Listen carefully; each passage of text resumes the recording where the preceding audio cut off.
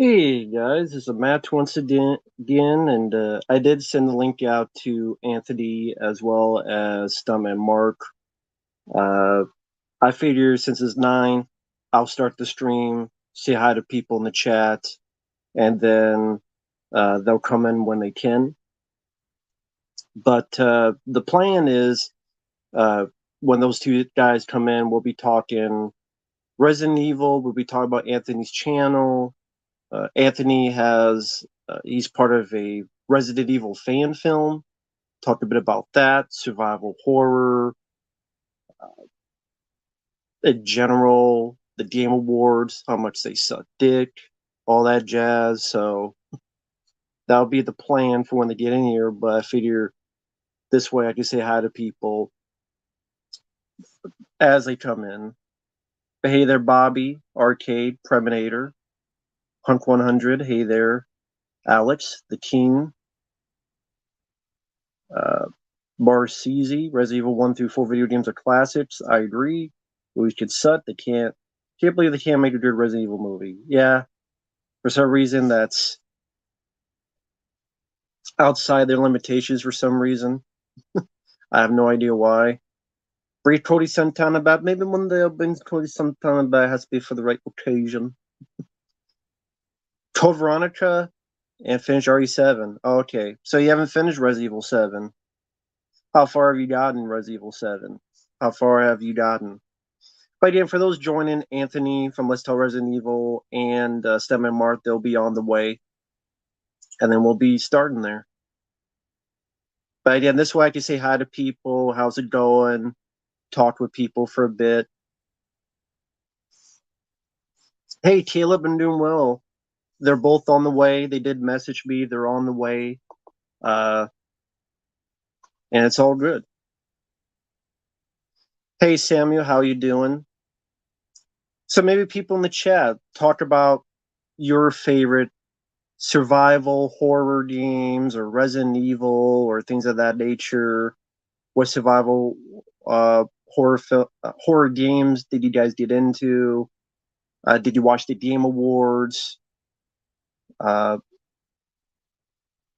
how much of a piece of shit it was? All that stuff. Anything in between of games. Feel free, man. New games, old games, porno games, any games. Be my guest. Porno survival horror games. I don't think they've done that yet. I don't think they've done a survival horror porno game yet. At least as far as I know. That'll be the new chopping block.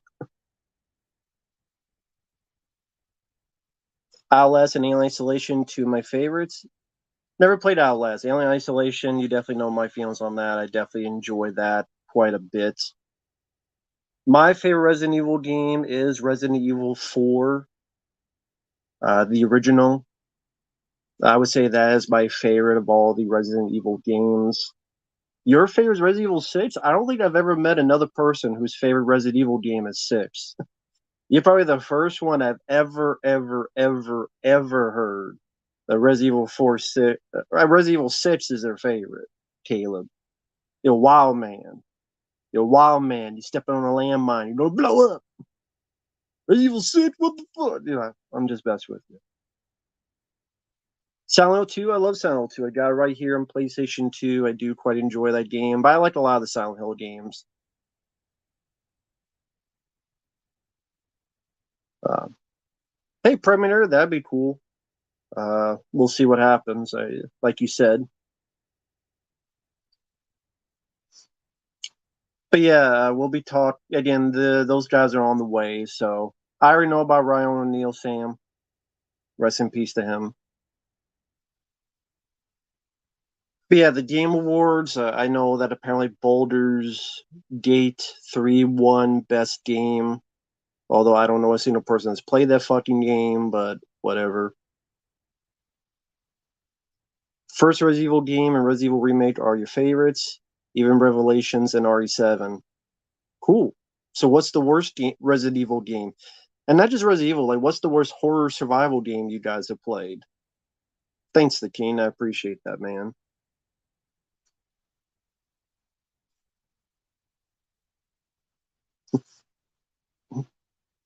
Well, Stuntman Marq, he's late because he's busy finishing his cocaine run. So that's where Stuntman Marq is. I think Stuntman Marq sent Anthony some cocaine, and so that's why he's late too. So everybody's late because of cocaine. That's why you don't do cocaine, folks. It's Stuntman Marq's fault. He's giving everybody free cocaine from the back of his truck. Stuntman Marq, yeah, stop bringing cocaine to people. That's what makes everybody late. Hey Jesse, I'm doing well. How you doing? Again, Anthony and Stuntman Marq are on their way. Like I said, I just figured I would start the stream since it's 9 and talk with people there. Daymare, RE5, RE6, Dead Space 3. Those are your worst survival horror games? I don't blame you. Those are pretty good choices. Never played Alone in the Dark. Never played a single Alone in the Dark game. I've heard of them. I've seen people play them. I think the first one predates Resident Evil quite a bit. But nah, I've never played Alone in the Dark. I've heard of it. I know there's the one for PlayStation. I played that one for PlayStation, the new Nightmare for an hour, and what I played was pretty cool. I played that one for an hour. The new Nightmare, I think it's called. I mean, my favorite arcade game is Ninja Turtles, the arcade game, and Turtles in Time. Those would be my favorite arcade games. But Aliens Arcade is pretty good as well. The first Alone in the Dark is from 1992. Yeah, I know about that. But again, the one I played was the came out a few years afterward. It was on PlayStation 1.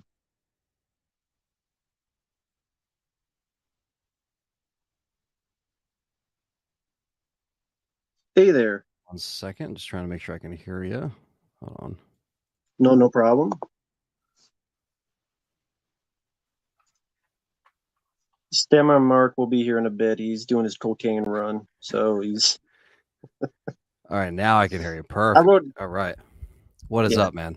Marq's on the way. Like I say, he's on his cocaine run, so yeah, he's got to finish his delivery. Yeah. It's good to be here, man. I'm definitely give him.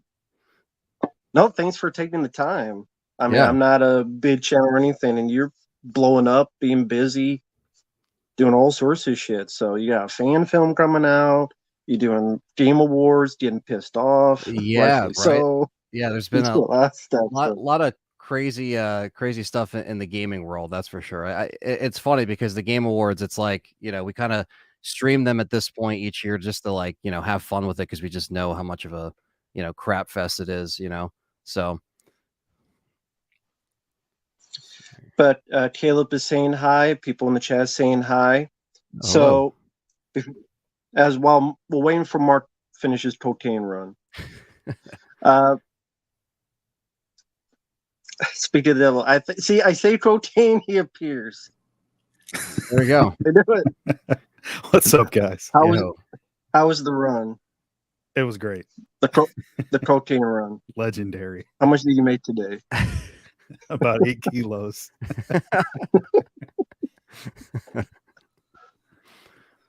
But yeah, thanks for taking the time. I know Anthony's a very busy guy. Thank you so much for that, man. Oh yeah. And Stuntman Marq. So we're just going to be talking about starting off. I wanted to start with, for those who don't know, Anthony runs the Let's Talk Resident Evil channel. Figures the first time on here, talk with you a bit first, your channel. How did your channel start? Obviously, you were doing other things, and then I believe early videos you were making, it was other content. It became Resident Evil. I know Resident Evil 3 is your favorite game of all time. Right. Definitely your favorite Resident Evil. Oh, so how did it all come about, the channel, creating and stuff? So yeah, it kind of goes back into, the early days of, me being on YouTube, just watching other individuals like, obviously AVGN is a big influence, watching people like Dead Pit, grew up watching them, obviously, watching Rambo yourself. Like I used to watch, the good old days of YouTube, when it was, we had a lot more of customization on the stuff that we're uploading, our channels. Like there was a lot more stuff going on, and I always just wanted to kind of create something through whether it was movies or something video game related. And so my film channel is kind of like a separate thing that I created early on, but then the video game stuff I really wanted to jump in probably around 2008, 2009. I had a channel that was just called Resident Evil 988, and it was just like a random kind of channel that I made. And that got suspended, because of whatever copyright crap that YouTube was going on at the time. And that led me to just creating another channel just called Resident Evil 9888. So I added another 8 on there. Very, very creative, very creative.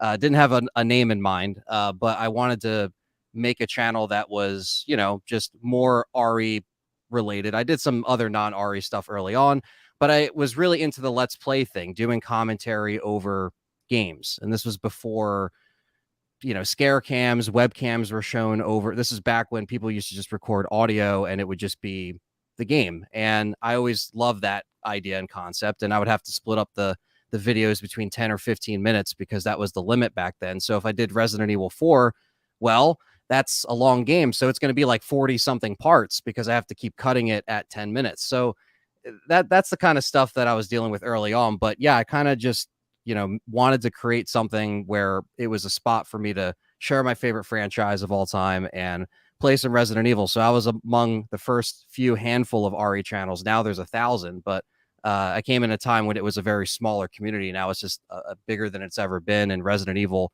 is the most popular it's ever been. So it's kind of crazy to see the ebbs and flows. But yeah, I kind of got into it just through watching other content creators and just wanted to make something that, was just starting with that Let's Play kind of blueprint. And then it became the podcast and it just started to snowball from there. But Resident Evil, man, that's what got me into gaming. So that's why I'm here today, just talking with you guys or just making content in general, just all from Resident Evil. So it's pretty crazy. Nice. So are you sad there's no Resident Evil porno movies? Because you should be reviewing those. You could really blow up. I said about stop. These other guys review all these other ones. That's true. Like, I feel like someone has to give it a fair shot at a porn parody. I feel like that's long overdue, Like, what the hell? Yeah, I'm surprised there's got to be a good name. Yeah. It can't be just a Triple X parody. It's got to be like Resident Butt Blood or something. Yeah. I don't know. Like Resident Red Shoe Diaries or something. Exactly. I don't know. All you would need is, a couple sets, for the rooms, and you could make it work. It's I feel like it's pretty easy to pull off. Probably Dave better Duchovny than is a zombie nowadays, so he could play as a zombie. Yeah. Oh man. Yeah. What is going on with that guy? I haven't seen him in a minute. Good old Dave Duchovny.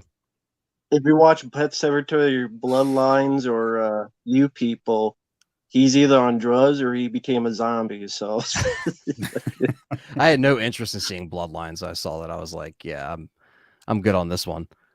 Yeah, spare yourself, Anthony. Yeah, you don't want to waste your time on it. The way I am, I'm always my favorite drug complaining dealer about these. Well. I agree. I'm everyone's favorite. No, but my own ridiculous interest in that, like, forced me to watch it. I like to keep up with everything. I know I'm probably going to hate it, but then I watch it and then I'm like, oh, fuck, why did I watch it? Yeah. But it does give me something to talk about. So, yeah, it's just as bad as you think it is. So, yeah, don't even give it a shot. Yeah, I even felt like the remake was very, like the first one. It was just okay. I think I bought it just for the steelbook alone because I thought the artwork was cool, but I was like, I don't even feel like rewatching this, Maybe one day if I have the urge to go back and watch that over the OG, but yeah, I don't know. I know Caleb was asking Mark and Anthony's favorite Resident Evil games. I know Anthony's, but feel free to answer, sirs. Your favorite Resident Evil games. Oh, 4. I think that's everybody's favorite. That's awesome. Yeah, it's just, for me, it's really hard to beat that one. Don't get me wrong, I like what's come before, what's come after, but 4 just has something about it where it just kind of hits that sweet spot for me. Maybe it is a little bit of nostalgia too, but that remake, I just had a blast with it. Like, I know it's not something that everybody would put over as much as I would, but man, I couldn't believe it. Like as far as like graphically and just how smooth it was, the time they put into it, I was so happy that they actually did that. And I mean, going forward, I don't think they need to remake 5 or 6 or anything. So we got a good run of the first 4.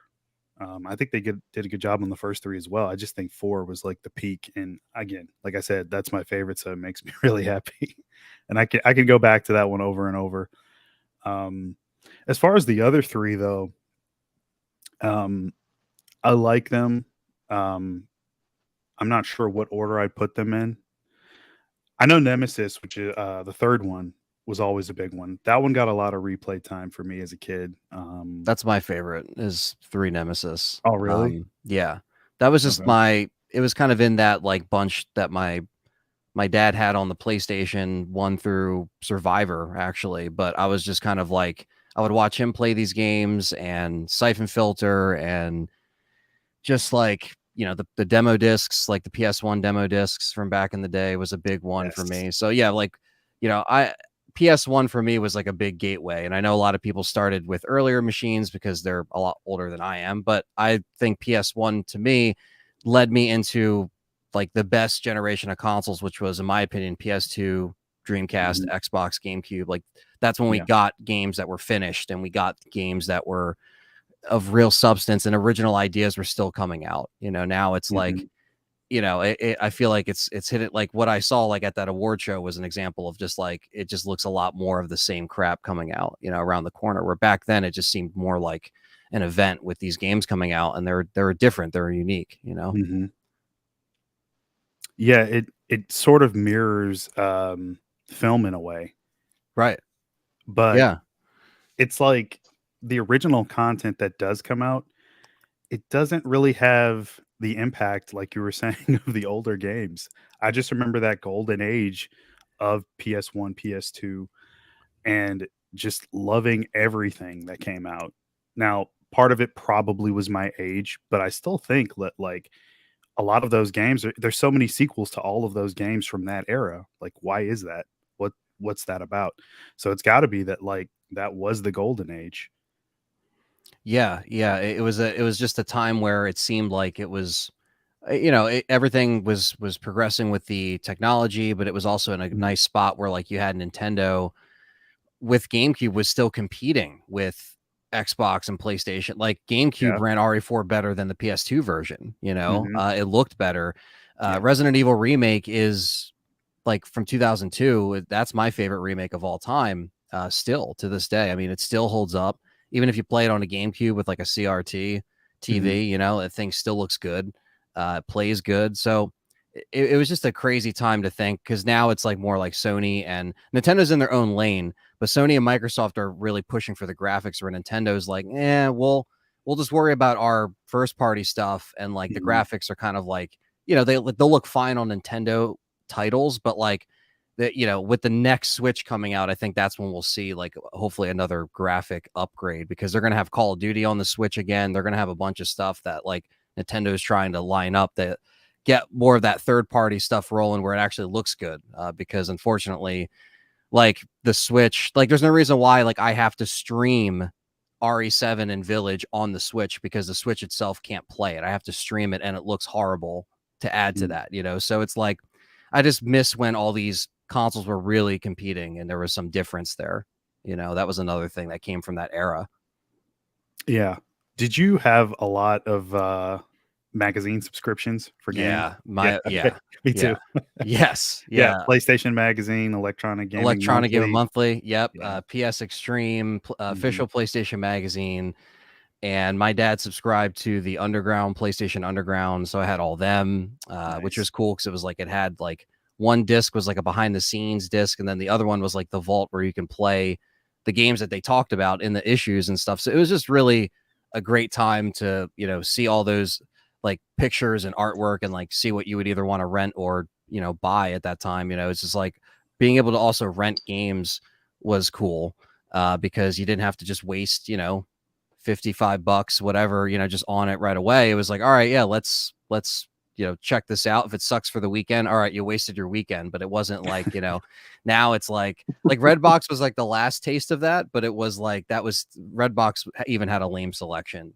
So I feel like that was a great thing too, is renting those titles, like even especially PS2, GameCube, Xbox, all that stuff, all those wrestling games that I rented, because like I feel like there were so many wrestling games back then, like they were Yeah. always coming out. And I wanted to play all of them, but I couldn't afford all of them. So I would just like, rent the next one, rent the other one, So yeah, just a special time that definitely was for those consoles. And I feel like they're always trying to chase that ever since, even though now the technology is like, it's great. It's out there on SSDs. The games run fine, but they also run into problems where they still are stopped by, frame rate issues or bugs or everything else. And it's kind of forcing more people to go into the PC realm a little more for multiple reasons, but just because I feel like they're tired of getting screwed over by the consoles, like they've been out for 3 years at this point and we really don't have much to show of it. So yeah, I spent a lot of time on a lot of those demo discs. I remember just playing so many of them over and over. Oh yeah. And I think it was like it could be like 4 or 5 games on one disc. I think that's where I first found Metal Gear. I had no idea what it was, and I just went, and I think it was like the first mission or whatever. I just played it over and over and over. Oh yeah, when you're going up the elevator and you're trying to, like that's, and that whole demo was such a great way to just sell you on the game. Yeah, Metal Gear was on a lot of those discs back then. Like there was the Jam Pack demo discs, there was the Pizza Hut demo discs. Like they all had Metal Gear on them somewhere in that like 97, 98 era. Yeah. Oh yeah. Yeah. There you go. That is classic. Yeah, I still have mine. That's still one of my favorite games ever. I love Metal Gear Solid. I just replayed that recently on the I didn't buy the whole master collection, but I just paid the 20 to get, Metal Gear 1 because I wanted to play it. And man, such a good game. And still one of my favorites from that era. I mean, as far as like stuff that really stood out. And I even played, I remember renting Twin Snakes when they remade it on the GameCube, and I still was like, I like this, but I still like the PS1 version the best, as far as like the graphics of how like just aesthetically everything fit that game, and just how cold and kind of industrial that game kind of feels, with just the setting and everything. But man, yeah, that was another great one. Even the Crash Bandicoots, the Spyro trilogy were amazing. Crash Team Racing. Man, the list goes on from those demo discs that I would just play over and over again. So many. Same. What's your thoughts on Metal Gear Solid 4? I was talking to Matt about it last stream, and you said you hadn't played it, right, Matt? No, I never played it. Okay. But that one's one that's trapped on the PS3, unfortunately. But I still think it's a lot of fun. What's your opinion on it? I still like Metal Gear Solid 4. I mean, I think I like 3 a little bit more, but I still really enjoyed 4 a lot, actually. That was the one thing I went back and played later after the PS3 era. I kind of went back and played that, and was really surprised by it. And I did like a lot of the cinematics and the cutscenes, even though I know a lot of people complain that they're long and they're, this and that. Like they were long, but like I kind of expected that at that point from Metal Gear to have. Even the one on PS1 has some pretty long cutscenes. So but I really enjoyed like how I mean, that was the last like real, like, I guess, authentic experience that I felt that I had with Metal Gear, because then with 5, it was like a very like opposite effect where I really tried to stay with it and like it, but then it felt like hollowed out. So like I feel like 4 felt a lot more filled with the story, and there was a lot more better intentions, and there wasn't the whole like Kojima and Konami falling out happening underneath it as well,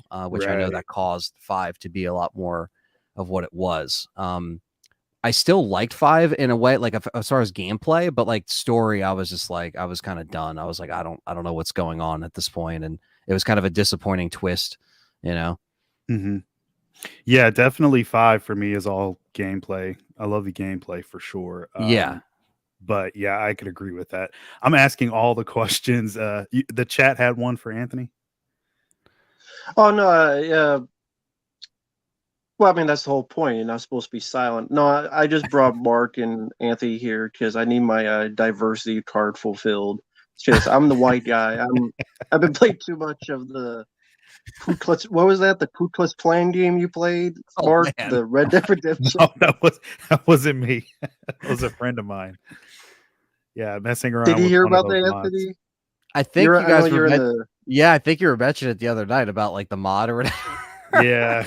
Holy shit. Yeah, the modding world is wild, man. That's Oh yeah. another very wild one, especially even for Resident Evil and like these franchises that we just mentioned. Like, man, the modders are crazy with some of that shit. Did you now that was just part of my thing. Like I just grew up with all that stuff because my uncle was super into it and he Right. was somewhat in the industry, like in and out. And he turned me on to PC gaming and how to build PCs at a very young age. That's cool. And I just really took to it. So while having consoles, I also had PC. Did you grow up with both, or did you just get into one versus the other later on, or how did that work for you?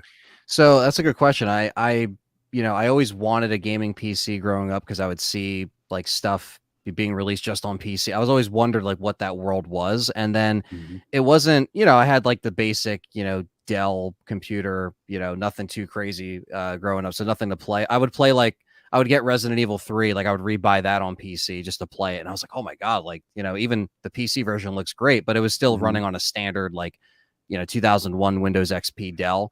So it Okay. wasn't really until like 2013, so about 10 years ago, was when I really was like, yeah, I think I need to, because I was shooting a short film at the time, something out of high school, this little zombie film, and we were trying to shoot it and we shot it. And then I'm sitting there trying to edit on my crappy laptop. And I'm like, why is it lagging so much? Like, why can't I edit this thing? And like back then, when I would render a let's play and it would be cut up into like maybe 15 or 20 minutes on my laptop, it would take like 8 hours to render. You know what I mean? Or like it would just be, Yeah. and like my friend Perry was like, yo, you gotta build a computer. I think it's time. And he was into that world.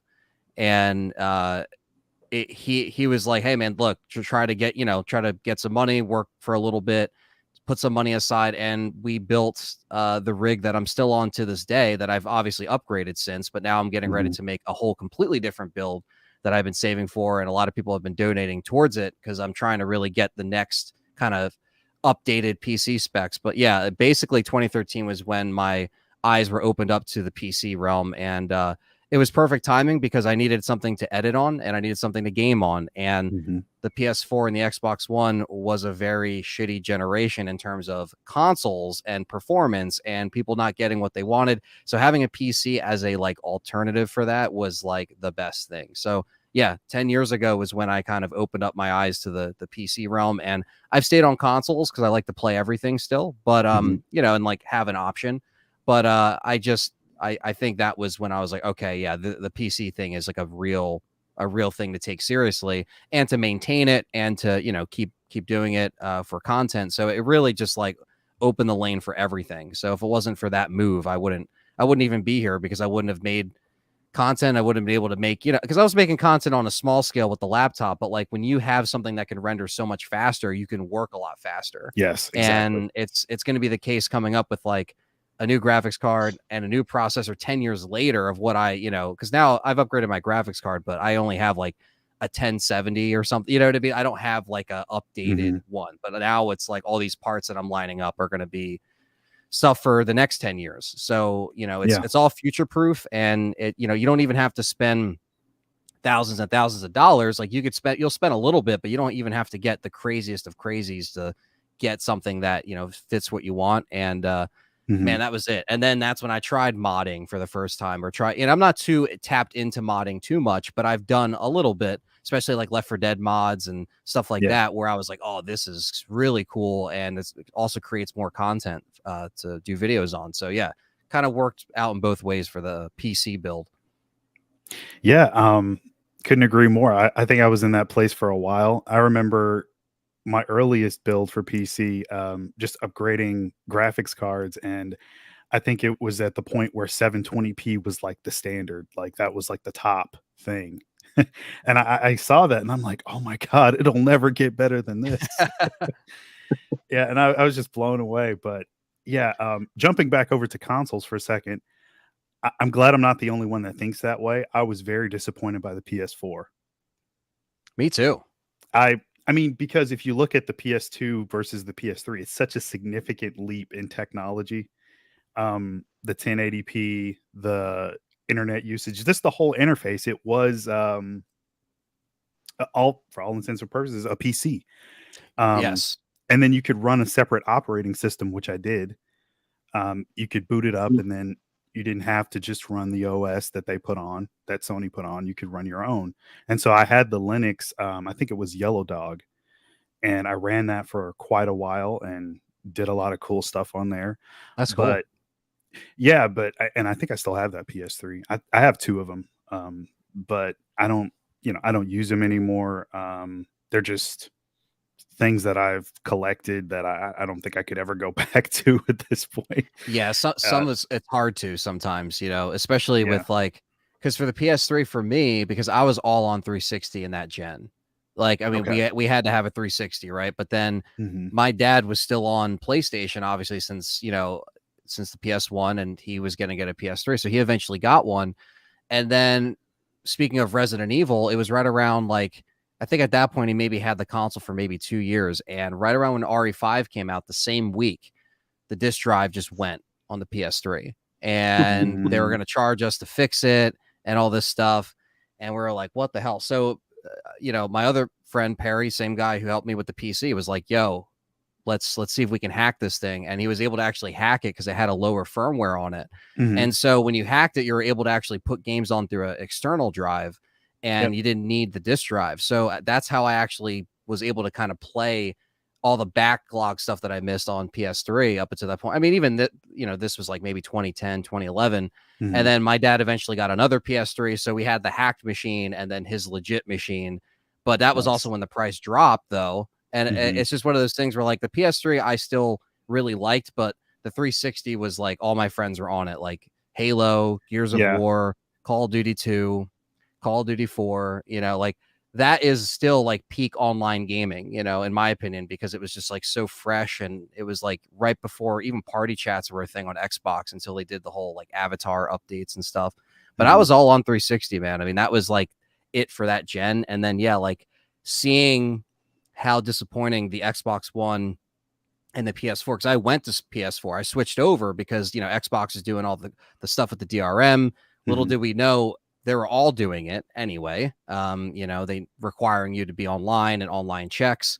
And then when I think it was I forget, I think it was Don Matrix, he was saying, he told people to go buy an Xbox 360 if people didn't like the fact that they always had to be online, and that made people just like completely switch, and then Sony did that thing where they're like, how to share a game with your friend, and then they handed him the game and he's like, thank you, and that was it, Mhm. because they were saying that like all you have to do is put your disc in the Mhm. Xbox One, it downloads, you can take it out, and then you can put it on your shelf, and then you can just play it digitally. Like that's all Xbox was saying. They were just saying you can share that with just like family members, but you can't like, you could, you know, I guess disassociate it with your console and then maybe sell it. I don't know, but people were really like upset about that back then. Now it's like everything's online. You always need to update. Like that's just normal. But like people weren't ready for that. That was too intense 10 years ago. Now everything's online. You can't even play a game Mhm. campaign unless you're connected to online, which makes no sense, but that's just how these consoles are designed. So yeah, PS4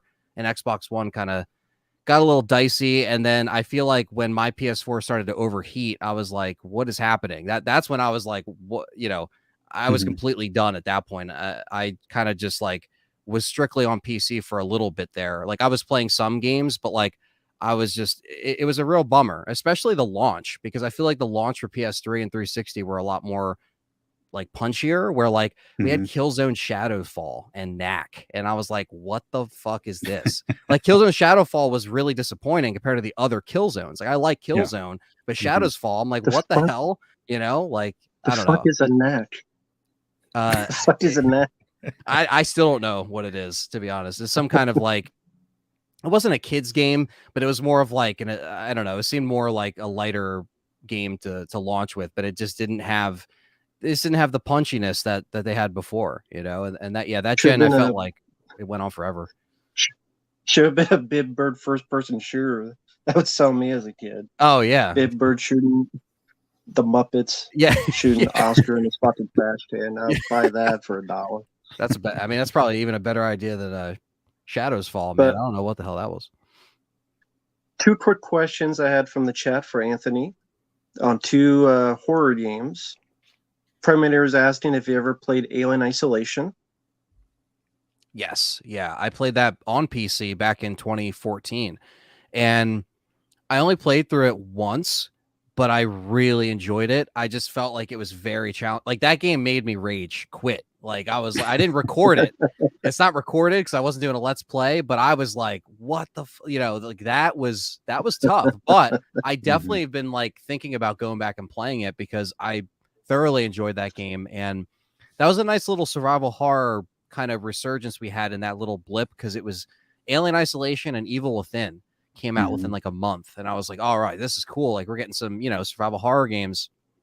Because at that time we were still waiting for Resident Evil to make its comeback. Resident Evil got, sunken into the dark ages after 6, and we didn't know what was going to happen with Capcom. So in those couple years, we had we had Evil Within and Alien Isolation to kind of fill that void for a little bit. And man, Alien Isolation was fun.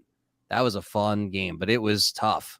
It really was. And the fact that I didn't realize you were going to be defenseless kind of until, like you get some little things here and there to like scare off the alien, but like I didn't realize that that's the kind of game. Stuff, Yeah. So like it took me by surprise, but I really enjoyed that game. Yeah, same. And then Psycho Hobo was asking, have you ever heard of a horror game called Soma? That came out a few years ago. From my chat, that name definitely sounds familiar because I feel like people in my chat have mentioned that, but I've never seen it. I've heard of it.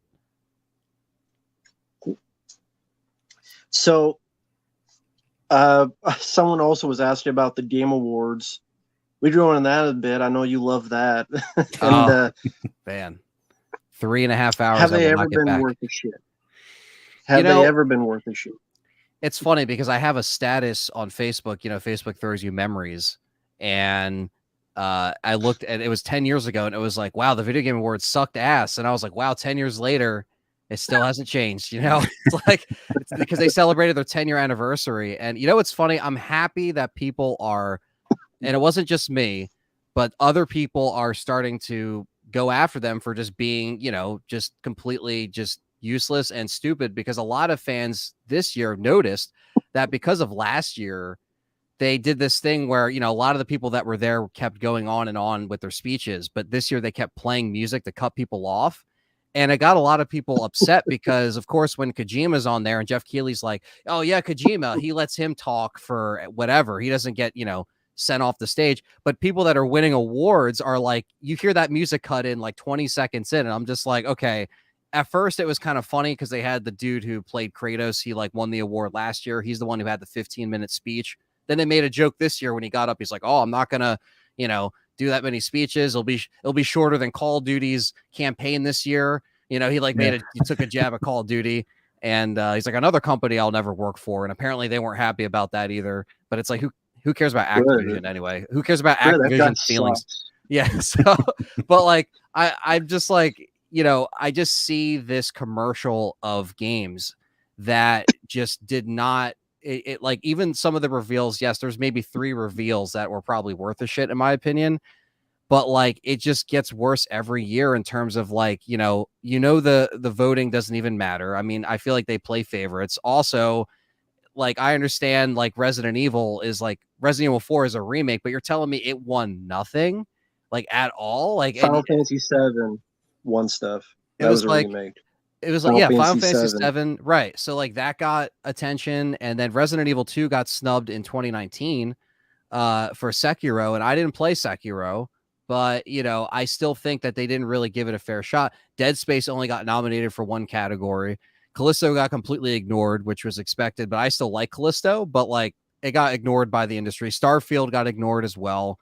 But it's just like everything looks like a cell shaded indie game or a Japanese anime fighting game. And they all look the same. They all look like RPG games. And look, I like anime as much as the next guy. Like I do like anime. I'm not coming at like anime fans, 'cause I know they're very like passionate about that, but like, dude, the games just look the same, and they don't. It wasn't really exciting. Like, why was the biggest thing that I got excited about was the new era of Sega, where they're going to be going back and bringing back all their old games again. Old games, like they're going to be remade, but like we're still going back to the well. We're going back to, what made them money to begin with, which is fine. Like I want to see Sega like thrive in that way, but like, why is that all I'm getting excited about? You know what I mean? The Jurassic Park game looks interesting because it's the first legit Jurassic Park game we've gotten in years that wasn't like a Lego game. But then when I saw the gameplay, I was like, I don't know. I thought it was going to be third person. Then they showed first person. It's not in VR, but it's first person Jurassic Park, and it's called Survival, Jurassic Park Survival. It looked cool in the cinematics. When I saw the gameplay, I was like, I don't know. I don't know about this one, but it still looks cool. So that's another one I'll give. But man, it was just 3.5 if you include the crappy pre-show, because they still showed awards at that. So like 3.5 hours, that, man, it was just like, if it wasn't for the chat, and Rambo, I know you were there, but like if it wasn't for the chat, man, that just would have been rough. So yeah, we basically just riffed on the whole thing, made fun of people. No one was safe that night. We were just going off on it because we were just like, why does everything look the same? And now I'm happy that other people are also just calling them out for their just like really shitty show. Because in my opinion, I don't like Jeff Keighley. I just think that he's just like, I don't know. There's something about him I just don't like. And then he also invites like the Muppets on stage, and like, they talk to him and stuff. And like, there's just weird things that he does that like, I just don't like him taking all the credit, He just wanted to invite his family members up. Yeah, so exactly. Yeah. He hasn't seen him in a while. Yeah, and then Gonzo's his cousin. You got the same face. Yeah, he has a bunch of the he had a lot of the Japanese developers there, so I'm sure he was excited to see them after the show, if you know what I mean. So I know that's what he likes, but it's one of those things where there's probably no saving this thing other than the fact that like we just know that you can't really take him seriously, and you just have to at least pull something out of the show that was worth it. And unfortunately, this time it was like, because in 2019, RE2 got snubbed, but we at least got the Series X reveal. Like we saw a console reveal. Like that was cool, right? Like little things you want to at least pull from that. Or like last year, we got the Super Mario Brothers movie. Regardless of how you feel about it, like they showed that. Like, okay, those are like, but like that really wasn't there this time. They just kept like, all right, on to the next commercial, on to the next commercial. And it was just like, man, it was just completely lifeless. Yeah. Yeah, that guy seems like he's got a big old bunch of Japanese Muppets in his bedroom or something. How he chained up or something. Yeah, that's what me and Perry were saying. We're just like, dude, this is like, yeah, this is just not good. And like, look, he used to be on G4, old school G4 back in the day. And that he was fine back then, but I don't know what it is now, because he got kicked off the Spike TV Game Awards. After they kicked him off, then he made this Game Awards thing that he's been doing for 10 years. So once he got kicked off of there, then he's just been doing his own thing. But I don't know, man. It's just like the Oscars or whatever. Like I don't watch it. I don't care about it. Or like, well, I watch this, but more so for the making fun and riffing on it. You know what I mean? As far as like even the Oscars, like I stopped watching that years ago, just because it's like I don't care, and that's long too. That's like 3 hours long as well. It's like, why does everything have to be so long? Yeah. You could easily have had this like an hour and a half, banged out the awards, cut out the Sam Lake dancing. Like I understand there's a dance number in Alan Wake 2, and people are like, Anthony, you have to understand it's a reference to the game. I don't care. Because I don't need to see it on stage here. You know what I mean? Like, I don't need to see this like fire dance, like rain. It's just, you're padding it out. Like, I don't know. It was just such a waste of time. And they always do this with like the performances and stuff, like the orchestral stuff. Like I get it for the gaming stuff.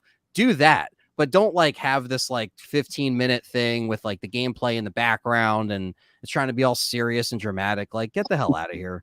You know what I mean? Yeah. Waste of time. Yeah, that song and dance. I mean, I was ready for the Stones to come out and someone's heart get ripped out. Yeah. So Indiana Jones and short round to go. Yeah. God. Hey, look, I don't know. Alan Wake 2, I haven't played, but all I'm saying is that Alan Wake 2 definitely took inspiration from Resident Evil and the remakes, and that got all the love this show. You know, they couldn't even give RE4 Remake Best Action Adventure, which it could have easily won, in my opinion, you know. So I don't know. I still got to play Alan Wake 2, but I don't even know if I want to like play it or buy it at full price or play it on the channel. Like, I don't even know at this point because I'm just like, is it even going to be good? Or I'm just going to hate myself. Fuck that fucking game. I said, fuck that fucking game. I saw a friend of mine play it. I'm like, thank God I don't have a new system, because if I bought this, I would have been so pissed off. I did not wait 13 years to see him dancing in a fucking musical like a fucking idiot and all this stuff. Be a supported character in his own fucking game. I won't spoil it, but there is no ending. It just right back where it started. So Okay. waste of fucking time. It feels like you're kind of running in place with it. Like it doesn't go anywhere. It's just kind of, I mean, I know it's not necessarily the same gameplay style as the first one from what I understand, because I never completely like finished the first one or even really played it thoroughly. But I heard even that doesn't really save it in this case, being more survival and horror. It's not even about him, really. I mean, he's a secondary character. You play as him, but not for a long while, and then you go back to this boring ass girl that. It's funny, they had another game and she was white, and then they changed her to black. Wow. That's what they did in that with that long development time. Yeah, I guess that's what they needed to do. I mean, well, that's the thing too. It's like, I think, you know, I don't know the writing with, you know, how Remedy handles their, like, Remedy, I like what they've done in the past, but there also seems to be like a company that like they're, and very much like Kojima, where I think it's too pretentious for their own good sometimes. You know what I mean? I feel like there's like a little bit of like, and I love Kojima still, but like I never really got into Death Stranding, and I know he's making a sequel to that, and I know now he's coming out with this OD game, which, or Overdose or whatever it's fully called, which again is the first time he's working with Xbox, which is cool because Xbox needs games. You know, so they need this. It's just, but like they got to come out with games in not like 4 or 5 years. It needs to be like, hey, we have games, but here's a date, instead of just letting the Xbox fans kind of wait around. And same thing with like, you know, Sony up and coming. It's like, dude, like, where are the games? But I think for Alan Wake, yeah, I just don't know. Like that might be like, I'll probably just wait for like a deep price drop on that because I don't think I want to spend 75 on that and then stream it. And like, yeah, I'm streaming it, so I'm making content for it, but like, is it even, I don't know. I just don't even think it's worth it at this point. But I know I'm hearing mixed things because some people in my chat like it, and then I hear people like, you know, like Rambo and you know, I know Michael King, shout out to him too. Like, you know, seeing him play it a little bit, I checked out some of his parts playing it, and yeah, it just didn't look that fun. So, what's your favorite Remedy game? Yeah, go ahead. Oh, favorite Remedy game. Oh yeah, probably I would say Max Payne. I would say Max Payne 2. Okay. Yeah, all of Max Payne. Okay. Yeah, that's a great one. Yeah. So you said you played a little bit of Alan Wake. What about the others? The ones that came after? Did you play Control? So Control I haven't played. I think I have. I think it was on Game Pass, but that one I actually haven't played. And Quantum Break I haven't played either. So those two I completely missed out on when they came out. Yeah, I would say graphically and a lot of the aesthetic of Control is really great. It's a great leap forward, but I think their most ambitious game would probably be Quantum Break. Okay. I think simply because all of the branching storylines, and they had a lot of, like, you know, real life actors come in and shoot scenes, and you have that stuff in there mixed in with the gameplay, which you don't really see too often. Yeah, and I'm a big Lance Reddick fan. Sean Ashmore is always cool and pretty much anything. Yeah, it was interesting and took me by surprise. And that game came out at a time where, like, I never had, the girl I was dating at the time did have an Xbox One. So that gave me access to it. But I don't think it launched right away for PC, so I had to get I think that was the one and only game that I did buy for Xbox. And I had a blast playing it. But and going back to Xbox 360 even, that was a golden era for I mean, how many fucking games did they have? Oh my It god, was it was so many. insane. So many. Yeah, It and I grew up a PlayStation guy. Like, right. I was never about Xbox, but, I remember a friend of mine, he got so fed up with the red ring bullshit, um, and, like, he's like, "You know what? Screw this." He's like, "Do you wanna buy it?" And I'm like, "Okay, I'll crack it open and try to fix it." It's, he sold it to me for 20 bucks. And this was, like, in the early days of it, like, having the nonstop red ring, but, I mean, Microsoft, they knew what the hell they were doing with that because opening that thing up and looking at the design of the hardware itself that was a piss poor design. Now, I'm not, like, an engineer or anything, like, I can't build anything to save my life, but I like to modify stuff. So what me and my uncle ended up doing was we decided that, like, it was mostly like a heatsink issue. It was Mhm. overheating, and the thermal paste in between the chip and, like, the board was what was getting fried way too quickly, and they weren't using cheap thermal paste. So we put our own in there, and then we cut out a hole in the top of the console, and then we put a PC fan on it, Oh, and then wow. we rigged that to, like, the power supply. So we had, like, a PC fan on the top of mine, and then Wow.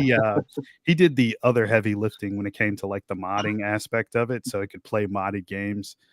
And then I know, like, later on they came out with, like, the Jasper chip, and they were saying, like, it won't red ring anymore, but it's like, I know some guys who went through, like, 3 or 4 Xbox 360s. Yeah.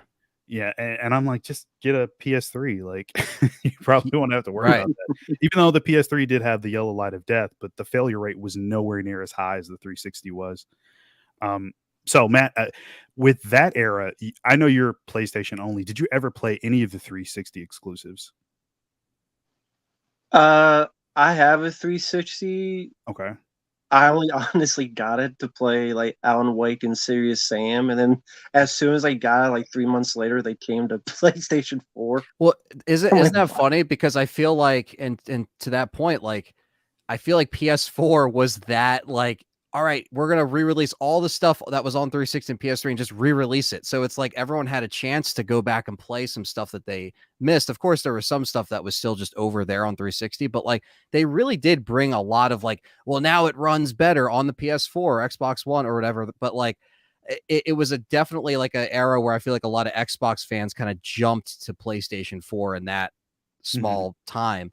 But yeah, I think the 360, man, it was just like that was that was just a great era where we were just getting so many great things, and it was like just great sequels too, and just like you mentioned the online stuff, like but yeah, mine did red ring once, and then they sent it, they sent the Mm. coffin out. Like I was trying to play Halo 3, and then I'm just like, oh, well, oh, right here's the red ring. Here it is. I knew this was gonna happen.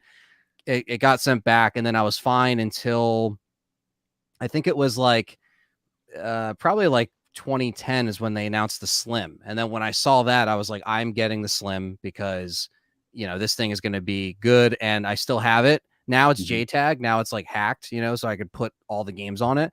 Nice. Because once they took it offline, I was just like, screw it. I'll just, and again, Perry is the dude that like helps me with all the hacking stuff. Like he's more of like the mind behind that stuff where like he opened me up to that world, but I don't know how to like take apart stuff and like Mhm. put chips in and stuff like that. So, yeah, the 360 era, man, like it's just flooding back so many memories now because it's really like just something that I missed. We didn't really know that we had that like Xbox Live, that like special kind of community at the time, and then you realize like, man, then games kind of got worse, and then that community kind of fell apart. Like the Halos got worse, and the Gears of War games weren't as memorable as the first three. Like little things started to happen where but like we kept coming back, even though the red ring screwed us over. We kept coming back. So I think that's Mhm. the big thing. It's like we just wanted to play those games. Even with the company having to put out like that Xbox documentary, which is a great documentary, they talked about all that stuff and how they had to take the L with that money. They're like, we got to do this. Like, we got to spend the money and just have to accept our losses, because they knew that we're like, all right, we're just going to make this back anyway, but we gotta do it right for the fans. We can't screw them over with this overheating bullshit. And then and then when the PS3 disk drive broke, I was like, holy shit, who can you trust? You know what I mean? That's like, now we're getting screwed over left and right by both consoles, and then a couple years later, like you mentioned, like when you get open to the PC realm, you're like, okay, now I have a little out of this, like, like I can still play the consoles, but I have another little escape from that if I want it. Yeah. Emulation for PC has been a big savior for me. Oh, sure. Yeah. I have so many of those games. And it's really nice to get a lot of the games that are stuck on PS3, like Metal Gear Solid 4, which we mentioned earlier. Yes. Yeah, so it's really nice to see that running on something else. And yeah, your buddy sounds like my uncle. Like we were so into that stuff, and I would say this was more so me. For the PS2 era, I kind of got into it a lot with because they had like, I don't know if you remember, like the first gen PS2, it had like a little port on the front. It With was the like yes, right where the USB was, under the USB. Yeah. yeah. So it was like a little plugging, like almost like a USB device. You could plug it in, and then you flip the switch, and then what would happen is when you boot it up, you'd have to put in what you call a swap disk, and the swap disk would load it to a certain point. Then you'd put your copied game in, and then you'd play it that way. So there was a lot of little tricks, and even on the PS1, there was a thing in it where you had to load like a spring in the back of it to trick Yes. the top, the tray piece that opens up. You would trick it to think that it was still closed, and you could use The the game swap disk enhancer there. is what I used the one time. It was called, well, that's what it's called, a game enhancer. And you put the spring in the back, Yep. and then you would take it out. And I got that for one of the first videos I did on my Let's Talk Resident Evil channel, was getting Biohazard 3. Mm-hmm. And to me to play that, I had to use the little spring and like do the game enhancer stuff. And it was like, it plugged into where the Game Shark would plug in, like on the back of the Yep. PS1. Yeah. It Yeah, was man. Like, plug mod or something. yeah. Like those, man, that's wild. So you were doing it early then. You were doing it on the Oh PS1 yeah. and PS2. That's cool. Yeah. Like I said, I know why. what? I know why you're doing. I know why you're buying all these things. What's the A reason? I lot of gotta hear hiding this. places. Oh A my lot of god. hiding places for your deliveries. Open up 360s. Why my empty room here? That's when his I wonder what you physical put in here. that's when his physical media collection began, for those. Yeah, Exactly. I got a lot of free space in his Xbox 360. I think I put in a fan. Change the weight of it. If you don't weigh it, God. it's about as heavy as a fan. it was We know the just deal. I don't know, like I think because the idea of being able to do that was just so cool, because back then games were not so much on the PlayStation, but I remember buying the I don't know if it was the first South Park game, but one of the early South Park games for N64, and it was like $70. And spending that amount of money at that age, like I think I might have even gotten in trouble with my mother. She was not happy that I spent that much, but I'm like, but it's South Park, and this was the 90s, so like it was super popular, and I'm like, Yeah. a South Park game, I have to have this. But yeah, I never did get into doing. I don't think it was even possible for the 60 N64.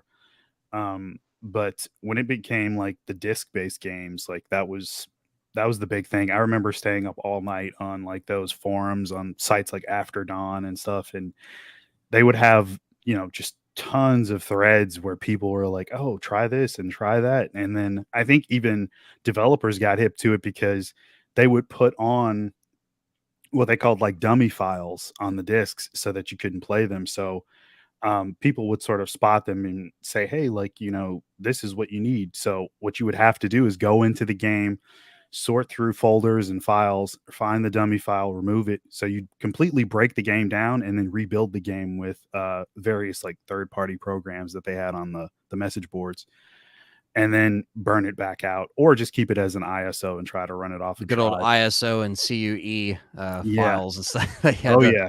yeah, that was, I remember it was like, it was probably right around when I was trying to play Japanese games on my PS1 was when I started to kind of like, now that I have like the mini PS1 right here, well, I have this one that's like, this one it has the Stealth Elite mod chip in it. This guy right here. So this Nice. plays, this plays normally, but it plays backups. It plays, it's playing Parasite Eve right now. I have that legit, Cool. but yeah, this thing has been, and again, Perry did this for me because he knew, like, he said, all right, it's a little bit easier to mod the smaller guy. And I don't have the screen with this one. This is the one that did come with the screen, or you could buy it with the screen that flips up. That's the only thing I don't have with it, but still a great version of that console. But yeah, man, those playing the stuff like through that, like just having a way to do something that was like just messing with it, just seeing how you can manipulate it is just something that I always found it really fascinating, starting with like, the consoles like this.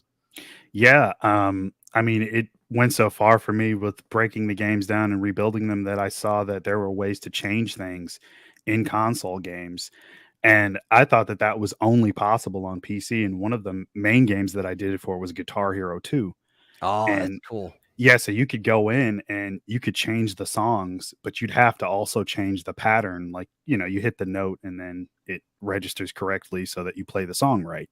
Yeah. And there was a whole forum. I can't remember the name of the site. I haven't been on it in years, but you could change the songs in the game. And I was like, now I can put all my favorite songs in and take out all this shit I don't like. That's so cool. Yeah, it's fun times though. Yeah. So I do have a. Oh, go ahead, Rambo. Yeah, go ahead. Oh no, you go ahead. I was just saying, Clone Hero. I play that nowadays because that's an amazing version of Guitar Hero and Rock Band. They put it all in one game, but also it's all custom charts. So me and my buddies, like, we just play that nowadays because it's like pieces of all of our favorite games and just like new genres of music or like different stuff that people are making that would never even hit the games. Yeah, I love rhythm games still. Okay. Nice. That's called Clone Hero. Clone Hero, yeah. The PC, Okay. the PC world, yeah, they're very very on it with that because they keep it updated. They update the charts. Like they have these cool communities on YouTube, and you can find them where there's still people making charts, or people do commission like charts that people want to pay them to like make an album of a band they like. They make it for them like crazy. It's a crazy community. So yeah, really fun. Awesome. So quickly, someone had another question for Anthony. If you played, I guess I've heard of these, the Siren horror video games. They're called Siren. So I've heard of Siren. A lot of people in my chat says you have to play it, Anthony. You have to play it. That's probably something that will go on the next poll that I do for the community to see like if they want me to play that one, because that really has come up a lot. And I don't know much of it. I haven't ever really looked into it, but I know a lot of people are like, hey, if you like Resident Evil, you like that style of games, you should probably check it out. So I got to check it out. And another person was asking Anthony about Alone in the Dark. Have you ever played any of the Alone in the Dark games? So the one that I played that I rented back, I think it was on the PS1. I think whatever one was on, what was it called? A New Nightmare or something Nightmare. What was the one on Nightmare? Yeah. New Nightmare. So so that's the Resident Evil-esque one that I kind of played, because that's obviously, it's kind of was looking at what Ari was doing. It's funny how it works, because Ari was inspired by Alone in the Dark, and then they looked at what Resident Evil was doing, and they're like, okay, can we, try to do this? And I played a little bit of it. It was fun, but like I never really finished it. And now the new one just got delayed until March again. So it got pushed from October to January to March now. So my plan is to stream the new one on the channel, and because I kind of missed that window for Alan Wake 2. So I'd like to maybe hit the ground running with Alone in the Dark and check it out, and we'll see how that plays. And then the one on 360, I never played, or it was on 360 and PS3.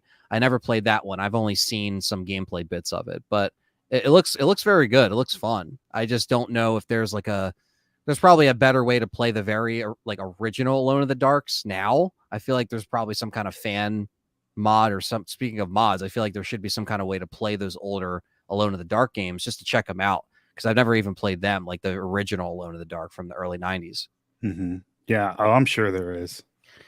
Yeah, but or Resident Evil 3 mod with Nemesis, a Ku Klux Klan member. Mark can play that one. That's coming next year, probably. The Nemesis mod though, that's fun. Yeah. That's a very fun mod. I saw you play that. Yeah, they kind of reworked the game entirely to like have it to where you're chasing Jill, and it's just like it's so much fun. It's such a funny thing that people are able to do all that stuff nowadays. Mm-hmm.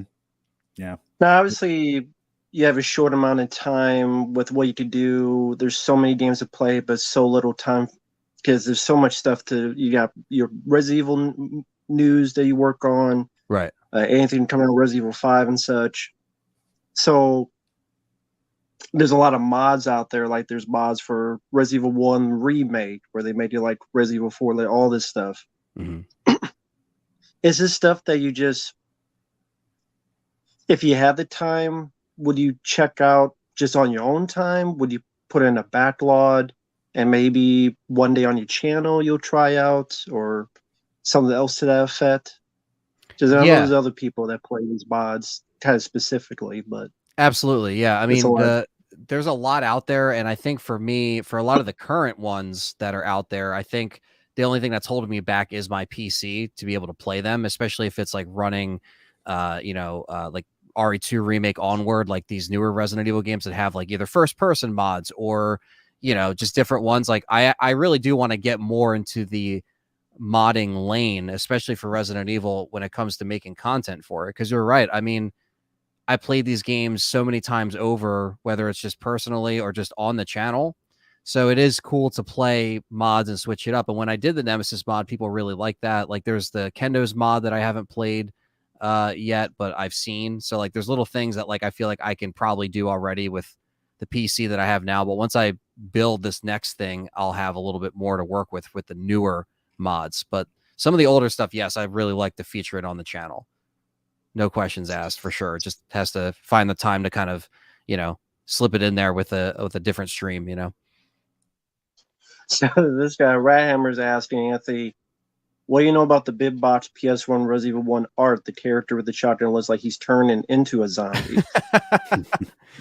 Yeah, he does kind of have the the stink face there. Yeah, very I think they kind of had like because a lot of people think it's Chris and it's not supposed to be Chris. I don't know if it's supposed to be anyone in particular, but I don't think it's like intended to be. That's why it doesn't look anything like Chris. I just think it's just kind of like they had an original kind of design earlier on that I've seen floating around, but that one was like, the one that they ended up with. And to be honest with you, like I like that one because it's classic, but I kind of like the director's cut one as well, where it's like zoomed in a little bit more.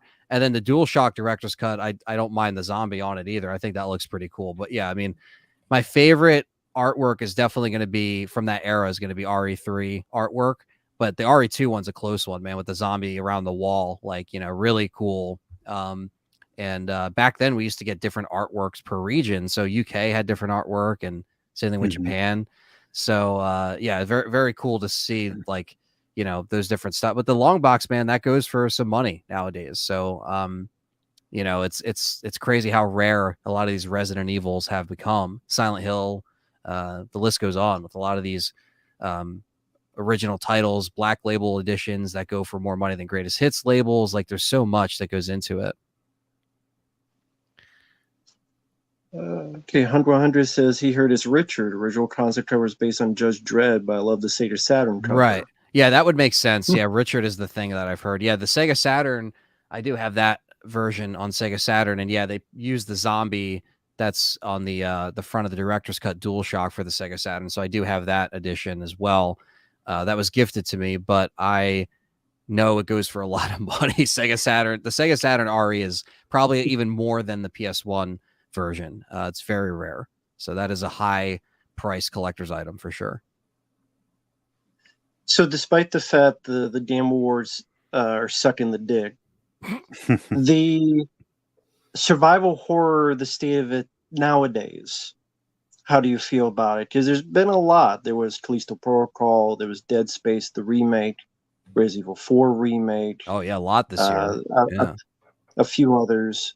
Silent Hill 2 remake will be in, I don't know, next 5 to 10 years, give or Yeah. take. Yeah, hopefully next year, man. I hope. But I know pre-order links are going up for Silent Hill 2. So I would imagine it'd be coming out next year, but that doesn't mean anything because they can always just push it. But I really hope we see Silent Hill 2 remake sooner than later. But as far as that question, like the survival horror state of how it is in gaming Today. right now, I think it's in a good spot. I think for sure. I think when I made the podcast on the channel, it was right when Resident Evil 6 came out. And it was a very, very dark time for Ari. I think it was an identity crisis, and I still think that the main games, in a way, story wise, are in a little bit of an identity crisis currently, following off of Village and stuff like that. But they were still able to kind of repel back with the remakes. And now, Ari still inspires again to this day, 27 years later, almost 28 years, early next year. So I think that it's cool to see this boom kind of happening again. And I think, people always kind of appreciated survival horror, but now it's even more kind of in the eyes of people that are, either just watching content or there's people that just watch stuff and they don't play the horror games because it's either too intense for them or it's too scary, whatever the case may be. But I think that so far the past like handful of years, especially with the Resident Evil kind of reviving and now we have Silent Hill coming back and everything, it seems like the ball is starting to roll a little bit more with this stuff. And so far, I mean, what I played from Callisto, Dead Space to Resident Evil 4, I mean, pretty good back to back. I mean, I played, I think another one I played was Daymare 94, which, that was just okay. But it wasn't like, it didn't blow my mind. And I know it was from like a independent studio and stuff like that. But, everything else though, as far as like, AAA titles, they've been hitting it out of the park. So I'm excited to see Silent Hill 2 come back. I'm excited to see Alone in the Dark, just to see all this stuff come back. I know Clock Tower is getting a remaster as well. So even though some of them are remakes and remasters going back to what is a little bit easy for success, there's still a lot of work that went into what we got. And like you were mentioning at the top of the show, like Resident Evil 4 remake, it's still one of the best remakes, so I still think that we're in a good spot right now and things seem to be moving in Capcom's favor because they weren't really in a great spot financially in 2012, 2013. So it's funny to be talking about it all these years later, and now there's more stuff to talk about that's a little bit more positive. Mm-hmm. But here's the problem: none of them had the immortal line, "He's going there, and then he'll be there." None of them had that line. For those who know, that was from the classic Daymare 98, the worst fucking game I played. I haven't played it yet, and everyone said like, "Oh, it's god awful," and I've heard you talk about it in my chat. They're just you'll probably get a laugh out of it. Yeah, I'll probably have to play it on PC. And then Michael Team, you mentioned he played it. He got 3 hours, and then it got rid of his save, so they had to play it from the beginning again. Oh, and it did it again. What and then one trooper. time he played it, it didn't give him his shotgun that he's supposed to get. It glitched out, and the shotgun you need, so it took his shotgun away. Oh my god! So he quit for like a few months, and then came back and played it and ranted and hated it like I did. So. All I gotta say to that is fucking shit. And the true Michael King catch line right there. I think with Psycho Hobo, I've never heard Tremendous Souls. But he says is a good recent survivor horror.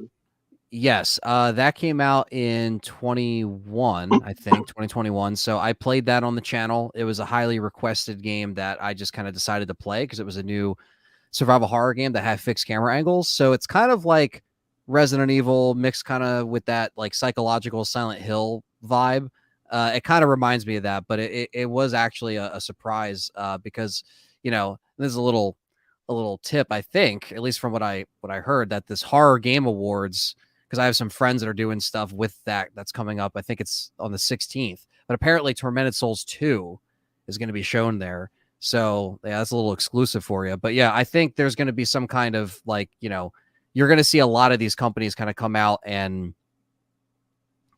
try these games that are very inspired by what we've gotten in the past. But like the fixed camera angle thing, that was very ballsy to do because like people don't like that nowadays. I like it. It's my favorite style of Resident Evil and survival horror playing, I guess. But like I actually really enjoy Tormented. Now it's a very challenging game. Like puzzles are hard.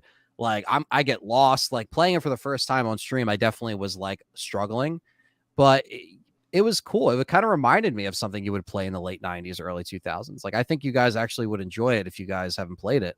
But yeah, I'm excited for the sequel. I can't wait. Yeah, it looked like something I'd like. I think that's the description of it on Steam is like it's a love letter to Silent Hill, Resident Evil for Oh, really? sure, I didn't even and know that. So there you go. yeah, and That's Alone cool. in the Dark a bit. Yes. Yeah. Yeah. So Yeah. yeah, it's been on my wish list for a while now.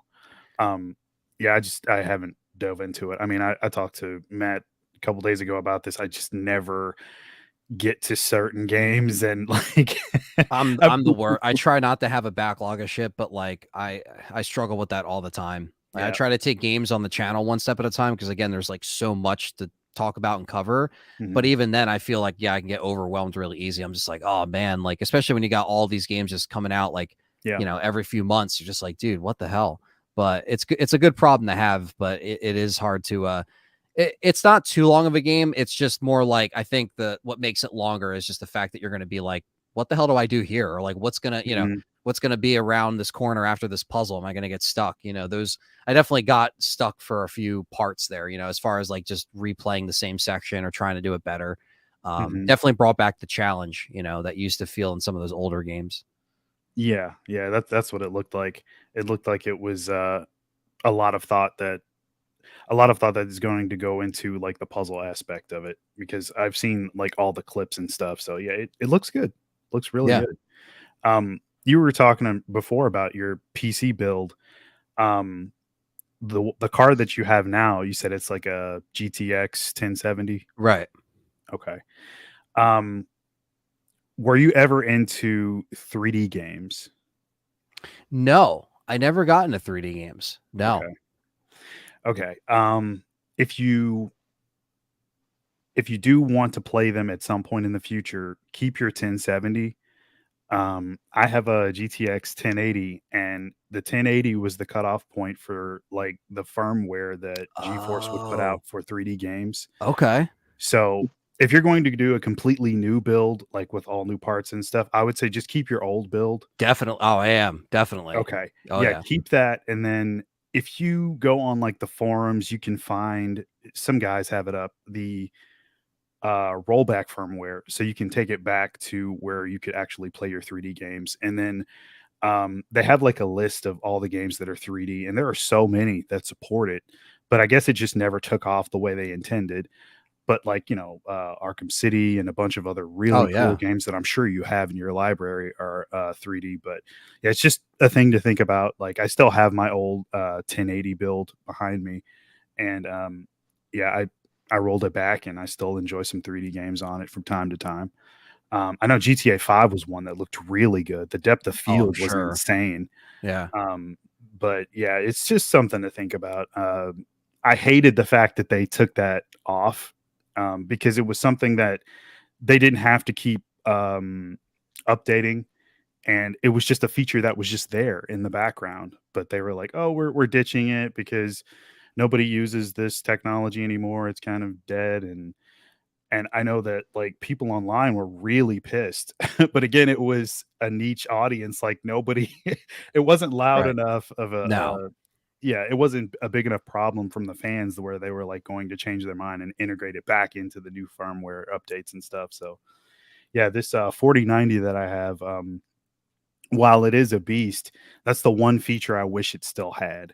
But again, it's not a fault of the problem, just more so firmware. But yeah, Yeah. just wanted to throw that out there for you.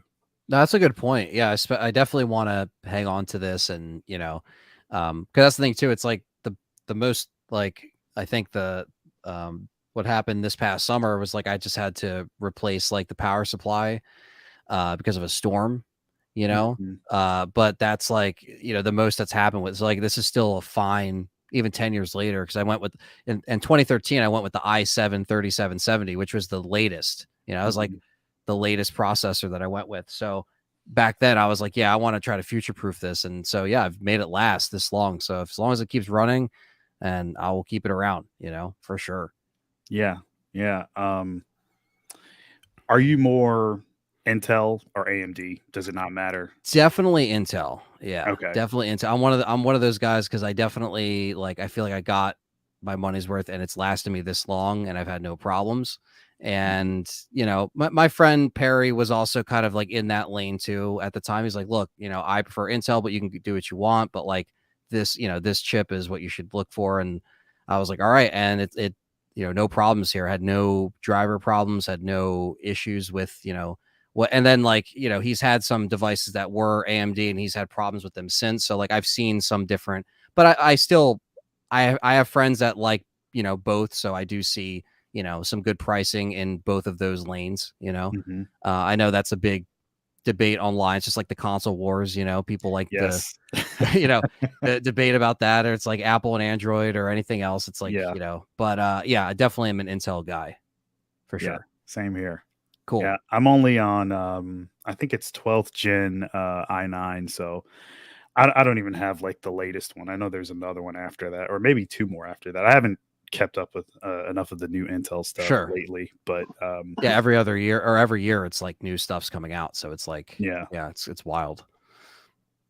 yeah. Matt, you gotta jump in, man. You gotta you gotta get you a PC. Yeah, man, because the lane I'm will be gonna, open. The lane will be wide open for you to play some of the stuff that you just can't, you know, that you always wanted to play. Yeah. I don't know, I'm more of a console. I can't help it. I'm just so used to console. I'm so like I That's can't ever fair. think of anything I really want to play. I try to have the stuff I want to play right now. Mhm. Yeah. I I got just wish Diehard. Yeah, go ahead. oh no, I was saying no, I just wish there was an easier way to play some of the older titles on like the current consoles or even like a PS4. You know, Xbox is more backwards compatible friendly, but like for Sony, I wish like, yeah, you could play some of those games where you wouldn't have to hook up the PS3 just to play them. But I feel like that's kind of where we're at with some of that stuff, where it's like as long as we have to keep some of these consoles around, like you just mentioned, like the Die Hard, you know, arcade stuff. Like I remember you mentioned doing the Japanese account and like getting it on there and stuff like Oh that. yeah. So it's like it's interesting that like, you know, we could still do that, but then they don't make it so easy for even the newer consoles to have that accessible, you know. But I mean, when do they ever make it easy? That's Always true. the fucking game. Rambo, what are some classic games that you always find yourself kind of going back to on rotation, whether it's just like the time of year or like, you know, just stuff that you always are like, yeah, Mm. this is just something for nostalgia. Like, what are some that you always have on rotation? Um, if I have the time, uh, in recent years, it's been this one, which I've mentioned from time to time before, because it's since I know what I'm doing, it takes about 2 or 3 hours to beat it, Mm. which I know is pretty short, but is Code Fear Ah, there we go. for That's a great PlayStation one. 2. One I have not played yet, but it's always on the poll when I put it up for my channel for people to vote on. It almost won. Because the interesting thing with this is you could kind of play both ways. You could play it like Resident Evil, where it's kind of fixed camera, but not really, Mhm. or you could play it or behind the shoulder like Resident Evil 4. But in this case, you could actually move and shoot, unlike Mm. Resident Evil 4. And it came out in So a lot of '05, times I right? kind of yeah, it came out the same time as a little bit before Resident Evil 4, I think, or at the same Wow. time, like the same year. So a lot of times I just click on the button and I'm just following the whole thing because, like you said, you can move and aim the whole time, move and shoot, That's cool. which is weird that Resident Evil 4 and 5 didn't do it, but Yeah. oh well.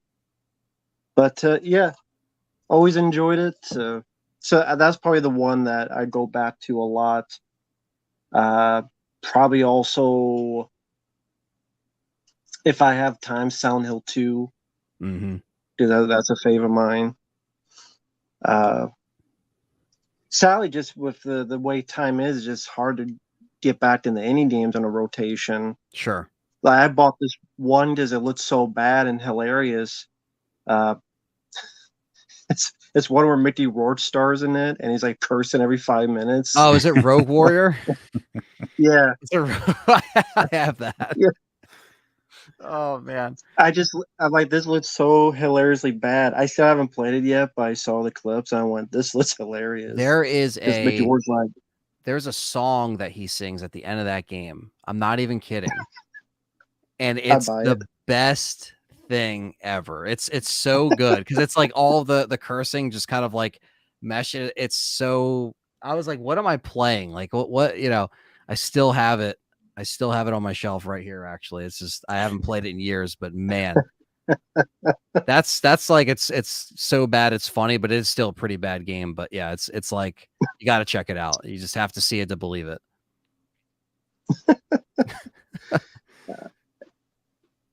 And then let me just check the comments real quick. Sure. Uh, Anthony, do you know of any of these well-known developers responsible? I guess the people who made Resident Evil 1, if they went on to do, I would assume, yeah, they probably did a lot after Resident Evil 1. I'm pretty Yeah. sure. Yeah. I mean, I think some of them, the teams constantly kind of change throughout each game. I feel like, especially after Resident Evil 4, once Shinji Mikami left, he kind of went on to, work on different things like Evil Within. And then he also did the whole Ghostwire Tokyo thing recently, and then also Hi-Fi Rush, which I know he wasn't a main designer on, but he was like it was from his studio. He just kind of delegated it to a bunch of other people, and then he kind of left. But yeah, I think there's only a couple that are still kind of around and kicking, doing Resident Evil still that are like that didn't just completely change. But I can't think of any names off the top of my head, but I know that a lot of them probably stayed close into the gaming community, even if they changed what they're working on. But it's because Resident Evil was never like a tight group like a Team Silent was making those early Silent Hill games where it was very like the same exact team. Resident Evil got a little crazy immediately because there was like all these different spin-offs, and then there was games on the Sony platform. Then you had Code Veronica doing on Dreamcast, and you had Dead Aim on PS2, and then you had Outbreak. Like it was like you had all these different kind of breakdowns into different teams, and they're splitting stuff up pretty frequently back then. But yeah, I mean, as far as like current, especially now, like even with Silent Hill, it seems to be like, yeah, most of those people are gone. I think the only person that's still around is the composer, I think, who still does the music for Silent Hill. But even that changed from game to game for Resident Evil. It's like they always seem to kind of switch up who they're working with. Recently, of course, in this era of Resident Evil with the RE engine, it's basically seems to be like an A team and a B team. And it seems to be more like the B team got Resident Evil 3 remake, which I still like Resident Evil 3 remake. There's problems with it, but I still enjoyed it. And I got shit since 2020 on my channel for liking it, still to this day. But it's just an opinion, guys, Well, yeah, what happened with that? I heard about it, but like, what kind of shit? What? Because I haven't played the game, Okay. can't say anything. So, what really happened during that? Like, okay, you like the game, cool. So Right. what? Like, what did people do? Well, the biggest thing was people were upset about how short it was and the cut content. That's the biggest thing that always seems to be, because they cut out, they changed Type 2 Nemesis, which I agree. Like, I did not like how they switched up Type 2 Nemesis. They took out the Gravedigger, which I actually liked that boss battle. And the clock tower was completely removed. I mean, you're outside the clock tower, but like, that's my favorite section in the OG RE3, and it's not in there. So I see why people are upset. But I think people were also just like, they saw those things and didn't really see anything else from like that was actually really good about the remake. They just kind of focused on those things. Now, I still just liked it. It's a lot more of an action-packed, like faster game than RE2. It's a lot more snappier. You have Jill's dodge mechanic, so it's literally like if you could just parry, dodge, or attack after attack, you can really get through that game pretty quickly. But it is a different dynamic. Like some people don't like dodging all the time, where then RE4 kind of perfected the parrying because you could parry and then still kind of move. Like Jill doesn't immediately dodge to the side, so it doesn't completely interrupt your momentum. But I don't know. I feel like RE3 remake still to this day is probably ridiculed for the cut content and people saying, oh, this is how you don't do a remake because you're cutting stuff, you're not adding stuff. And it's like they added some things, but like Resident Evil 2 cut out the zapping system and no one really talks about that. I still like Resident Evil 2 remake, but the A and B is not, it's not even there in the remake. Like you fight this, like it doesn't even match up between the first story and the second story. There's no consistency there. But everyone overlooked that. Like they're like, oh, RE2 remake, it's this masterpiece, and I still love it. It's still pretty much a perfect game besides those little things. But RE3, I know it was more offensive to the fans because they thought that they were, kind of I don't know, they just thought they were getting something short because the B team that worked on RE3 was working on Resident Evil 4.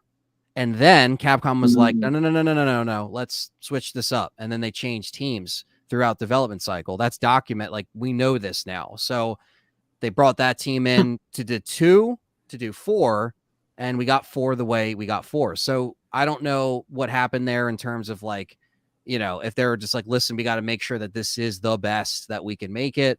I don't know. Cause then what happens with the next remake? Are they going to hand it to, this B team, so to speak, or is it going to be another, remake that they take their time, which, RE3 was made the same time as RE2. I think a lot of people thought that they put out RE2 and then it was, because we had Nikki Tompkins who played Jill on the show. And when we asked her when she was doing her voice lines and stuff like that, it was the same time they were doing RE2 remake. So that was a big thing because people thought that they just like, that time between January 2019 and then April 2020, like that's when they started. It's like, no, like they have a plan. Like they knew what they were trying to do and they put it out.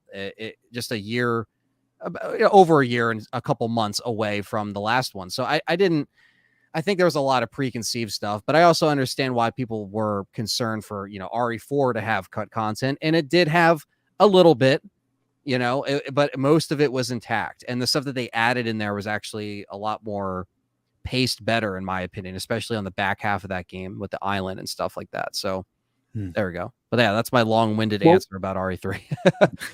No, but what were they saying to you about? Like, what were they doing after you? Oh, just more like, you guys are playing Capcom's favor. You're trying to just like, butter it up, like make it like they thought we were getting like paid by Capcom, which we weren't. You know what I mean? Like when me and John were covering it, it was more like, we were covering this new era because it leaked in December of 2019. I think they were trying to wait for a PlayStation event, and then the cover leaked.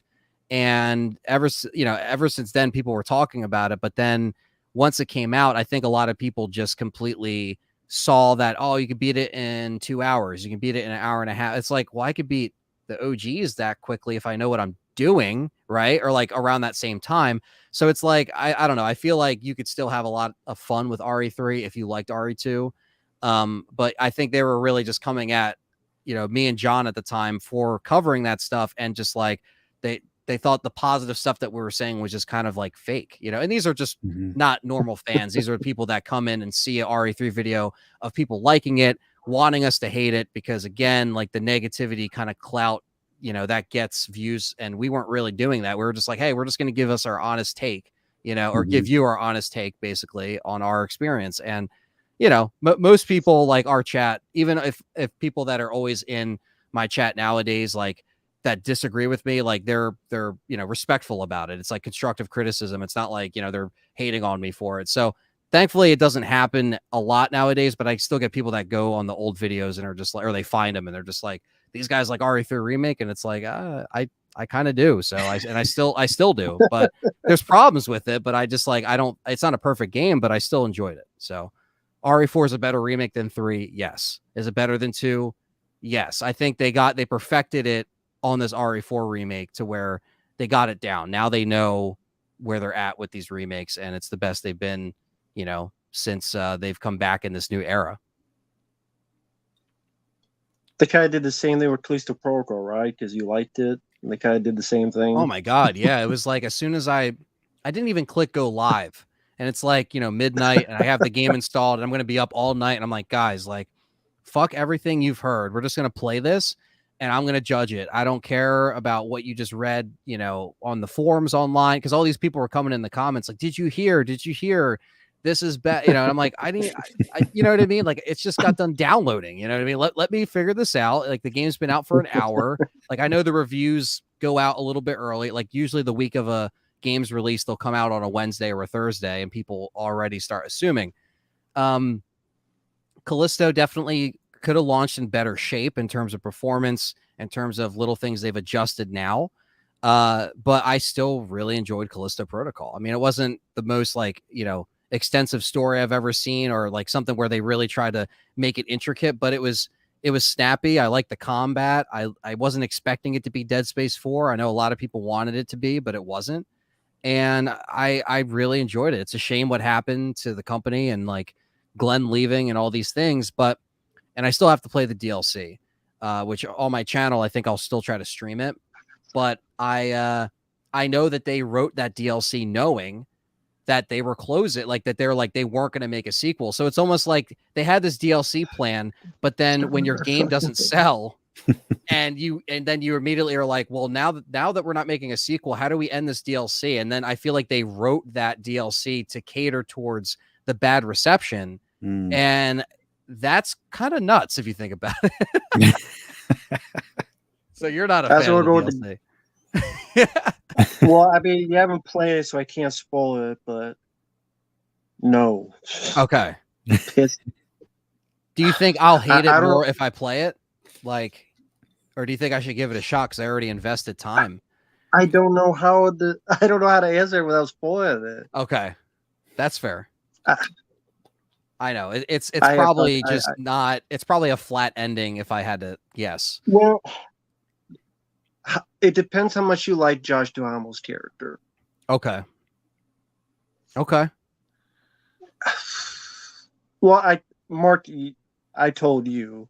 Yeah. So you know my feelings on it. Without spoiling it, have you played Callisto Protocol, Mark? Yeah. How did you feel about it? So, not enough to judge it. Like I said, it's one of those games where it's like I've got so many, and we talked about like how I've jumped in and out of games. Like there's games that I'll start for like 5 minutes, maybe 10 minutes, but I would never say like, oh yeah, I played that. So yes and no. I like what I saw. I haven't gone back to it. I have so many games like that. That's one of my biggest problems when it comes to gaming is starting games and then stopping them because I have something else. And that's also an issue with it's a gift and a curse with my hard drives and my SSDs and having all this space because I'll install like 100 You'll plus just line games. it up. Yeah. Yeah. And then I'm like, okay, I'm going to start this. And then I'm like, you know what? I think I want to play that other game. And then I'll get sucked into that. And then I'm playing that for like maybe a few hours. And then I jump out of that. And then I go back to playing something like Apex Legends, which I play a lot. And I've got like maybe 1,600 hours on that game. And that's just the PC version. Well, at least on Steam, because before it was on Origin. So I had a ton of hours on it there. And then once it dropped on Steam, I'm like, I always hated Origin. That's just me.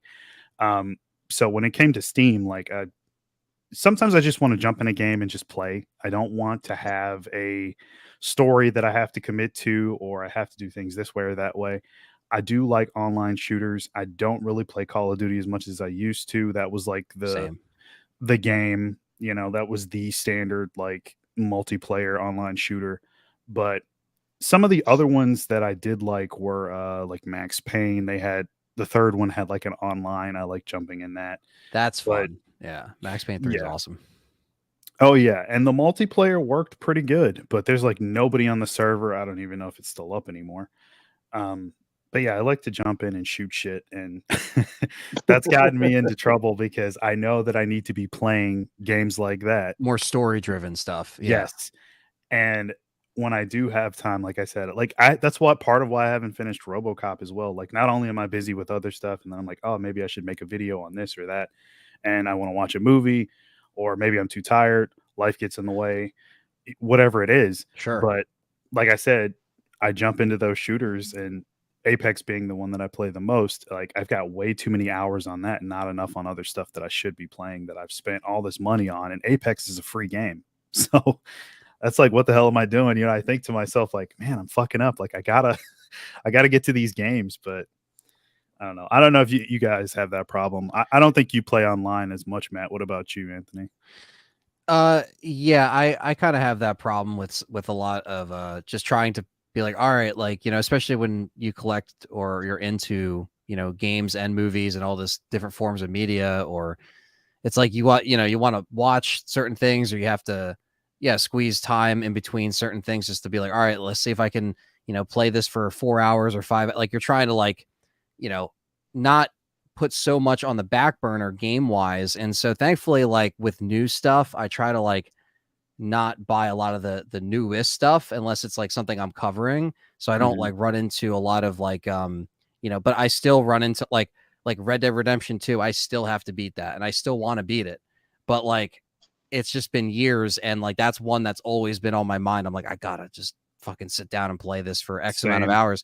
But it's so long, and I know that Mhm. like it's for a good reason. But I definitely like story driven games. I feel like the multiplayer stuff nowadays, I do still like playing online with my friends, but like there's less of a selection of games that we consistently play together. I feel with just because maybe there's not that one game that's bringing us all together.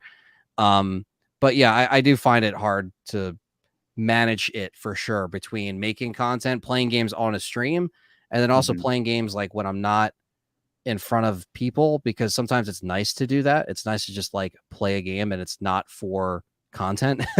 So it's like I kind of like that too, because I'm like, okay, this is like I'm not recording. There's not like, you know, a constant light in my face, you know, like Mhm.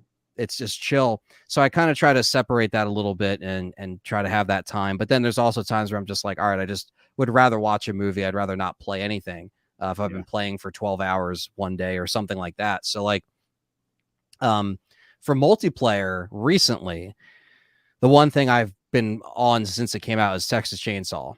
Nice. Because that it is annoying. There is annoying things about the game. It's not perfect, but that is something that like me and my friends have actually been playing a lot, and it's actually very fun. So I've been trying to play that a lot when I've not been streaming or playing games. It's just been Texas Chainsaw, and then you know I'll sometimes go for some trophy hunts or achievement hunts and stuff, just like through games that I like to complete. You know, because I Mhm. do that too. But yeah, Texas Chainsaw has been the one online game I've been consistently playing. Are you a Dead by Daylight fan?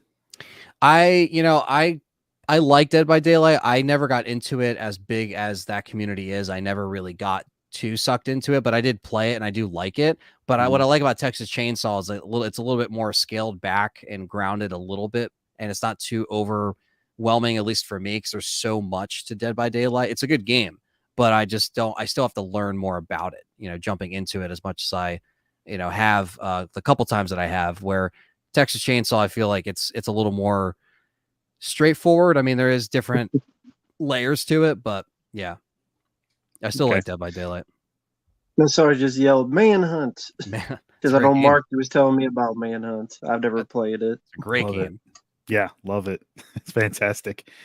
Um, you know, that game almost has like an indie horror feel to it in a way.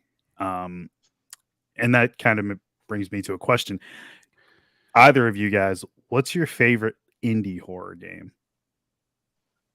Mm, that's a really good question. Um, trying to think independent. I mean, I'm trying to think if I played any independent ones recently. That I mean, I guess would Tormented Souls be independent? I don't know if that's completely considered independent, but Tormented Souls is honestly one of them. If it is independent, I have to actually see. But um, I'm trying to think of any other one that I played, because the indie horror stuff is something that I wish I was kind of more locked into. Because a lot of people Mhm. recommend, you know, indie title or indie horror titles to me, and I feel like I just always kind of put it on the back end, like, oh, like I'll get to it, but um, it's very much like, you know, I feel like the independent I guess that side of things, you're always going to get games that are heavily influenced by, the big dogs of survival horror. So I feel like Mhm. there's always a good chance that you're going to find a nice batch of games in there that are, uh, I guess, just worth actually playing. There might be a couple that are duds, but like, I feel like you have a better shot sometimes of even finding some good gems in there as opposed to like, a lot of the mainstream stuff that always hits um, with some of these studios, but yeah, Yeah. I can't really think of anything off the top of my head. Um, One for me is Party Hard. You guys ever played Party Hard? no, I haven't heard of it either.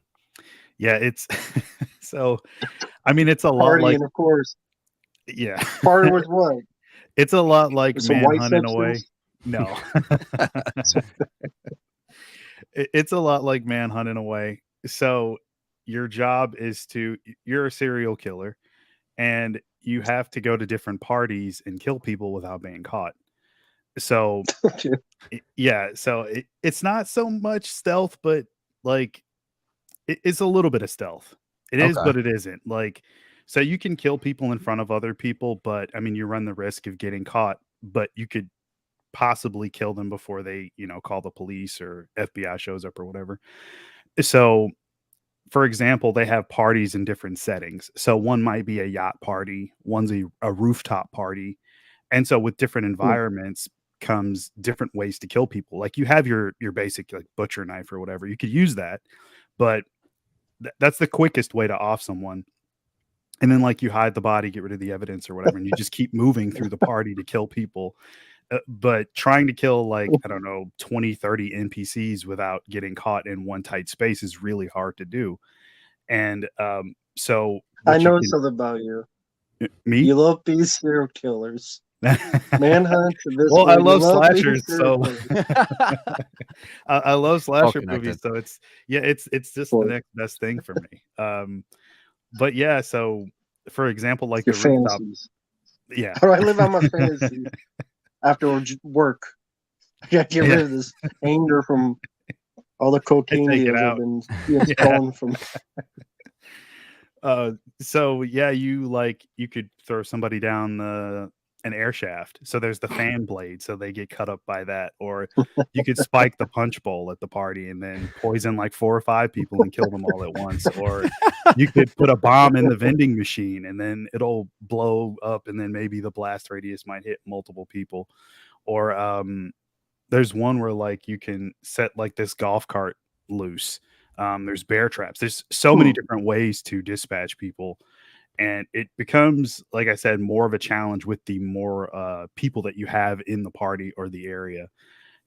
It's really really fun though. It's got a great like 80s type soundtrack to it. It does have a storyline.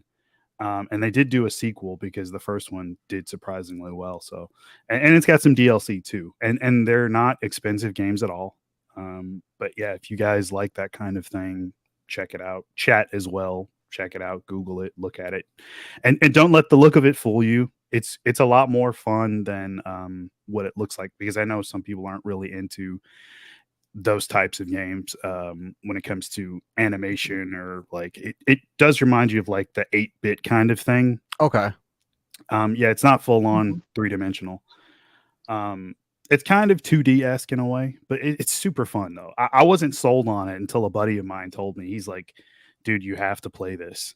He's a big horror fan as well. And it does have a co-op mode on it, so the two of you can go in with masks on and Oh, like okay. kill. Yeah, it's super fun. That's cool. I gotta really tap into more of the indie horror games like that, because it's like it's just I feel like it's a whole realm of stuff that I could check out and be a fan of, you know what I mean? And I'm sure there's so many, but like you mentioned, like there's ones like that that definitely stick and that are memorable. Mhm. Try something a little bit different. Yeah, The and it's one I was going to say that the one I would recommend is Cry of Fear. Okay. That's a mm, pretty interesting one. Cry of Fear. Okay. That's it was a fan made game where people took as whatever the files of Half Life, and then they made the entire new game. hmm, And it's a horror game where you wake up and middle of the city, and you get home and you're seeing all these weird visions, and there's all these creepy monsters like Silent Hill, and all you have is like a knife, and you have your cell phone as a flashlight. It's free, it's totally free on Steam and stuff. For a free game, it's pretty ambitious. Like they have their own cutscenes, all this other stuff. So uh, definitely Cry of Fear. It's definitely worth a look for anyone who likes horror type of games. Yeah, that's cool. Yeah, I'm definitely gonna have to check out more stuff like that because there's really some hidden gems within that, and I think you know, yeah, it's wild. Again, that's what I like about going back to the PC discussion of like having access to stuff like that that's on there. Obviously, sometimes they hit consoles, but you definitely have a lot more variety sometimes within that, even the Steam world. Having those games and just the mods that go with them or everything else. It's just like it's nice to have that to switch it up a bit. Mm-hmm. Yeah.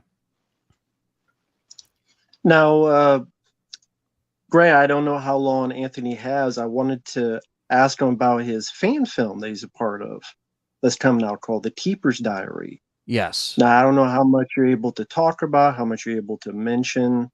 If you can't, no worries. But yeah, it's a fan film based on, of course, the Diary of Hand and Resident Evil. And I saw pictures on your Facebook that's going to have Jill Valentine and some zombies and such. Tell us anything you can about it that you're able to, of course. Oh yeah, no, we definitely could talk about it. Yeah, it's an ultimate collaboration basically from pretty much Resident Evil content creators between myself, Residents of Evil, Andy from Biohazard Declassified, and Nuji, who is the cinematographer, who is from Resident Evil Challenger, and the director Andrew Salo. It's pretty much his baby, his project. Where it's like you mentioned, it's based off the Keeper's Diary file that's in Resident Evil 1, which is like the famous itchy tasty, file that everyone knows. It's pretty much the most memorable file from that game, and it's basically a fan-funded project that is trying to give the fans, by the fans, for the fans, that kind of thing, where it's trying to have this, we all felt a certain way when we saw Welcome to Raccoon City. All of the team that the team that shot this and put this together, let's just say we all felt the same way about that film. And we were just like, once those credits hit, I think the director Andrew, it was like, yeah, I gotta figure that we got to do something here, on a independent scale, but something where it is a short film. It's not a feature film, but it's basically going to be, it's taking place in 1998, and again, it's within, we had these sets that we built that made it look like parts of the mansion, and we had a couple different locations that we shot in October for about, I think it was about 8 or 9 days. And the Keeper is played by Charlie Kraslovsky, who played the original Chris Redfield in the live action cutscenes in the first game. So he plays the Keeper in it. And it was basically just it was an amazing experience because I was able to learn being on a set. I was a camera assistant basically, so I was a first AC, so I was able to learn a lot with not only camera operating stuff, but also just lighting in general, and just like having to also put in like 20-hour days, like that's because that's just the way sometimes it works out, like there's a lot of things that you have to kind of learn in that capacity when you have a team of like, probably in total, maybe like between 15 and 20 people, and there's a lot of moving parts, but we really wanted to make the fans happy. And I've seen, a rough cut of where we're at with it.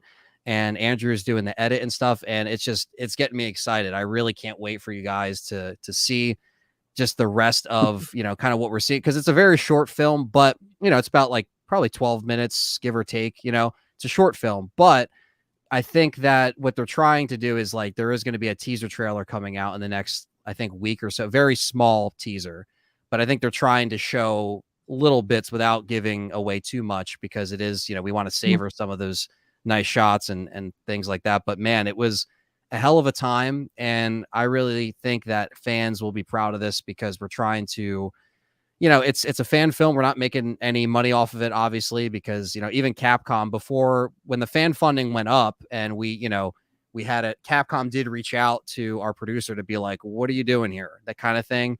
And that's when everything got smoothed over. Like, we just talked to him, say, look, we're not making money off of it, we're not calling anybody Jill in the movie, we're not calling, we had to just tell them all that stuff, and they were like, okay. And once they found out we weren't stepping on their toes, they were fine, because a lot of people were like, oh, your guys are going to get shut down, whatever. And because that has happened to other projects, because some people either weren't clear about what they were doing, or just confusion with online articles and everything else. But with this, it's it was such an amazing experience, as far as just learning and combining my favorite things, RE and filmmaking. So I'm just like absorbing all this information, learning so much. And hopefully, if this does well, we can do some more projects like this, whether it's RE inspired or something else. It's the best thing about this, is just to network and to learn the craft even further. So hopefully it makes especially Rambo and Marq, I know you guys are, how the catastrophe with these live action RE films are. So if this can bring a little bit of like, hey, this is what fans can do, because we all have the eye for Resident Evil and survival horror. So Keeper's Diary, it's hopefully going to be coming out first quarter of next year. So right around the corner, very, very soon now. So that is awesome. I was going to say, how long was the shoot? And was it shot like in a warehouse? Like, where was it shot? Now, how long was the shoot? So the shoot was about, I would say it was about like 8 days in total, and it was shot in Iron Mountain, Michigan. And as far as where the warehouse location was, where the sets were, and then we drove another 6 hours into Michigan. It was like on the borderline of Michigan and Wisconsin. You would like drive like 5 minutes in one direction and you're in Wisconsin, or you could drive further into Michigan where we were shooting. So it's kind of like on the border of that. And then we drove even further into Michigan when we went to a kennel, because we actually shot at a dog kennel, and we had these like trained Dobermans and things like that. It was actually the craziest part of the shoot, because you're sitting there trying to work with dogs, and you want them to obviously do what you want them to do for the camera. And it's a lot more challenging than you think. So it's like, when you're there, you're like, all right, we drove 6 hours to be here, but now we also have to shoot from 10:30 at night till 8 in the morning. And it's the last night of the shoot. So we had to like get a skeleton crew together basically and set everything up. But yeah, little things like that were very interesting. But yeah, we shot, I mean, I drove from South Jersey. So, that drive was probably, I would say maybe like 18 hours, maybe with stops, so me and Callie, my girlfriend, we drove, and Callie shot all the behind the scenes photos. So anything you see online, it's pretty much shot by her, as far as the photos that we're putting out promoting. We kind of stopped putting out a lot of promotion now, because we're like trying to savor a little bit. But there's more stuff to come out for that. But yeah, we basically drove there, and it was just an amazing time. It was a very crazy, fast 8 days. Like, you don't think that's going to go by quick, but you're just so in it and you're not thinking about it. And then it's over before you know it. But it was pretty much a pretty smooth process. Like, we had little things that we had to worry about, but like nothing that like, stopped the production or slowed things down. It was just like, I think next time we're going to probably shoot it in, maybe a 2 weeks time instead of like a week and a day time, because it's hard though, because everyone has day job. Like, a lot of people are busy. So it's like, you're telling people to take off in advance, just in case this thing does get funded, because even before it got funded, we're like, just block out that time in October, just in case. And then, yeah, it's the fans made it happen. So if it wasn't for the fans, we wouldn't even be here anyway. So I think that's the biggest thing, is just to remember that the fans wanted this, and hopefully they are fulfilled when they see it. Well, it already sounds better than Spider-Man Lotus, as long as no one's saying N-words or calling people gay. You guys will be all right. Yeah. At least it's not 2 hours long like Lotus, and unless the person not known as Jill for legal reasons is unless she's moping around for 2 hours crying, like Spider-Man Lotus, then we'll be in good hands. Yeah, I think we try to just be like, okay, we can, we know there's a lot of fan films out there for multiple properties, but we're definitely trying to just make this be like, hey, this is how it should be done if there's, some money behind it. Not much, but there's still some money behind it to where, we shot it with a red Komodo camera and these crazy lenses, and like it's nuts. It's going to look pretty nuts once the color grading's done and everything. Like it's already shaping up to be just something that I think the fans will look at as a breath of fresh air. So let's look, because I'm sure Sony and Constantine, I'm sure they're not done with live action RE. I'm sure they still got some idea that they want to do. So, before we see that next disappointment of an announcement, whether it's an RE4 film or whatever the hell they're going to pull out of their ass, we'll put something else out there for free on YouTube and you guys can check it out, so. Nice. Well, before I go further, thank you, Seiko Hobo, for that. Nope, I've never played that game, so I can't say anything about it. No. Echo, not Beyond. I remember that's a PS2 title. The name sounds familiar, but I never played it, but I do remember seeing that on PS2 back in the day. Yeah. Okay. Well, yeah, I don't know how long Anthony can be on because I don't want to keep you up. I know it's a Sunday night and stuff. Oh no, you're good, man. I'm chilling. We can chill okay. For whatever long. Cool. Yeah. Cool. So, sorry, I keep going back to Callisto Protocol because that DLC pissed me off. I can't fucking tell you why it pissed me off. But so, because I remember one time when you were playing Callisto Protocol, I'm like, oh, we'll do a review together, but we're both very busy with our stuff. Right. I always thought the way that game was released, sadly, was the death knell because I had that on PS4. It was unplayable. I had one update. It worked fine. But then I updated like 2 more times.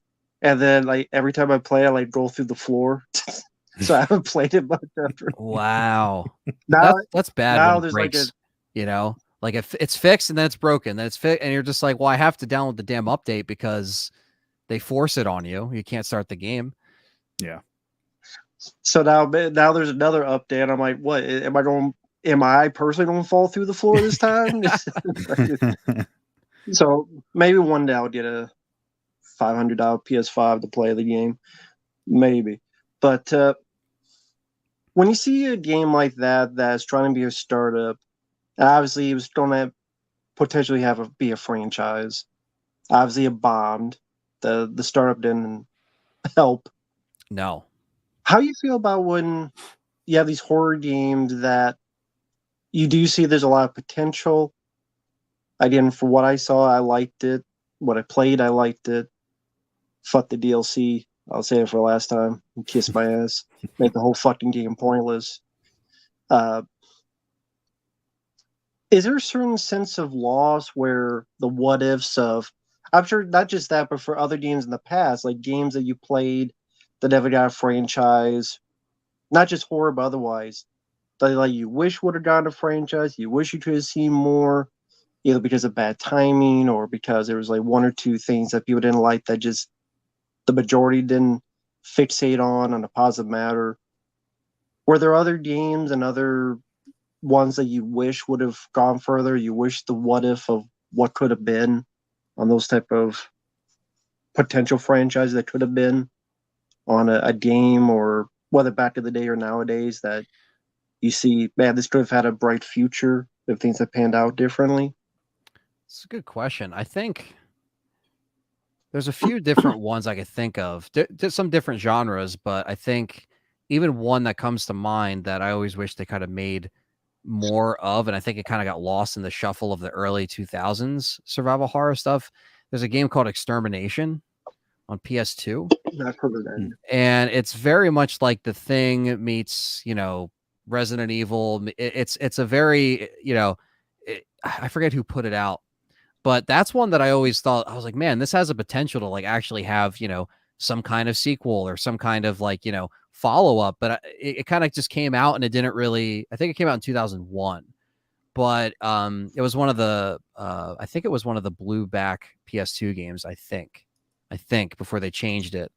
But that was one that I always wish they continued on, because I thought it was an underrated kind of horror shooter, because you could move and shoot, but then it was like, again, it was kind of like The Thing, and it was out in the snow, and it was like very isolated, and it had, your teammates are falling apart, and it's like it was such a cool type of game, and that's one I always kind of wish that they continued. And then something outside of that, outside of the horror genre a little bit, is Siphon Filter. Like, I kind of wish. I Oh mean, yeah. it didn't stop after one, but I feel like Siphon Filter has had like a really sharp absence, where I feel like they could have continued it in this new era of shooters, Mm-hmm. and they just never did. Mm. They just stopped after, I think they made 6 games, and after Logan Shadow on PSP, they just kind of stopped. And it's like, I kind of wish, because some people know Siphon Filter, but I feel like you could bring it to a whole new, uh, you know,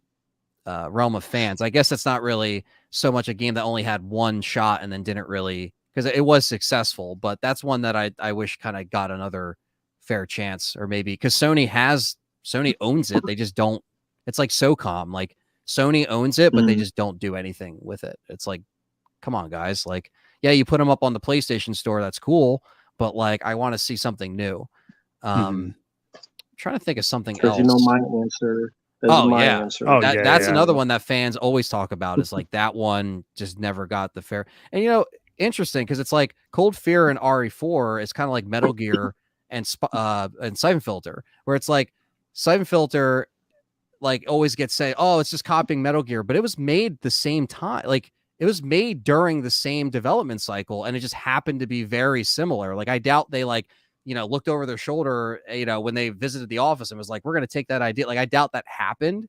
So it's Mm-hmm. very interesting to see like some games that come out close to each other that like they just didn't get like maybe as much of a mainstream push because of the other guy that just, completely squashed it, which, like, it's not like those games aren't good, but yeah, like Cold Fear never really got a chance, and Siphon Filter kind of got overshadowed by Metal Gear. Like, people knew Siphon Filter, but Metal Gear was like a complete, like, that took over. So, and then Siphon Filter was considered a Metal Gear like clone, I guess, or a, something similar to that, where it has those stealth elements. So I'm trying to think of another one though. I'm sure I can think of a couple um, that are also like that, where it's just a one and done. Maybe looking on my shelf here. Man, I'm trying to think. One horror title that, or I guess it could have been a franchise, but sort of got cut off at the knees because of the controversy, was Manhunt. And I know I go back to the game a lot, but I wanted a Manhunt 3 so bad. That could have been a really good Oh yeah, horror franchise. I mean, if you think about it, Rockstar has like cornered the market with most of the genres. I mean, you got racing with Midnight Club. You got your jack of all trades with GTA, of course. I think the horror genre is so popular, and they make a lot of money. These games make a lot of money. The ones that are really successful, and that's the one thing that like I wish they would just go back to. It didn't get a fair shot with that second game. There was so much controversy after the first game, and then the second game they censored all of the console versions. And who wants, that's what you're playing the game for. You want to see the violence, you want to see the gore and stuff, and you don't even get the money shots. So it's like, what's the fucking point? yeah. So that would be one, but then non-horror for me would be Mirror's Edge. I don't know if you guys Mm, remember those. I do remember that. Yeah. Very Yeah. cool game. It got a sequel, but it sort of stopped right there. And I don't know if because the sequel didn't do well, or if it was more so reception wasn't well. It just had such a unique, like, almost esoteric, like, quality to the map layout, the art, everything about it. I mean, versus like other games at that time that did like have open world stuff. Just the way you traveled and traversed through the city, the wall running, and you eventually you do get to fist fighting and takedowns and gunplay towards the end of the first one, especially. But it just always stood out to me as like a really cool idea for a game, and it's unique all around. But yeah, it didn't get a third one, and I thought that could have been a cool franchise where I see something like, and this is nothing against Assassin's Creed fans, but like I mean, there's so many of those. Yeah. That's one of the closer things that I could think like it's kind of like that, just a little bit. But they very much carved their own lane with that franchise. But I'm thinking all the time, like, how does that have so many games? And then Mirror's Edge just kind of gets left in the dust. Did you guys ever play Mirror's Edge?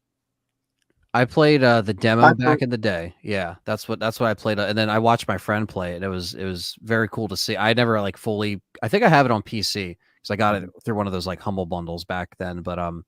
yeah, it played really fun. It was, I'm sure, even on PC it runs even smoother because I played it Oh on yeah. the 360. So like, yeah, so that kind of like parkour stuff is really cool. Jumping around and stuff like that. It was very Mhm. very innovative for that time. Yeah. yeah, I've heard of it. I've never played the game, but I've seen people play Mirror's Edge. Definitely looks like a fun type of parkour type of game. Yeah, for sure. Yeah. I guess another one, I mean, it don't sound weird, but well, one would be Alien Isolation, another one of that, but that was a disappointment. That didn't do anything, so they're not making another one of those anytime soon. Yeah, that sucks too because that was such a cool bounce back from Colonial Marines because I remember because at the time I had I think it was I think it was 20, when did that come out? 2011 or 2012. And I think I had the hacked Xbox back then, but I remember I burned it because I heard I wasn't gonna buy it anyway, but I was like, all right, let me see what this is. And I remember I was like, there's no way that it's actually released like this, and they released it like that. I was like, wow, like the balls that they had. And then Alien Isolation was like a legit, like it just felt like the money was spent. There was like nothing like cut down, and yeah, it's a shame like when they actually try something that's a little more challenging. Maybe it's a little bit more like there's more of a stealth dynamic in it that it didn't really hit as well.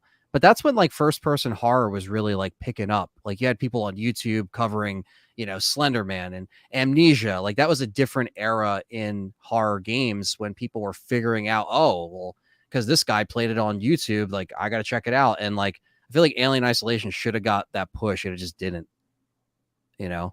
Mhm. But And Alien I fans know, like it, so yeah. I also liked another Doom game like Doom 3 because I really like Doom 3. It's actually my favorite Doom game. I know I'm alone in that. I I like know Doom 3. why it's not. I know why a lot of people don't like it. It's not the energetic version of Doom like the older and the newer ones. But I like Doom 3. I like the slower, more horror, more trying to creepy version of Doom. But you still get just have a better shotgun because the shotgun sucked. But other than that, uh, I like another take on that. Yeah, I think Doom actually turns 30 today. It's December 11th now, but December 10th it was 30. Well, at least over here on the East Mm. Coast, but it's 30 years old, which is crazy.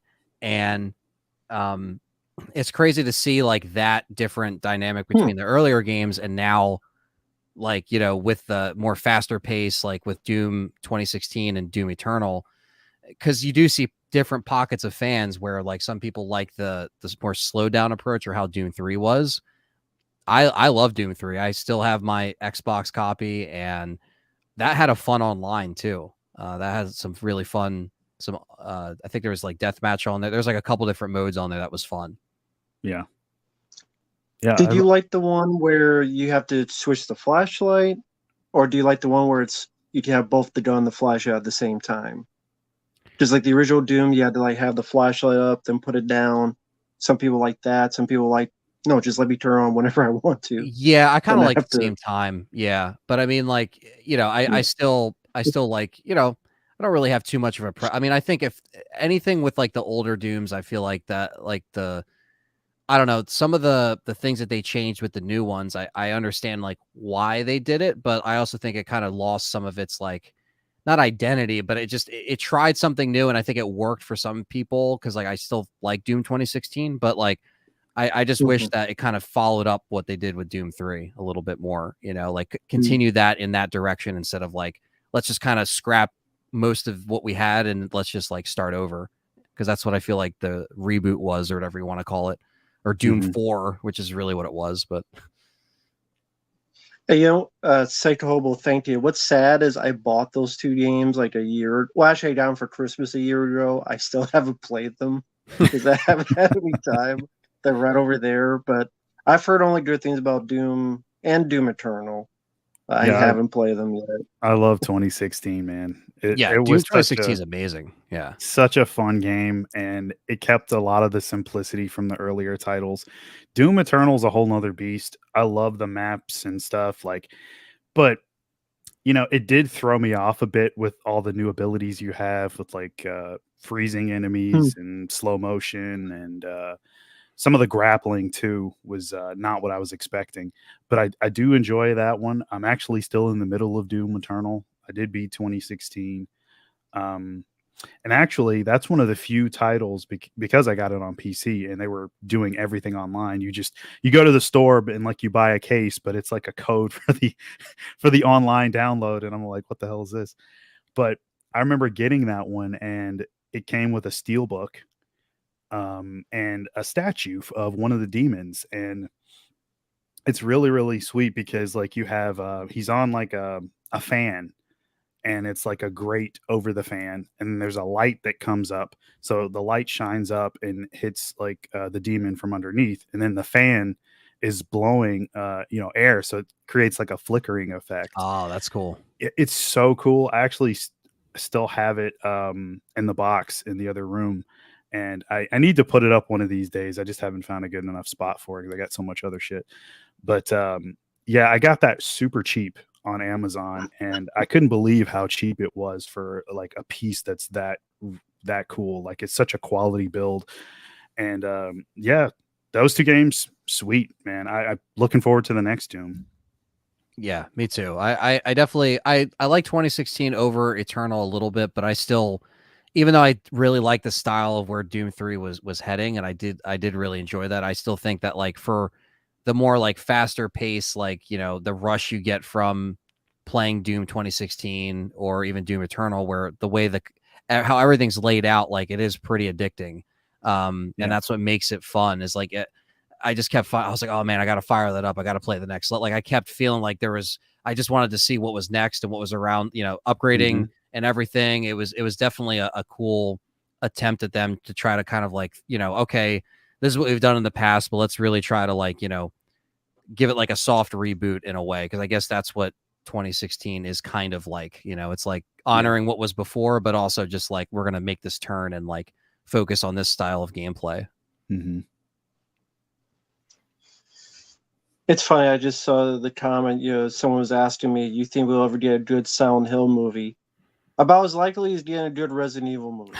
So Yeah. Jack is shit, and they both left town together and got married and went to Yeah. Nicaragua.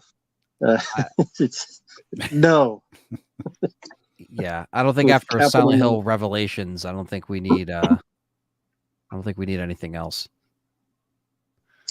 But they'll do Because it. I know you loved Welcome to Raccoon City, like you mentioned. It's your favorite movie that year, Oh yeah. and you I got also a love poster Last of it of right Us over there. TV No. show. Oh, I know you. not the TV show. I haven't seen it. I did care to. Oh, I don't know why Pedro Pascal's at everything. Now he's Mr. Fantastic. I Uh, man. Yeah, that I TV want to hear more of show. your thoughts on that. I think, if I wanted to see a CW drama, I would watch that, on its respective channel. But I think when you have all the money that, the studios have and Netflix combined and everything, and you try to, you know, have its own story and its own timeline where it's like, yeah, we're going to create this new Raccoon City, and we're going to create, and like, we're going to do all this stuff, and we're going to have, Wesker, and we're going to have Wesker's children, and it's going to follow them, and they're going to high school, and they're trying to fit in because, their father is like, running Umbrella, obviously, or New Umbrella or whatever. And it's like they're trying to, it's a very just like, you're like, what the hell am I watching? And you don't even really like, you get throwbacks to what, or what they call throwbacks to games, but they just completely ignore like certain things that you would like, you would somewhat like see like a reference of like something, and then you think they're going to go somewhere, and they're just like, yeah, we're gonna completely like, you know, shit all over that because now we have this new Raccoon City that they rebuilt in the remnants of the old one. And it's almost like, wouldn't people just not like trust, like I know it's supposed to be a cover up and I get it, but like why, like in what world would this even like happen? It wouldn't happen in the Resident Evil canon that we know. Like it just seems so like far removed. And Lance Reddick's a good actor, but Mhm. it just didn't. I'm sitting there like watching these episodes, like, God, like this is just so, because you know they break into Wesker's like lab and stuff like that because the kids want to know what he's actually doing, and then they find out, and then of course when they find out, they get infected, and there's just like, it's just like it just doesn't go anywhere, and it was such a waste of time. Like I only watched it episode by episode to talk about it on the show to save other people time because I just had a feeling that it wasn't going to be anything, and it really wasn't. I mean, there's a scene where there's a Wesker clone and he's eating Olive Garden and he's ordering breadsticks, and this, it's an actual scene. I swear to God, and he's ordering the endless I believe breadsticks, it. and I don't know what else to say. You know, it's just a very like, it's just a very disappointing, and it did not like, if you had all that money, you could have made a show that, you know, takes place in Raccoon City, takes place in 1998, and you could build up the characters and build up those events episode by episode. Like you could have done something like that with a TV show budget or a series. You could take your time, but instead they wanted this new, you know, updated version of Raccoon City, the new Raccoon City, and just with a shitty story that just completely did not feel like Resident Evil. And the new characters that they added in there were just awful, and yeah, it didn't really do much for me, and it's a complete waste of time. And it got canceled a month after it came out, and that, you know, that says it all basically. Mhm. Well, you gotta have Olive Garden. I mean, we had Papa John's and Uncharted, so we gotta have Olive Garden. See, I Fuck haven't it. seen Uncharted yet, so that's the one thing I haven't actually seen. People ask me There's a about fight that. scene in the Papa John's. Wow, they should have been Mark Pizza Hut. Wahlberg and some lady. Oh man, Yeah, yeah, not even a good pizza fast food place. A Papa John. yeah, It's damn. just having a fight. And I saw that movie without knowing the games. Then I saw the movie, I hated it. And I play the games, I really enjoy them. Now I really hate that movie. Like all the stuff they didn't put in, but let's put in Papa John's. That's Yeah, needed. All the other shit we can have. But I heard they like try to make it like a greatest hits, like, well, let's try to add this from this game and then this from this game, but like the order of things don't really make sense. And I just think it's funny that like Marky Mark was the first person that they approached and being Nathan Drake, and then it took so long to now he's Sully. And it's like, I just think that's so funny that like it just ended up like that, where he plays Sully and then Tom Holland plays, you know, Drake. It's like, I agree. I think that the games are fantastic. As far as like the movie, I only saw the trailer, never really had an interest to go and check it out, but I mean, like I could always download it and just watch it for the sake of being like, okay, just to say that I've seen it, you know, because Mhm. yeah, it just wasn't really like, I saw the trailer and I'm just like, it just looks like what I expected to be like chopped up bits of the games peppered in, and like, you know, him, I guess, being a younger Nathan Drake. So you see more of like his origin story, I guess. Is that kind of what they did with that movie? Like it's like origin yeah, story, it's but trying to be. also, you know, They steal mostly from the fourth game, except they use none of the good parts. And then they steal a scene when he's hanging from part 3. I can't remember it. It's funny. I don't think they have anything from the first game. And that's the right. first game. I don't remember a single thing. Or the second. And it's generic, forgettable. And if you see it, you're still going to say you still don't say you haven't seen it because you're not going to remember a thing about it after you Right. watch the film. It just kind of So blends in. it's Yeah. generic. And Tom Holland, he's not Nathan Drake. No. He's not even Baby Drake. And Mark Wahlberg sucks in that movie. He didn't need to be in it. Yeah. And did you see or have you played the games, Mark, Uncharted, or seen the movie? Yeah. Or either? I remember getting the first one and I was like, this is what I'm talking about. Like, this is the exclusive I've been waiting for. This is what I want. And the sequels didn't disappoint. They're all fun. Um, Not to dismiss your question, Matt, but before we get too far away from like movie based games, Yeah. Anthony, I got to ask, if Sony or Capcom came to you and they said, give us your pitch for Resident Evil, we're going to reboot everything, we're going to start over. Mm.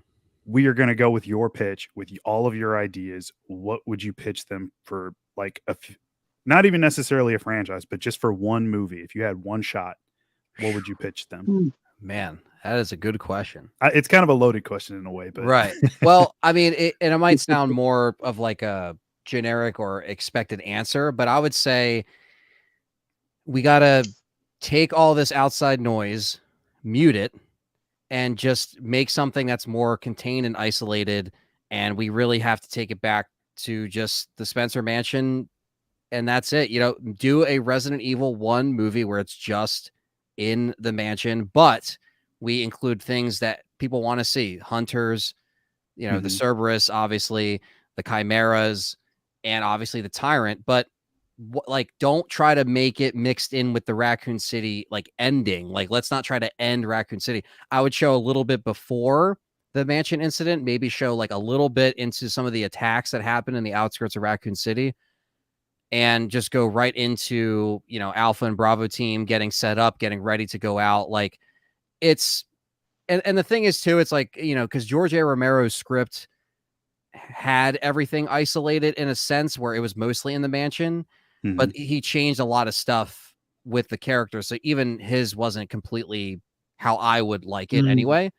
But I think it's just like, yes, like let's just have our Bravo, our Alpha team, but let's have the main lineup: Jill, Chris, Barry, Wesker. We could have Rebecca in there too. But let's just try to get back to basics, because I feel like everyone's so excited to already just get past the mansion and show everything else, or not even show it at all. And I think it's such a crucial part of starting the start and end of like everything happening in this night, you know, or into early morning when it ends, when they leave the helipad. Like, I just think that would be my pitch, is let's just go back to basics and stop worrying about like, let's get to the city. But then when we get to the city, we don't really show the city, because it's like what Welcome to Raccoon City did was just how you don't do it. It's like some of the mansion shots that they got in there were actually good, but you're showing the mansion, then you're going back to the city, then you're going back to and it's like these are completely different days and separate events. Like, let's just take it back to July 1998 and focus on July 1998, and not go to September or October of 98 when 2 and 3 take place. Because it's like they're so focused on thinking about sequel setups and thinking about everything else. It's like, let's just worry about the first game, the game that really struck, you know, people. I would do the dogs coming through the windows. I would do everything that you could switch it up too. But even if you want to do Lisa Trevor, that's fine. But Lisa Trevor deserves to be in the mansion, not in the orphanage that she was in Welcome to Raccoon City, which made no fucking sense.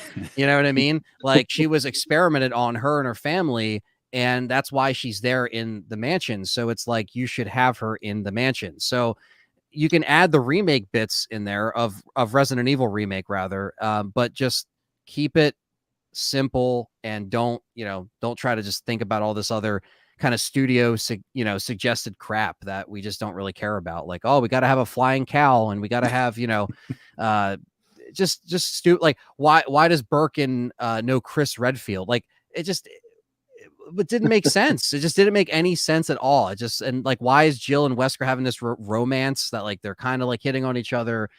They're not. And like, it's so much added stuff that you just don't do. And so, yeah, that's my long answer on that one. You know, nice. That sounds great. Yeah. Hopefully that happens. I agree with Yeah, you. I hope so. And that was an awful film, because you go from Leon being a pussy to Claire doing everything to Chris Redfield doing nothing to Jill standing with her mouth open to Lisa Trevor. Why is she just wandering around with a thumb up her ass? Yeah. Why she just wandering? They just left her unattended. Like, sorry, I gotta go find your special helmet, and then I left her.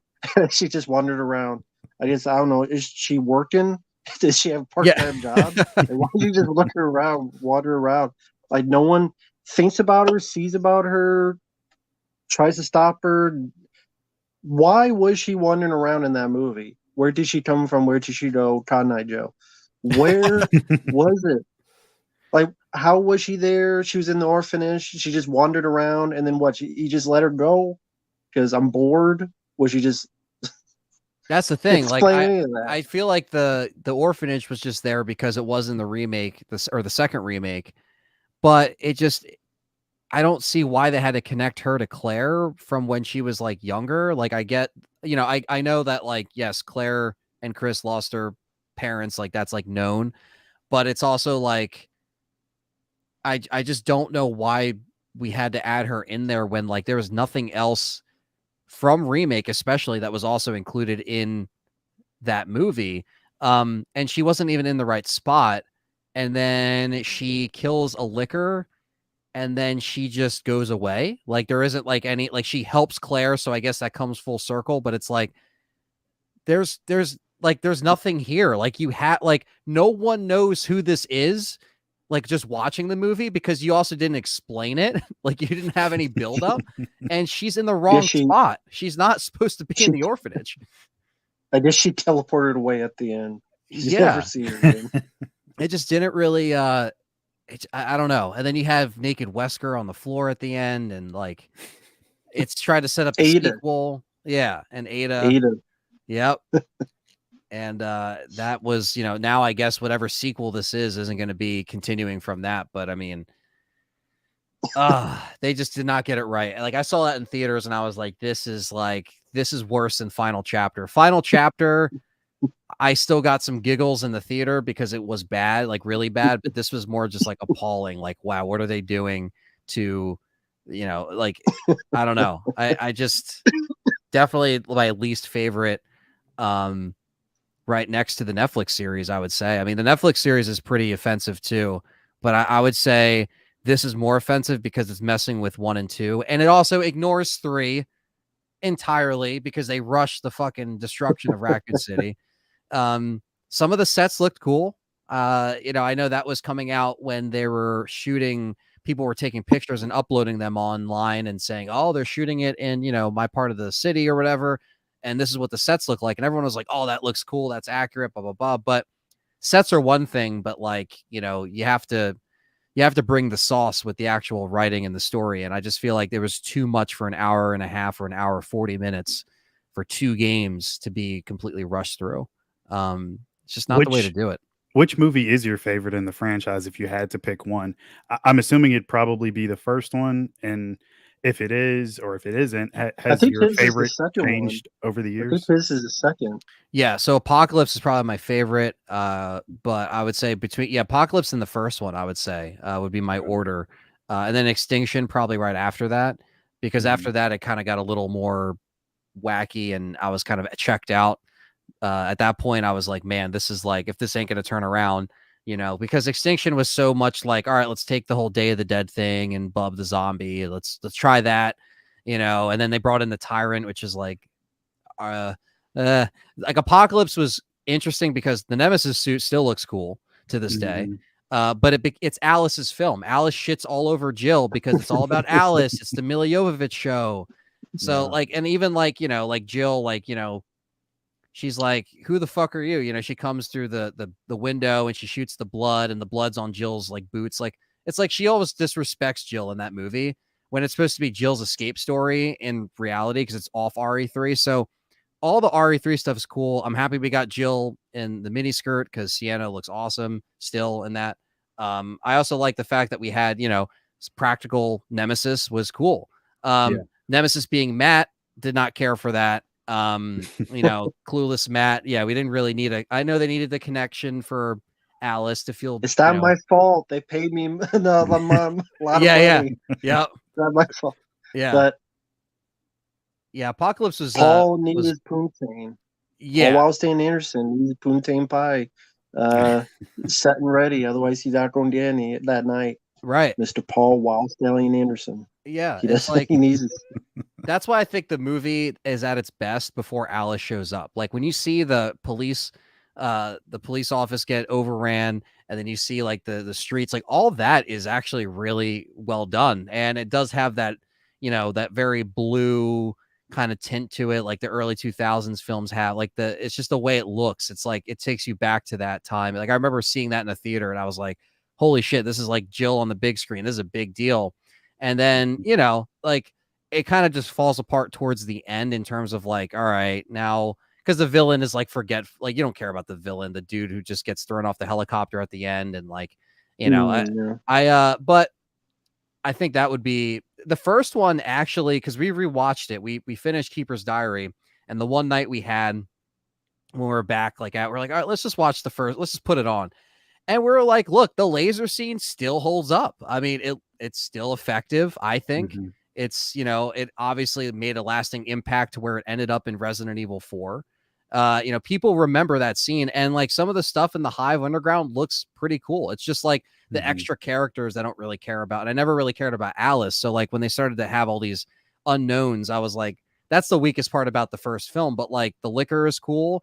The Underground Hive is actually pretty cool. Like that's why I think a lot of people like that one, because it's like a little more contained. Once it started Mhm. to get a little bit goofier, people either were with it or they're against it. But I look at Apocalypse as a fun B movie, you know, for Yeah. sure. You know, Oh still yeah. has flaws It's though. got But it's got Marilyn Manson music, you know, very yeah, the soundtracks for popular guy those. now. Yeah, right. Yeah. But that theme is still great, and you know the soundtrack has Slipknot on it, and that's great. Yeah. And then Apocalypse has, you know, Slipknot again and Killswitch Engage, and you know all these just great like early to mid 2000s like metal music. Same thing with the Freddy vs. Jason soundtrack. That soundtrack is Oh yeah. awesome. So And the Saw Yeah. 2 soundtrack. Saw 2. Oh yeah, did that have Mudvayne on it, or is that a different Yes. one? Yeah, Yes. that's it. Yeah. So that is such a great era in not only just like some of those soundtracks, but just like I don't know. I feel like some we caught like a glimpse of maybe what some of those Resident Evil films might have turned into if they tried to follow the games. Because again, like Apocalypse was like, all right, we're gonna do 3 and kind of ignore 2, but then with Extinction, they just didn't.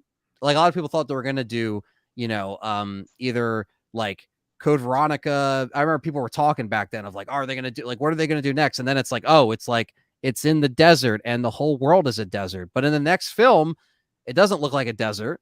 So it's Mhm. like it's like they just threw stuff around. Like, let's just have them in a desert, and like there's an underground bunker again, and they're trying to experiment on zombies to try to have them have like, you know, these human characteristics like Bub from Day of the Dead. Like it was very much just them trying to like copy some of that, but then it still wasn't horrible, but like it suffered from the same thing. I felt like the others were like some of the characters were like kind of forgettable. Like Claire was in 3, but then Jill was missing in 3.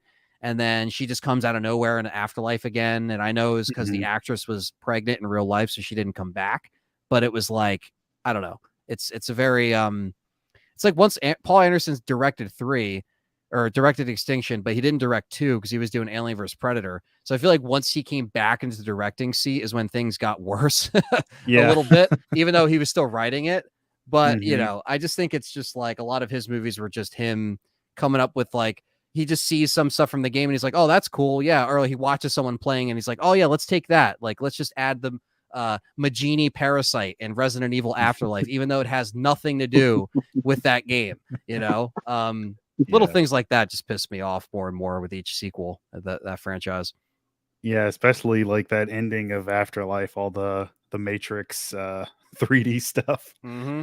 Yeah, which I find entertaining in a really shitty way because it's just so over the top and Oh yeah, ridiculous. I probably spent like $16 or $17 on a ticket when that came out in 2010, and I was there. Like I was like, oh man, like I want to see, you know, Mhm. some Jill in 3D, which we didn't because she was only in the end credit scene of that movie, which was a bummer. But the executioner stuff was cool, and the Mhm. shotgun with the coins or whatever. She has like the Hydra shotgun from RE5. So I was like, Yeah. okay, like they're trying to throw in like, you know, some RE5. That was the latest game at that time. Mhm. But yeah, Retribution onward, that it just got worse. What's wrong, Matt? Fucking core shooting shotguns. Yeah. Yeah, Jesus yeah. Christ. I don't I know. lost my I lost my mind with that fucking shit. I think I did a video long ago I'm like, how the fuck do you have Resident Evil become corner shooting shotguns? Yeah, a Hydra shooting coins, like, you know, and it's also like How Chris Redfield fuck is does that work? useless. Like Chris Redfield, Wentworth Miller's a good actor, but he's not Chris Redfield, and they completely misused him in Afterlife, and then he completely disappears in the rest of the movies. That's my favorite thing, is that Claire doesn't mention him in Retribution, doesn't mention him in Afterlife, or in a Final Chapter. She just, like, they just wrote him off, and then it's like Claire just has no response to where her brother was, or where because he was on the boat at the end of Afterlife when like all those Umbrella helicopters flew in, but then Retribution, he's gone. It's like they show that scene again and he's not in there, and I'm like, okay, so like you could have recasted him, but they just didn't. And it's one of those things I always wonder. I'm like, why did they just like discard Chris? What's the point of even having him in Afterlife? He was in the prison cell for half the damn movie anyway. Yeah. But I think that was the last one that I saw, Retribution. I did not see Final Chapter.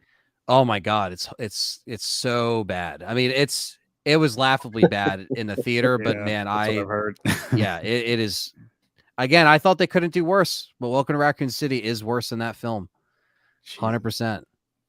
You know, but Mhm. it's, let's just say that Alice is made up of an older Alice that you see on screen, and Okay. it's a clone, and so it's all clones. They go into this huge explanation in Final Chapter saying, well, this is the real Alice, and then it's literally a DH, like, or it's not DH, it's an aged Mila Jovovich, and I was just like, what the fuck am I watching?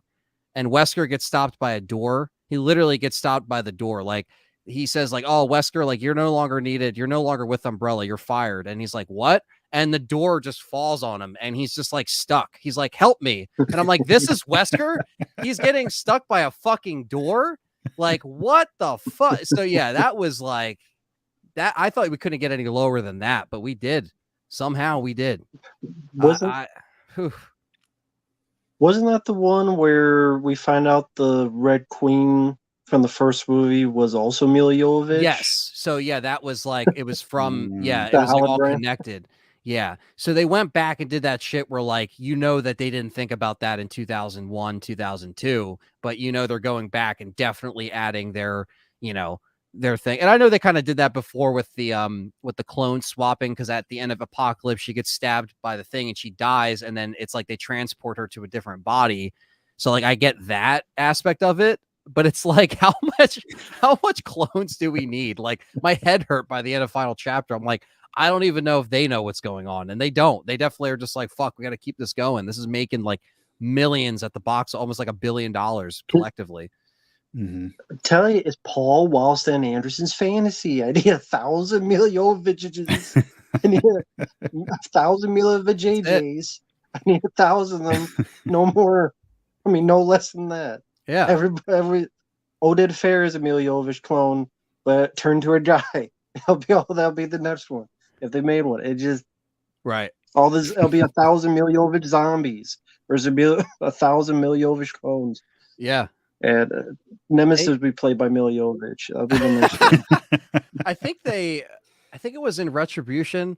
I might be wrong, but I think they brought back Michelle Rodriguez for a scene, and because it was like them, but it wasn't them. It was like a simulation. Yeah, And that I one. was Yeah. like, all right, well, now, you know, because I mean, I think Michelle Rodriguez is hotter than Mila Jovovich, but like, I was like, all right, now we're talking, you know, but then that was very short lived.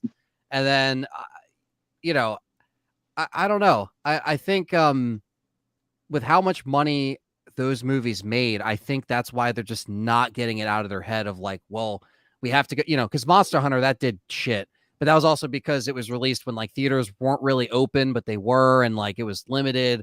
So like that was kind of due to lose money anyway.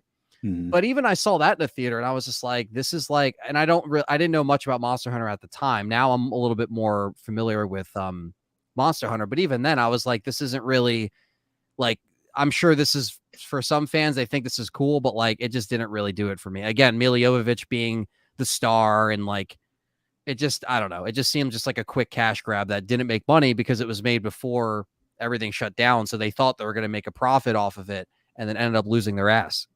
So, you know, I don't know what Paul Anderson's going to be attached to next. That's a video game, but he needs to stay the fuck away from these franchises. Because Mortal Kombat, I like Mortal Kombat. I like it better than the new Mortal Kombat, but I do not like, what he's doing now. So, not a fan.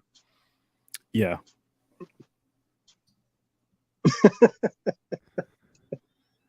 Fucking Paul Wow, Stan Anderson. I mean, dude, it's just, I don't know. It's tiring for him. I don't know. I don't know what the hell he's going to do next. Who knows?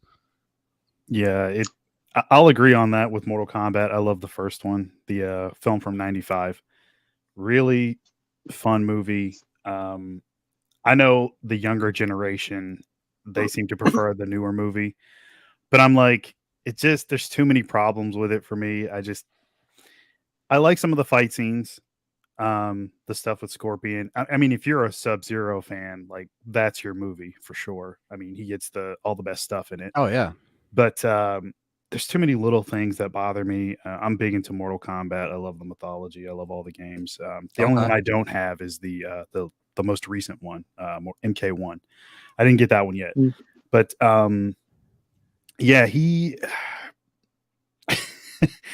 it's funny because like I love what's the other film that he did right after that? Event Horizon. Yes. I love that. That's a great movie. Yeah.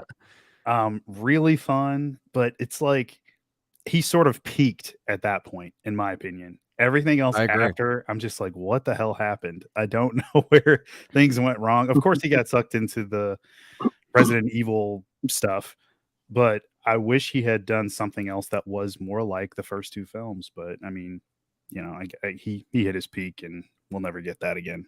But yeah, when they do more Resident Evil stuff, hopefully they go with your idea, Anthony. We got to send him your clip.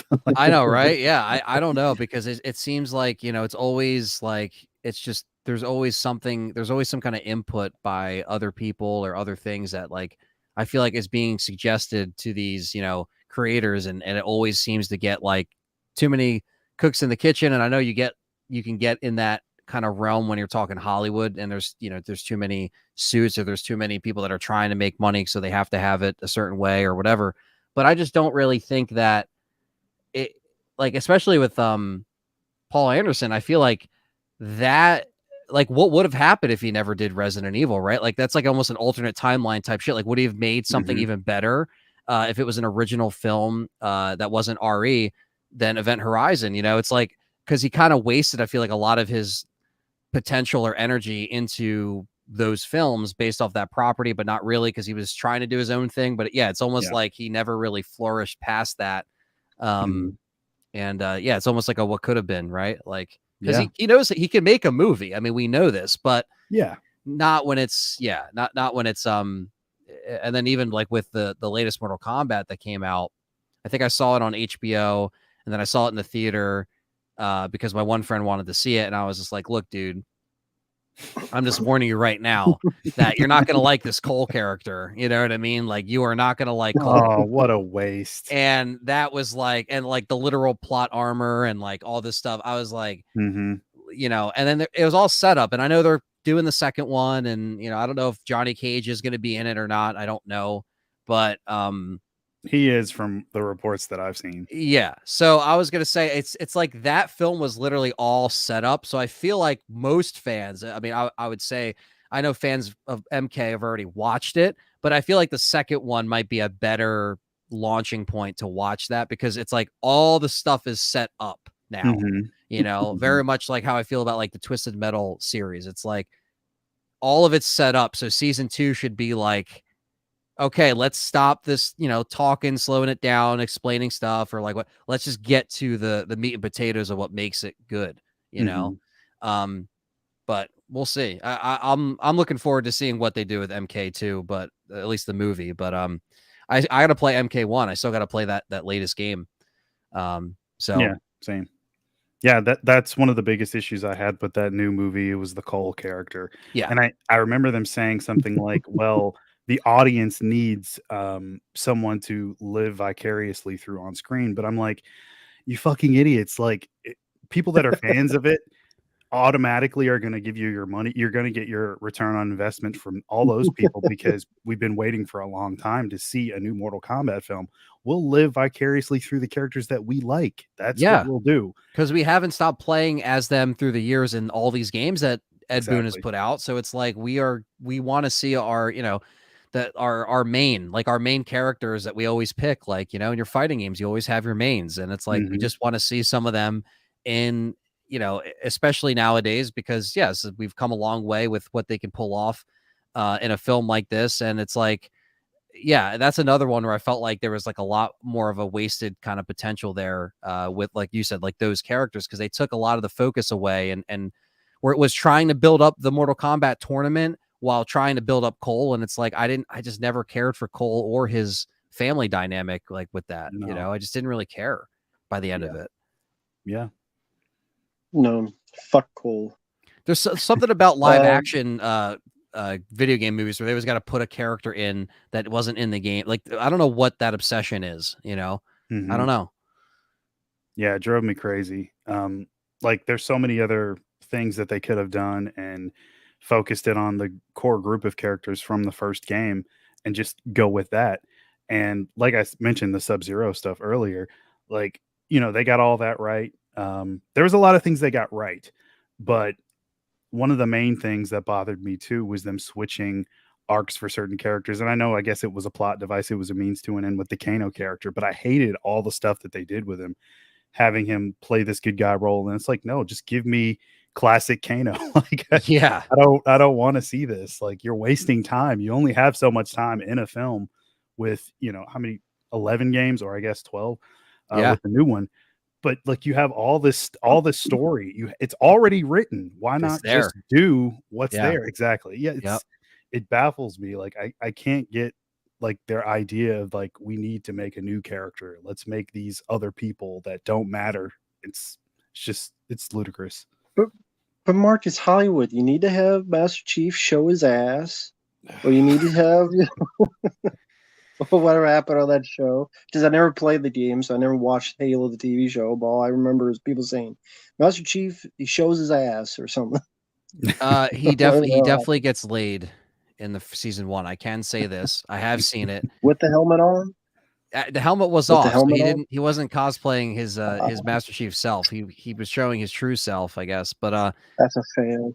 Yeah, need the helmet on for sex. I know, Master right? Chief. That would have been so killer. I mean, look, they already went that far to be like, hey, we're gonna have this sex scene in Halo, which is not really necessary, but like, they're finally like approaching Halo. Like, you actually see Halo in season 2, so you actually get a little bit more. I feel like they're trying to set that up, a little bit better. But like, season 1 was a lot to try to digest with, like, again, they were trying to do that thing where they got to cater to people just watching it. So there's a lot of like, just like melodramatic shit and just like, like the stuff looked good. I mean, there was money behind it, and some of the Covenant stuff looked cool. And, we didn't really need Atriox there already from Halo Infinite. Thought that was very weird. So it's like they're doing that thing where they're starting to jump to different Halo games a little bit. But if we get the Flood in season 2, that'd be interesting. If we see, the Arbiter in season 2, that'd be cool. But yeah, season 1 was definitely a disappointment of that show. But I just, I'm just going to be honest. I don't sign up for all these streaming services. I just download shit. I torrent forever, because I feel like a lot of this stuff is just like, sign up here, sign up there, sign up. And it's like, wow, I did all this shit to get away from cable, and now I'm paying the same, if not more. So yeah, basically a lot of this stuff I'll just download to check out. As far as like, especially if it's a show like the Fallout show, I'm not a fan of Fallout. Like, I like Fallout, but I'm not like into it like my friends are. But that's another one that's coming out that is like, it's up and coming, and it's going to be on Amazon. So a lot of people are either picking it apart or, liking what they see. But I don't really have like, I don't have the experience from Fallout to be like, oh, that's wrong, or this is, we'll see. We'll see what happens. But we are definitely in the age where everything has to be a series now. And Resident Evil like the Last passed of that Us. up, and Last Your of Us. favorite show, right? Oh God, that was another one.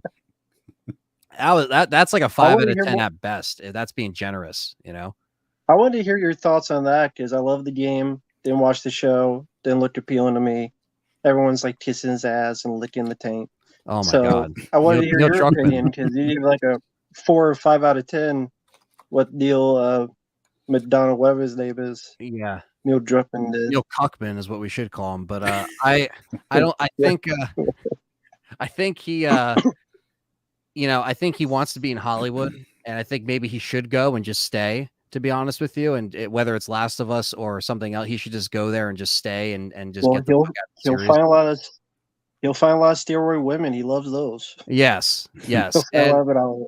And he will again, the one thing about the series is that I think there's a lot of things that they changed from the game, because the first game I beat like 12 times. Like I beat it a lot. I love that game.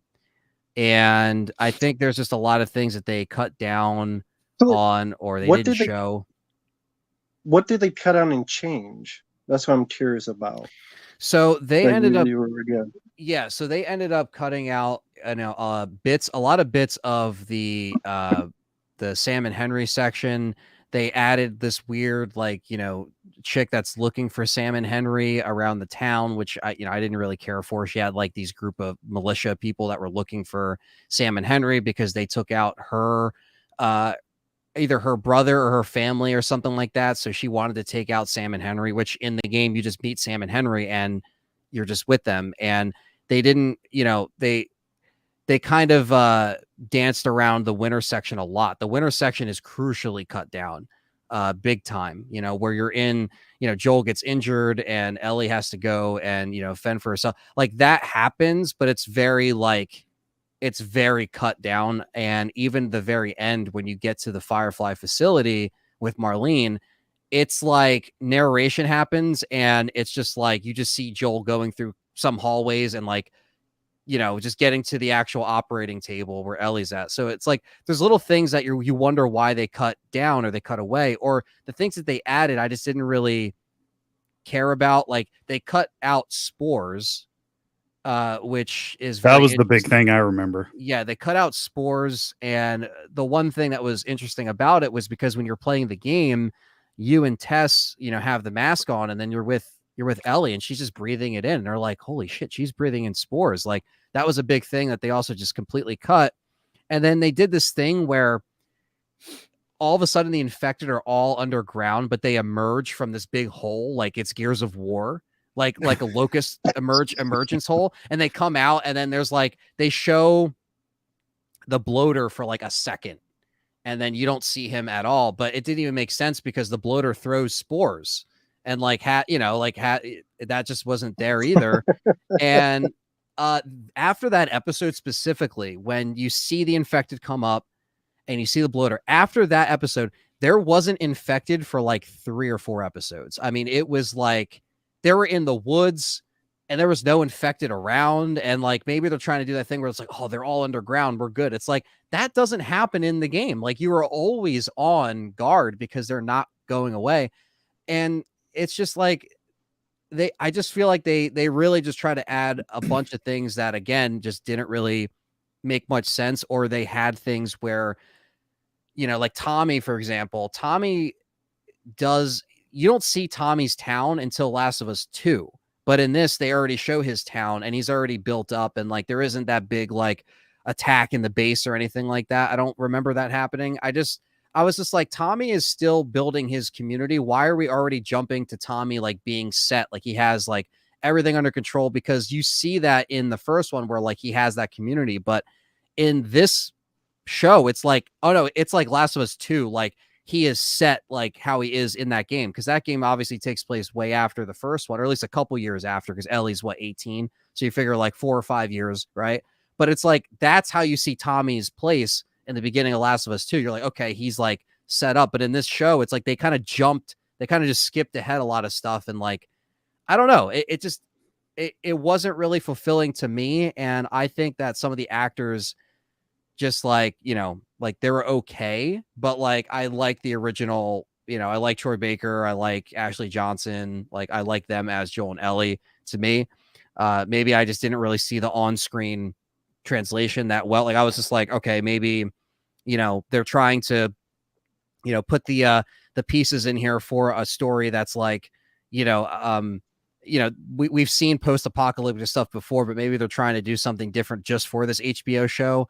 But they didn't really push any, they didn't even push it to a different direction. They just kind of like made it a little more dull, when it's like you have all these ingredients here and they just didn't really execute it, and I only watched it one time through, but like that's all I really needed. And I just felt kind of hollow, in my opinion.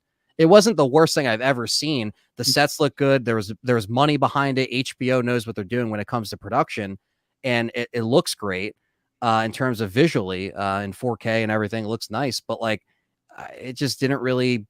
I don't know. It's also screamed a little pretentious too, because again, Neil Druckmann and all this shit. He wants to be a director now, and it's like, dude, go off into Hollywood, whatever. Like, someone else will take over Last of Us 3. Maybe they'll make it a better game. I don't know. Like, it's just so. I don't know. I just didn't really think that they were gonna take that much of a low effort for Last of Us being, what its name, like the weight that its name has because of the impact of that first game. And Naughty Dog, but I don't know. It definitely was a letdown. Well said. Yeah.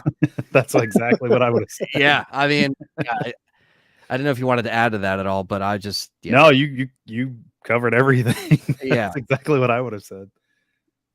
Yeah. Very, very bad. And HBO, man, it's, and again, I know like casual people watching it, they're not going to know anything that I just said. Like, they're just going to be like, oh, this is great. This is great. This is awesome. Like, we had to do this, and that. And it's like, also the Sarah death scene was way better in the game. Which that happens in the first 20 minutes. So if you haven't played the first 20 minutes of The Last of Us, sorry, but it was done better in the game. That's all I'll say. Less is more sometimes. You don't have to have this like over dramatic, like, death scene where like the point of the death scene in the game is the fact that like it's like she just fades away and she's quiet when she passes away. Here it's like it's all over dramatic and it's like, oh, we got to make it's like, why did you do that? Like little things. I'm just like, fuck, you guys almost had it, but you just had to go for this, like, someone was just amping it up, behind the camera or something. I don't know. So one of the last things I'll ask is, well, a few things. With how physical media is disappearing, that's probably going to be the way for video games. How does it make you feel? I mean, obviously, you guys play a lot with PC, but the fact it's going to be strictly more digital in the future. I know we're kind of there now, but do you see yourself having a longer life with consoles and stuff? You think they will just disappear? And like, what do you think the direction of these games would be in the future in terms of, will they still be making consoles? I mean, will they still? I guess I don't know how to word the question, but sort of the future of gaming on that aspect, how you think is going to pay off with the way the world is today and how physical is dwindling. Right. It's kind of like, like I think it was obviously Best Buy is going to be stopping their stuff soon, and you have the digital sales of games surpassed the physical games this year. But I would say that's a good question. I think for Xbox, it's going to go away eventually, because what Xbox wants to have, they want to live in a world where you can get a Nintendo Switch, Rambo, and you can get Game Pass on there. They want to make it to where you can get Game Pass on your Samsung TV, which you already can, where you can play games. They just want you on their ecosystem. So I feel like for Xbox, it will eventually go away, because this next Brooklyn mod, it's codenamed Brooklyn, but it looks like a cylinder, and it's the Series X, which is the disk drive Xbox, the current gen disk drive Xbox, but it's without the disk drive, and it's 2 terabytes and has Wi-Fi 6 and everything. They're going to be going into the direction of streaming games, not even for that console, but for when the Xbox stuff leaked about a couple months ago, it showed their plans for 2028, and that wasn't supposed to get out there, but apparently their next plan, and Phil Spencer came out and said damage control. Oh, well, things have changed. And I'm like, no, motherfucker, you guys are heading towards streaming. So in 2028, they want to release a new console where it could probably be this big, or who knows how big it will be, and you could just stream your games. There's no downloading. There's no, So sort you of like, know, was it Stadia? yes, Okay. very much like Stadia. Mm, So now, whether or not they'll have the option to still download games, I don't know if it's going to have internal storage. I'm not sure. Now, that's where Xbox is going, I feel like. So they're definitely just going the way of, like, the Series X just dropped like this week, the 350, which is the lowest it's been. It's at Target for 350. It was at Walmart. Amazon had it for 350. So if you guys want to get a disk drive console, I'm saying this to the chat, like, get one now, because they're not going to be around for as long as you think, because they're already kind of ending that slowly. Now for Sony, mm, they came out with their Slim this past month. Now, what that is it has a removable disk drive. So Sony's trying to play nice. Sony's trying to act like the nice guy and say, hey, you can remove the disk drive, or you can buy it separately for $80 extra for your Slim if you get the Slim without the disk drive. So they're slowly killing it off. I think Sony might have another couple consoles in them, maybe, but I think a lot of this stuff, if it goes streaming, or if it goes to the point where we don't even have native downloads, I mean, like, I still want to see some. I mean, even if I have good internet, I still want to be able to I want to have the option to download my stuff. I mean, I know now that, like, these discs now that we get for these consoles aren't. It's not really on the disc. It's like a token that you put in that just says, "Oh, you own it," and it downloads the digital version on your console. Like, that's what it is. For 4K, however, like all, actual movies, it's on the disc, Mhm. right? And it looks the best. It's better than streaming. So Yeah. you have things like that where it's like, I feel like physical media for us collectors will just be more. It'll be more niche, and you'll see a lot of those boutique labels kind of carrying the flag. But even that might start to crack eventually, because the bubble burst with that, see, right? So I don't know. What do you guys have to say about some of that stuff? my big issue with that is I know it's popular with movies. To me, games are a separate animal because not everybody has good internet. That's true. And a lot of these internet properties are fucked up on their own right. Oh yeah. Oh yeah. They're out to make a buck too, you know, and they're not cheap. Those internet And if companies, you're streaming a game and you want to play it for, I don't know, let's say a 5 hour block, but then Mhm. during that five, like four times or three times, oh, sorry, we had a little bit of messing with the signal, or sorry, it went down for a minute, we had a glitch or something. How's that going to interrupt your 5 hours of playing when it's like, oh, sorry, lost connection. Oh, sorry, lost connection. Oh, yeah, sorry. You'd be like, oh, screw it, I'm not going to play today. And like with a movie, it's a short movie, hour and a half, maybe 2 hours. I don't know if other people have problems when they're streaming a movie. It's more manageable. Mhm. And but when then you're playing most of the time, progress, right? yeah, and Yeah, most of the time, if it's a movie you like, you probably own it or you buy it or you rent it. There's other options. If it's totally streaming and there's no physical option, and you have like wonky internet, like Anthony, you mentioned, it seemed like sometimes your internet, sometimes from time to time, does that. right. If you want to, I don't know if that's true or not. Yeah, it used to, I think it recently, with, like, changing some of the equipment, it's helped for sure. And I think that's the big thing, is like, I had to get stuff to accommodate, the streaming that's going on in the house. And like you mentioned, like, you could be in a household that has just a lot of devices attached. Think about all the phones that are on Wi-Fi, think about all the tablets, the TVs. Like, it adds up quick. So you have to have, like, if you're trying to stream this, like, 4K Xbox whatever game, and you're trying to stream it, and you're getting like buffering, or you see the quality dip, because they have Yeah, cloud streaming now. You could try on Xbox and it works okay, but you could still tell there's some, like, latency issues, or it's not all there yet. I feel like they're trying to get there, but it's just like, you're right. Like, why would you alienate a whole audience who can't, like, just give us the option to download it? If you want to make this streaming Xbox thing, or whatever PlayStation does in the future, just at least give people the option to download it to their hard drive. Mhm. Because at that point, you should charge me a lot less for the machine. Because if the machine doesn't have a disk drive, it doesn't have a hard drive that's like a terabyte, then I'm paying for this little thing that just plugs into the TV like a Fire Stick, and that's my console. Like, I think consoles eventually we'll get there, like, 10, 15 years, that's might be where they are. I don't know. I don't want that to be the case, but it's just a Mhm. very weird time where they're testing all this shit, and we'll see if they come out and say, hey, we changed it or we didn't change it by the time 2028, because that's apparently when the next Xbox is coming out. But we'll see. Mhm. What? Is weren't weren't there times when you were streaming, I think during your for those who don't know, on his channel for I think up to Resident Evil 3 or so, you're playing all the Resident Evil games with John. You're Yes. playing like a whole marathon. Weren't there times where there was like a whole stream was gone?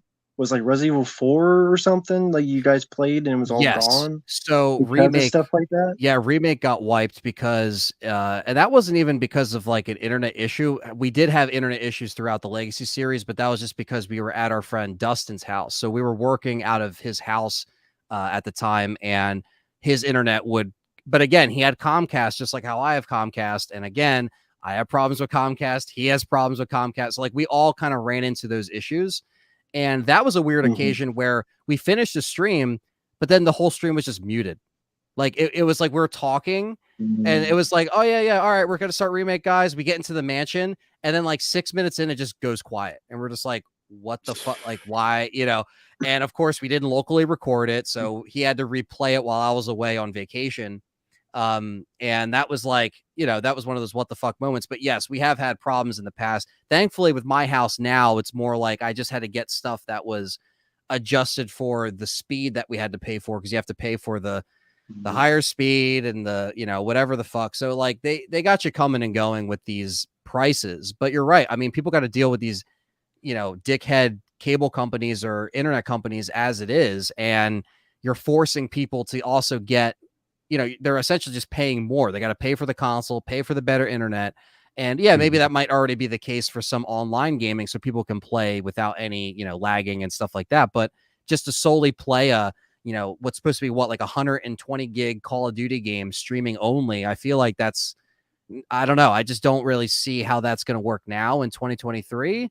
But in, another 10 years, who knows? Who knows where they're going to Yeah. take that and where these consoles are going to end up. But um, a PC, I like the fact that we can just download stuff and then also play it. That's the big Yeah. thing. The worst part about PC is sometimes you got to deal with a lot of different clients and like, or applications they're called. So, or like, Epic Store and Origin, and like that stuff can get a little annoying even on PC. Can you agree, Mark? Like some of that Yeah. stuff is a little annoying sometimes, even for PC users. Yeah, I like having all my stuff in one spot, which is why I love Steam so much. Mm-hmm. And it's not like a iTunes or anything where people have their digital movie library and it's a floating like thing like on someone else's server basically. But with Steam, you get all the files on your hard drive or your SSD. So it's like I have it and it's stored on my system. So if I want to access it, if I want to copy it over, put it somewhere else, I can just still run it, even without having Steam. So the option of having a console where you just stream a game will never appeal to me. I don't care how fast it is. I don't care what you can do with it. It's just I like the fact that I actually own it somewhere. Like it Yes, now it's not completely tangible, but I mean I do have external hard drives, so it's you can there. preserve it there. Yeah, exactly. Exactly. And then Yeah. I can copy it 10 times over to various other hard drives or whatever storage device I have. So I have those options. I need those options. I'm all about options. And Yes. if they go this way with consoles, I feel bad for people that are only on console. Like, you know, take for example something like Call of Duty or any of these online first person shooters where it's all about frames per second. You look at the PC gaming community, especially when it comes to online shooters, they want the best monitor possible, they want the best frame rate possible.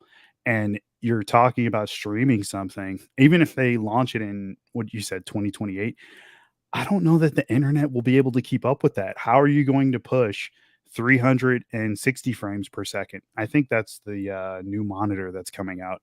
It's either Wow. uh, Mm. it's either this quarter or probably, you know what? 2023 is pretty much over, so it's probably sometime first quarter of 2024. They were having some sort of issue with it, or maybe it was the demand or something. But yeah, the frame rates are going up, up, up. So you want that experience. Like that's what you play for. That and even on a competitive level, like you look at the pro players, they don't even go past a certain size monitor.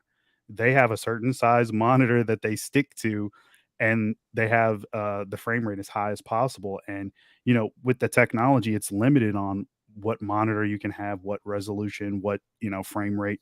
Like for example, with OLEDs, you can only it only goes up to 120 right now. Yes. But yeah, so like eventually that's going to go up, but you're doing tech hardware versus like internet speeds. And that's going to be a problem. And I don't know why Stadia failed. I guess people just didn't put anything into it. People weren't buying it. I know a buddy of mine was super excited about it. He's like, "This is the future. This is going to take off. It's going to be awesome." And I'm like, "Dude, no, that's never going to work." Yeah, and then Like, they refunded everybody, which was crazy. They didn't even have yeah, to do that, but they Mhm. were like, "We're just going to give people the money back that they paid for those games because you can't play them anymore." And you hmm wouldn't see a company like Sony. Like, I don't know if you guys saw the Sony controversy because they removed all the Discovery stuff off of their store because of the deal that went hmm through. So yeah, everybody that purchased digital media from that Sony store just completely lost the license to it. And that's been coming up a lot, right? It's like, hmm what do you own? What don't you own? And that's why, again, with movies, at least I still buy them on the disc because I like to own it. And it's funny because I always said this, and then I saw Nolan said it in an interview recently about Oppenheimer, about like no one's gonna break into your house and take it off the shelf, or at least in theory, right? But hmm like that's what I like about it is like I know my stuff is there, and it's not in a million other places, and that's why I think like for 4K players, like I know Best Buy still sells some, but like, if people see some of these newer consoles going on sale that has a disk drive, I'm just saying get it now because I don't think that they're going to have it on a PS6 or the next Xbox. I just don't see the disk Mhm. drive. So I think that's going to be the first step, is eliminating the disk, and then downloading. I really hope they don't get rid of, but that's everything they had in that it was like a whole thing. It was like a whole slideshow presentation of like their plans, and that was hmm not like, yeah, that they're pushing for a streaming future, and I don't know, and I don't know if Sony's going to take that either. If they're going to just be like, again, they're trying to play the nice guy with the disc drive, but even they started to launch their like the PlayStation portable they just came out with, or the Portal, whatever it's called.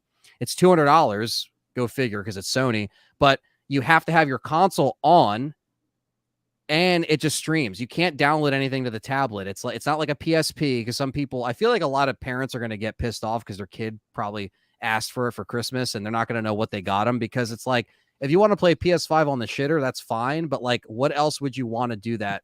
Like what, like, you know what I mean? Like, why would you, where are you going to bring it in your house? Like, I have to turn the console on, I have to stream it. And like my buddy who tested it, he was playing Call of Duty, and he's like, there's delay, like there's still a little delay, and you're hmm streaming it from the console that's like in the same room, or you're like 5 feet away from. So it's like, who is this for? So it's like they're trying to dabble into the streaming stuff as well. But it's like, I feel like all this is just a trial run right now for all of them. The like X Cloud for Xbox, and then the Portal for PlayStation.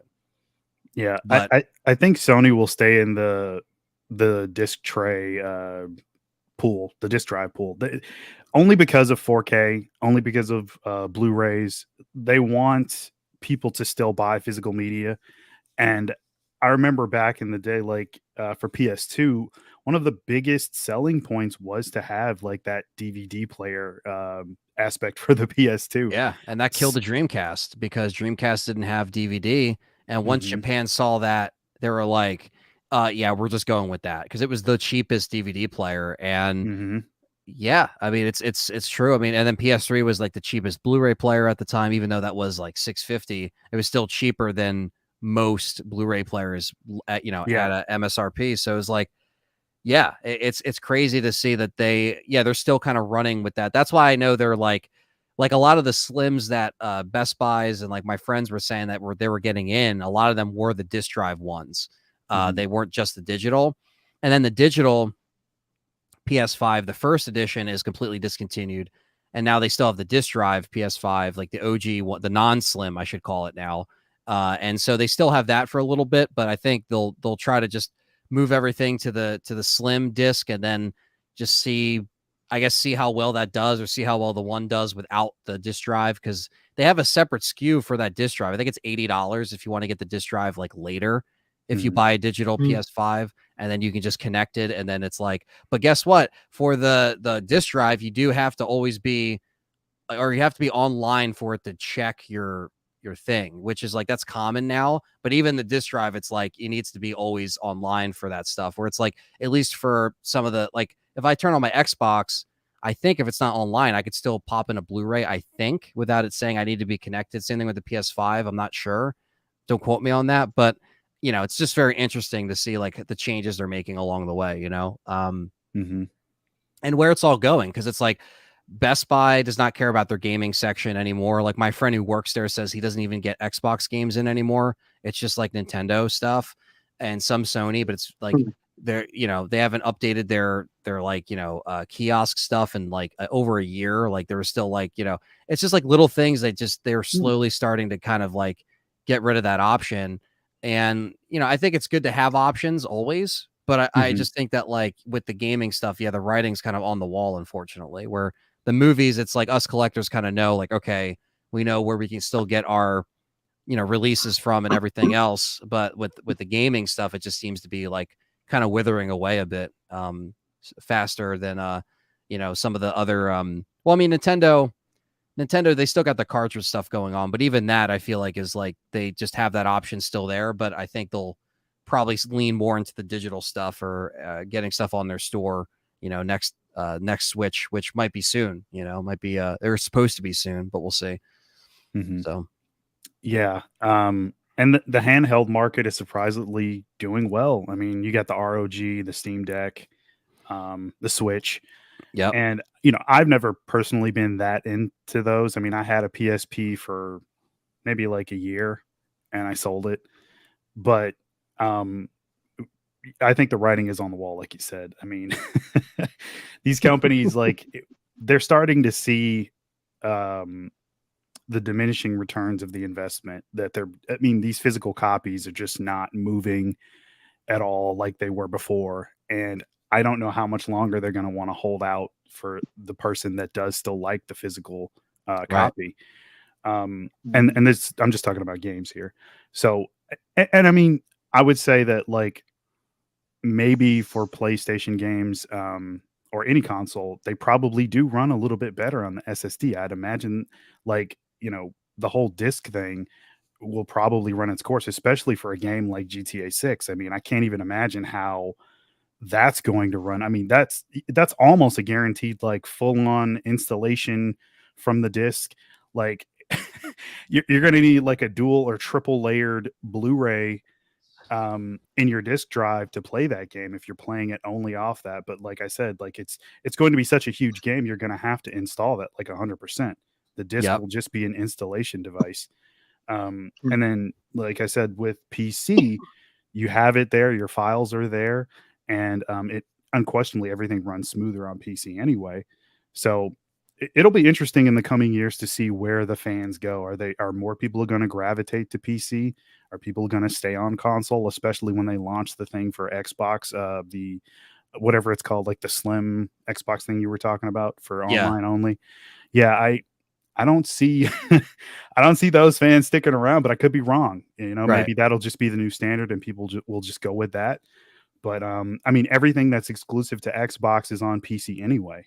Yeah, and it's getting So that way with PlayStation as well, where it's like yeah, exclusives are becoming less and less of a discussion because it's just on that's that everything. last Spider-Man, not the most recent one, the one before that, Spider-Man Yeah, 1. It's on PC. So yep. it's like, God of War is also there, and it's yeah. like, because Sony had to understand that, like, yeah, we have to accept this. We can't just push off PC forever, and people just want to play the games where they want to play them. It's not so much like, I know people online always make it about wars and who likes what and what's better, but it's like right now, it's like they're really, look, by the time GTA comes out, we'll be on these consoles for 5 years, Mhm. and we'll probably have a couple mid-gen refreshes for these consoles. Maybe a PS5 Pro is also rumored. So Matt, you might as well just wait at this point, because Yeah. by the time you get something, you take it out of the box, it's fucking outdated.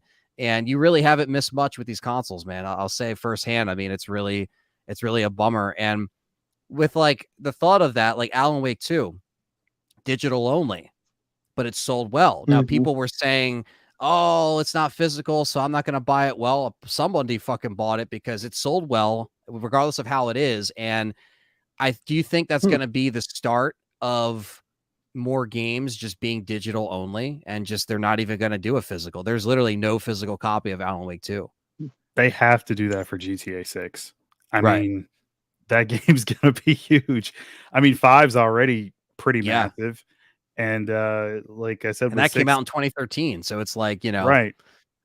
Yeah, I just can't see, like, them pushing it to the limit, even though I know they said they are with, fully utilizing the hardware that they have at their disposal for, consoles, but, like, something like that, I'm seeing that only running in 1080 at 60 frames, maybe at 4K 30 frames if I they think do it might that. be 30, man, to be honest with That's what you. I think, 30. Yeah, just 30, and people are gonna be mad because it's not gonna come out on PC right away, just like 5. So I Mhm, know that's gonna be a Mm. thing, but I think it will come out on PC and it'll be right, but I think they're gonna make people play it on these consoles. And yeah, it'd be 30 frames does suck in 20, even in 2025, 30 frames does suck, because then I'm thinking, what am I on, a PS3 or 360?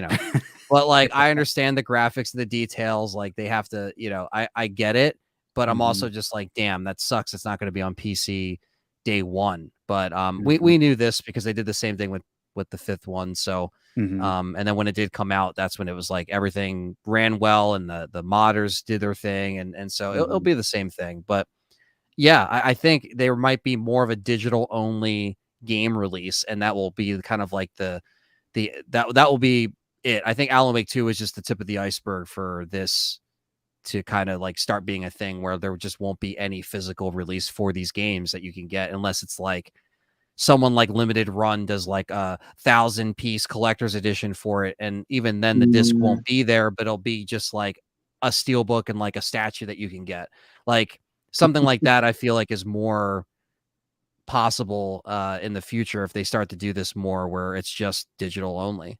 mhm. Regardless if you have a disk drive, you'll just be getting digital only new games, and you're just like, all right, I guess I have no choice but to do this then. You know Yeah, like Digital that. only Resident Evil games. that too. No, honestly, dude, I can see that. Where it's like, hey, we'll do a collector's run, but if you just want to get it, like, it's on the store, there it is. Like I see them doing that, to be honest with you. In the next couple of years. But we'll see, especially with the GameStop exclusive bullshit that happened this last go around, where a lot of their collector's editions were getting canceled, and like they didn't supply enough. So like I feel like they got to kind of get away from GameStop if Capcom wants to do more collector's editions, because in Japan they don't go through GameStop. So I wonder, what they would do in the US. But yeah, maybe it just will be collector's editions nowadays. Like even for the new consoles, like I'll admit, like I maybe only have a couple games like physically for the newest stuff. I mean, I'm really buying digital You on the on new stuff. PS5?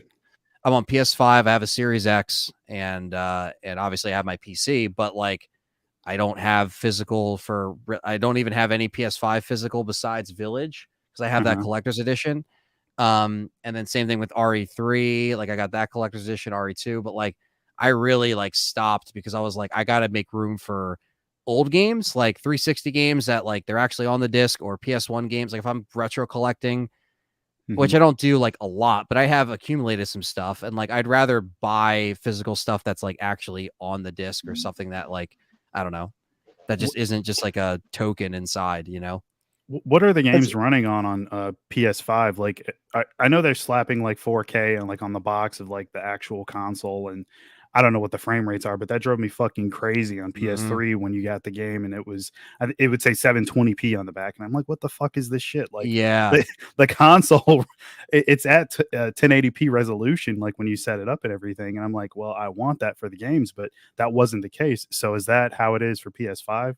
Yeah, it's kind of like, you get checkerboarding 4K, so you kind of get like 1440 sometimes, like with I some games, figured. or like, yeah, it would lower it like for like something like Spider-Man. Like if you want to play it in 60, you got to lower it to 1080. I believe. I knew it. So it's like, yeah. So it's because if you want it in 4K, it's going to be 30, right? So it's, or like if you want it in performance mode versus, everything else. So they Series X does the same thing sometimes. I mean, Series X definitely runs stuff in 4K a little bit better from my experiences, but I will say that like they both have problems with not really utilizing the full potential, I think sometimes, because something like Call of Duty that runs in 60 no problem, but like some of the stuff that's HDMI 2.1 that like the new TV support 120, some of them can push up to 120 frames, which looks amazing. Like I saw RE2 in 120 on an OLED, and I was like, holy shit. Like my friend's OLED, I was like, fuck, this looks great.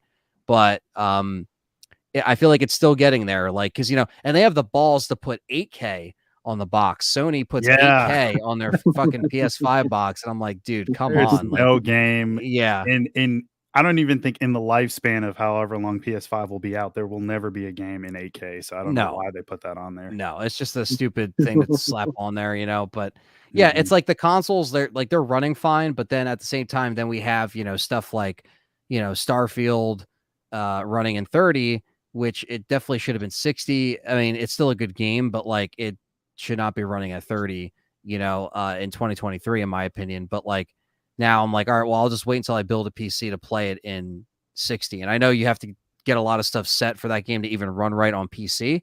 But it's like, come on, guys. Like, this is supposed to sell consoles here. And like, maybe it is for some people, but like, I don't know. I'd want the biggest impression when I get that console, not for something to run that shitty, or in 30, where it's like, so, yeah, some people might not be able to tell the difference, but we can tell for sure. Yeah. So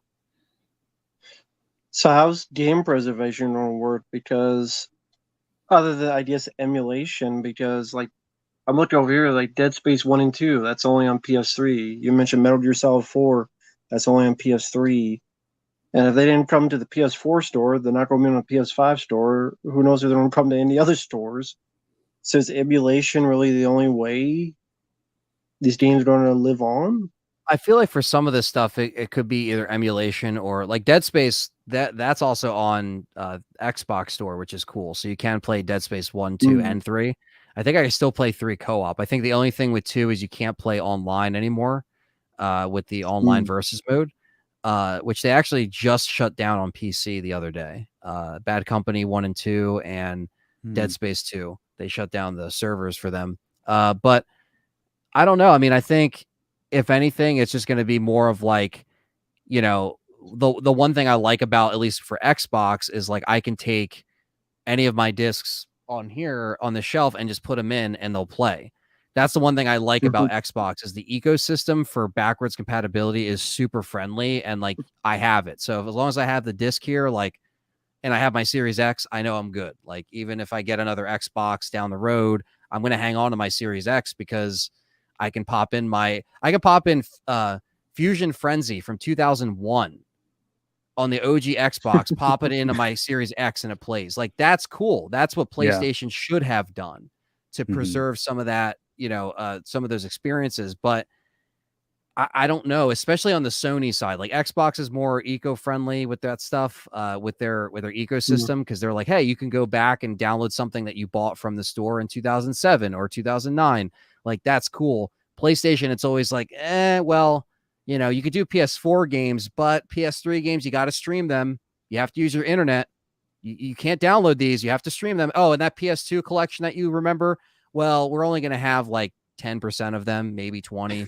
Not even. That's being generous, So it's like they really got to get their shit together on the Sony side, where PC, like you mentioned, Matt, like emulation, yes, that's probably the best way overall is having a PC, having ROMs, or ripping your own games, putting them on hard drives. You can put them on RetroArch. You can put them on these really cool things that just logs all your stuff. DuckStation's a great one for PlayStation as well. That runs it in high res and stuff like that. But as far as like preserving it on current machines or being able to play certain things, it's such a hit and miss with Sony. Microsoft still has, they still have some stuff they can probably, enable that isn't enabled for backwards compatibility, but they do have at least the right to, because they have they have a dedicated team that makes those things possible, where Sony doesn't have the money for that. They just don't. And I feel like that's the problem, is they don't have people actually like, all right, how can we engineer this thing like to work in 60 frames in 2023 on a game that came out in 2012? All right, well, let's see if we can make it work. And they can. Like, I could play Operation Raccoon City, which isn't the best Resident Evil game, but it's still a fun co-op shooter. It's an action shooter. It runs in 60 frames on my Series X now, where like for years it ran in 30, 25 frames, whatever. It's like, that's cool. I can take my disc off my shelf, pop it in, and it's my saves are all there. My gamer tag is there. It's like, it just knows, like, you know, so I just don't know where they're going to go with, like, you know, these PlayStation titles for Sony anyway, that just aren't on the store, or you just can't get them at all. It's like, what, you know, why can I get more PS1 games off of the PS3 in 2023 than I can in the PS5? And, you know, people will say, oh, there's licensing issues and blah, blah, blah. And it's like, Sony had all of last gen, 10 years and counting, because the PS4 is still out, to fucking get those games from the PS3 store over, and they just did not do it. They didn't do it. And now we're on PS5 and there's still lack of PS2 games. Like it's called PlayStation. It should all be together. Like a PS5 should play everything. You know what I mean? And Yeah.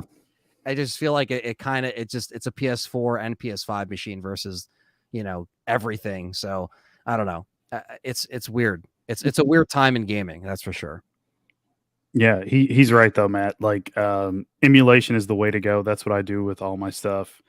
And you're only limited by your hardware, at least in terms of what you can set for resolution and frame rate and all that stuff. Like, for example, a really old game that's really fun was Shadow of the Colossus. Love that game. They remastered it, I think, for PS3, and like it looks better, but it still plays pretty much the same as it used to on the PS2. So emulation, you put it on there and you can tweak all the little settings. And like I said, all you have is your hardware limitation. If you have the top of the line PC, you can make any game from the past look 10 times better than like Sony or Microsoft or whatever would make it look on their console. So yeah, that's what I'm saying. Like, get you a PC, Matt. You'll be right at home. I guarantee it. Yeah. Especially if you see, like, you know, yourself kind of being like, oh man, I kind of want to try that game, or I remember that game, and like, let me look it up, and then you can have it in a couple seconds, you know, and like you can, even if you want to just play it for 5 minutes, even if you don't have time to beat it, but you just want to have that satisfaction of, like, you know, booting it up to play it. And you can keep it the same resolution as you remember if you want it to. That's the best part. Is like, you can play it just like how you remember. Obviously, it will run it smoother anyway, regardless. But like, you don't have to even make adjustments if it's too intense for you to do that either. You just, I just want to turn it on and play, and you just plug in any controller, PlayStation, Xbox, a controller of choice, and it's like, it's just the best of both worlds.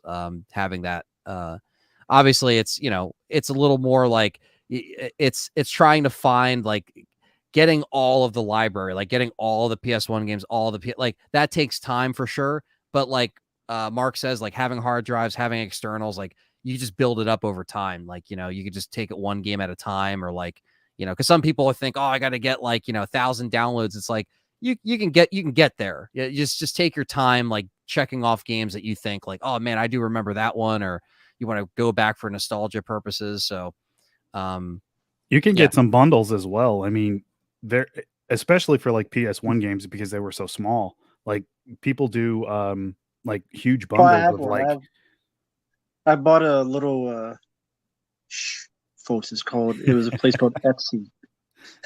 I bought a little mini PS1, has all the PS1 games on there, so I play it on there. That's cool. And yeah, they've done that for PS2 as well. Like I said, they do, like, from, you know, those games were a little bit bigger depending on which ones you had, but they broke them up. I think it's like A to J, and then like whatever letter to whatever letter, and then like you could get like a 3 set library of like all the titles that they've ever put out on PS2, and then foreign stuff included if you want.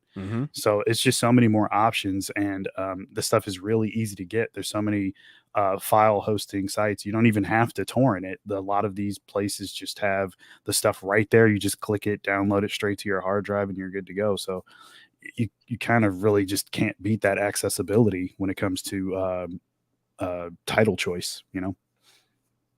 yeah, I mean, Yeah, that or emulation is sadly the way to go for some games because we're already past that. There are games that if you don't do that, they're disappeared forever. Like Mhm. PS3, there was a I heard about it. It was a Ninja Turtles game called Out of the Shadows that was only digital, never had Mm. a physical, and so you cannot find it anywhere unless you play it.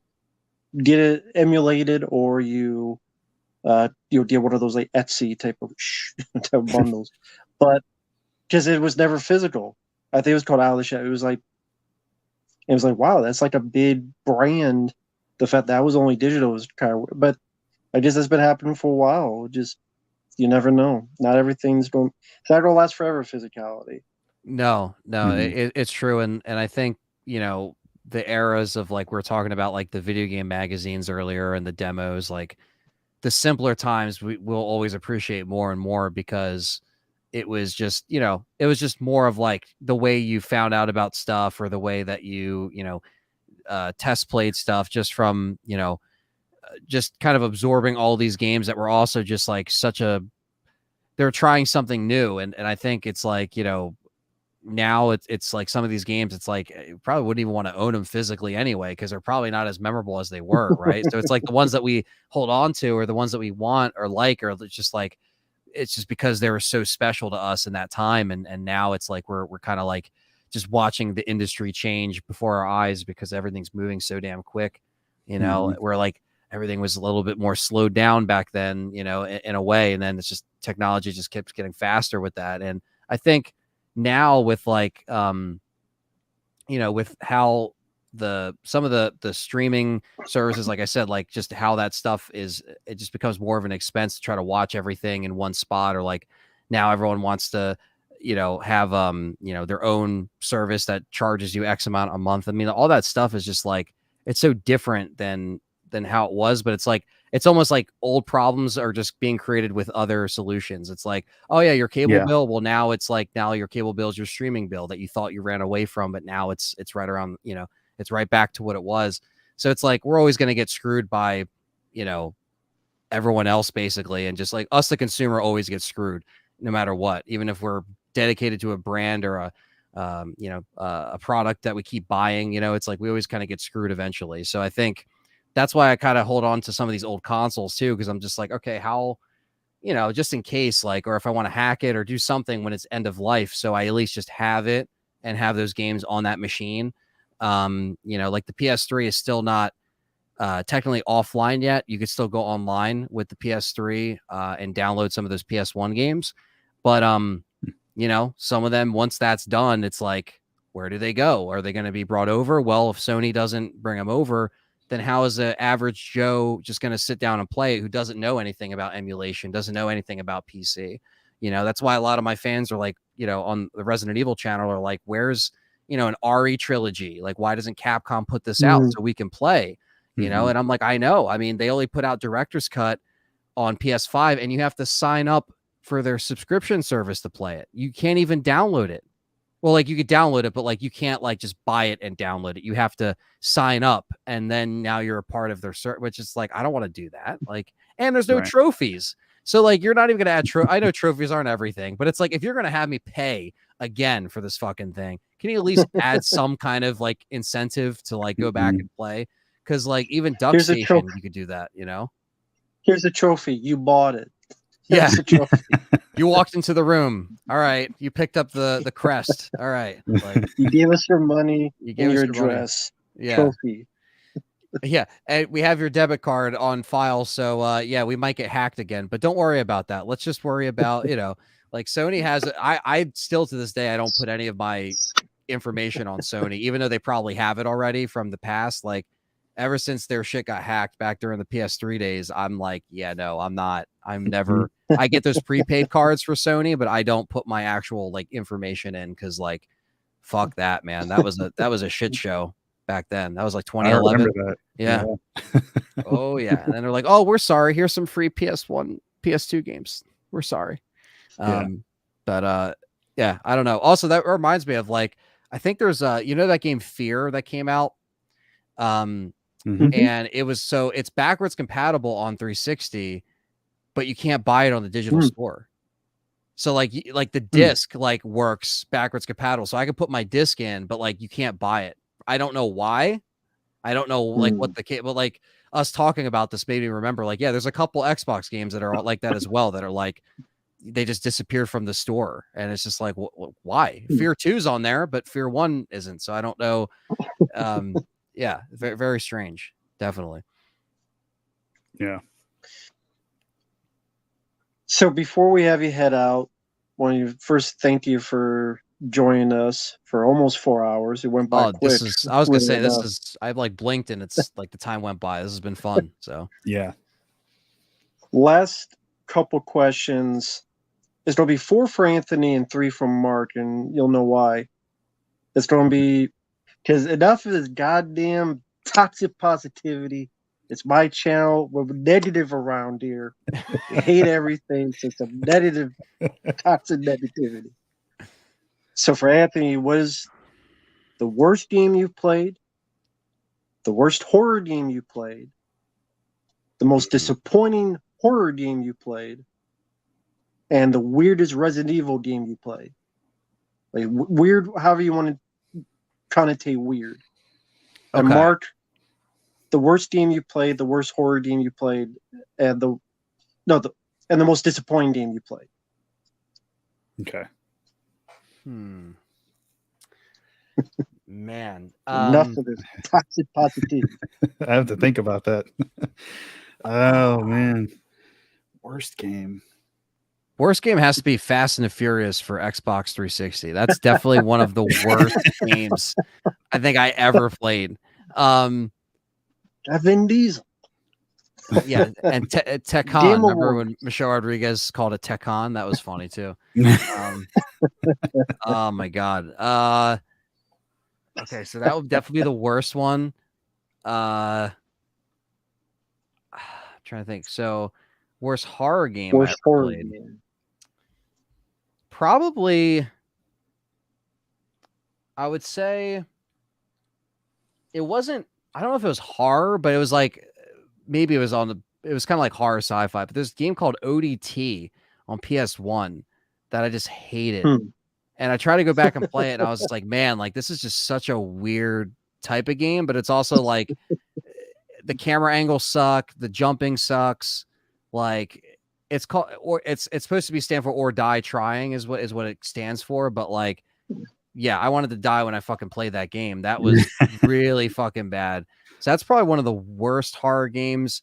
I know it wasn't necessarily horror, but it's still kind of in that realm. So I'll go with that.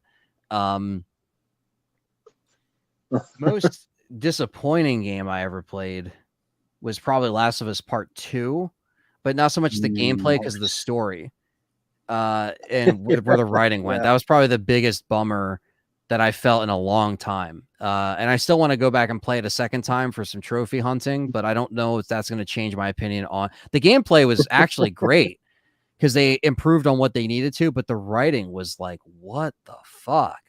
And then weirdest Resident Evil or worst Resident Evil? What was the question? Weirdest. 100% Resident Evil Gaiden on Game Boy Color. That is the weirdest Resident Evil I think I've ever played. And to this day, it's hard as fuck. But playing that on the Legacy series with John when we did those games, that was the weirdest because it was like you thought it was over and then it was like you had this whole nother section, but it was also just like so unique because it was on Game Boy Color and it like the attacking didn't really make sense because you had to do this meter thing when the zombies would approach you and you have to like, get the critical hits. And then like at the end, Leon is not Leon. Barry shoots the wrong Leon. And then he's bleeding green from his neck. So he's a BOW or he's supposed to be a BOW. And it's not canon, obviously, because, Leon's not, a BOW, but like, that's just such a strange game. And it's still to this day. I mean, I would say second to that would probably be Umbrella Corps because that's an online only Resident Evil game and it's complete shit. And that's definitely one of the weirdest games, but it's probably the shittiest Resident Evil game. But where Gaiden is like, it's not completely shit. It's just really fucking weird. And the story doesn't really make sense. But seeing Barry and Leon together is cool. But like, it didn't really have anything else other than that in it. So, but yeah, those would be mine. So it was most disappointing game, worst The game. worst game, Mhm. worst horror game, most disappointing game. Most disappointing game would probably be that game for PS3 that was supposed to be like the Halo killer, Haze. Do you guys remember that? Oh yeah, I remember that. Fucking terrible. Like Who put that out? I can't even remember. It's so long Yeah. ago. But damn, that was bad. Like it had a lot of promise. Uh-oh, we lost him. Uh. Oh, he's back. Okay. There we Yeah, go. there we go. Yeah. So it had a lot of promise to it. And all of the stuff that came out for it looked so damn good.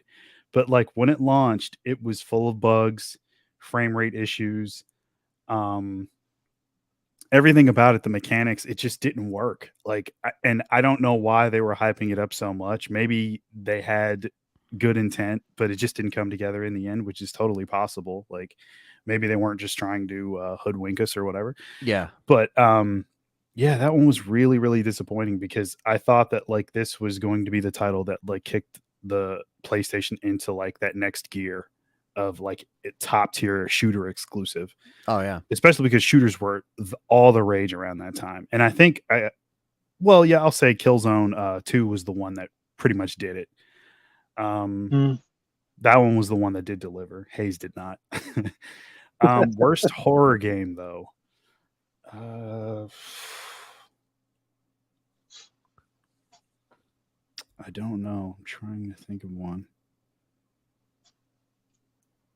It would have probably been a really old one on PC. Hmm. You know what? I don't have fond memories of the game. Probably missed.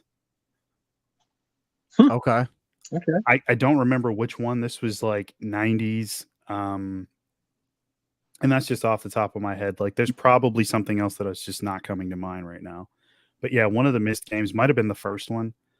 I just I remember getting it because like back then the boxes for like PC games were so huge. There's like a fucking cereal box. They were so big. Oh yeah. And then like I remember it came with the t-shirt and all that stuff and I'm like this is going to be awesome Oh, because that's so cool. like the marketing for it was really good. Like they had the big like cutout thing in the store and everything and I'm like this is great. Get it, play it, and I was thoroughly like bored throughout the entire time. Like I know that's a throwback. People probably don't even know what the hell I'm talking about, but that one for sure was disappointing. And then what was the other question? Most let's see, most disappointing, worst game in general. Oh, worst game in general. Fast and the Furious was pretty bad. Yeah, like there's other obvious ones that I could put on, like Postal 3, maybe. Ride to Hell Retribution. Yeah.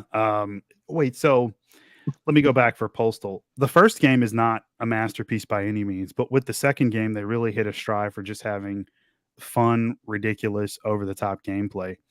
And And serial killing. Loves it. Loves serial killing. Well, I mean, you can do that, but you can stick to the story as well. It was not as advanced as something like a GTA in terms of like gameplay mechanics, but it had enough there where I was like, this is really fun and wacky and over the top. I mean, putting a cat's ass on the front of the gun as like to muzzle the gun, I just thought was like the craziest shit ever. The fact that you could pull out your dick and pee on people, I was like, what am I playing right now? And then even like the fact that you could smoke crack in the game and like that would like boost your health. I mean, it would give you, bad heart problems, so your health would like dip later on. But it was so many cool elements. I mean, the whole Gary Coleman thing, him being in there, and like it was just a lot of crazy, zany, wacky stuff in that one. And then like for the third one, I'm like, okay, we're in next generation. This is going to be a step up. And everything I saw looked great, but when I played it, I was really let down by that one. So Yeah, Postal 3 would be probably overall the worst. Okay. But Fast and the Furious is pretty fucking bad, I'll say. Yeah. For such a That big franchise, why is that game so terrible? yeah, I wasn't expecting it to be that bad, but it was bad. Yeah. It's like, Yeah. dude, they did not care. They're like, yeah, just put it out there, whatever. Maybe play test it, maybe not even, and just put it out there. Mm-hmm. So, what do you have going on your channel? What's next up for your channel? And then for those out there, check out Let's Talk Resident Evil. I'll put in the chat again for those. Oh, thanks, But man. what do you have coming up in your channel? So I'm gonna be trying to just finish the rest of the month off with trying to finish Parasite Eve for the first time. It's an RPG type of horror game slash. It's kind of like RE meets Final Fantasy. It's from Square, so it's the same, developers. I've heard the second one is a lot more RE-esque, so I think I'm going to try to finish Parasite Eve 1 this month, and I'm going to try to finish finish up my platinum for RE2 Remake on the PS4 because I did the PS5 edition. I didn't do that on the PS4. So I'm going to try to finish that, and then I have a couple more streams lined up before the end of the year, but I'm going to try to kick off the next year with something pretty cool for another live stream series that I want to do. But yeah, I'm going to try to just put out a video before the end of this month is my plan to talk about why I personally think that Night of the Living Dead remake influenced Resident Evil 1. And I know a lot of people talk about the original Night of Living Dead, but there's a lot of things in Tom Savini's remake that scream RE1. Like Capcom definitely looked at this version of the film.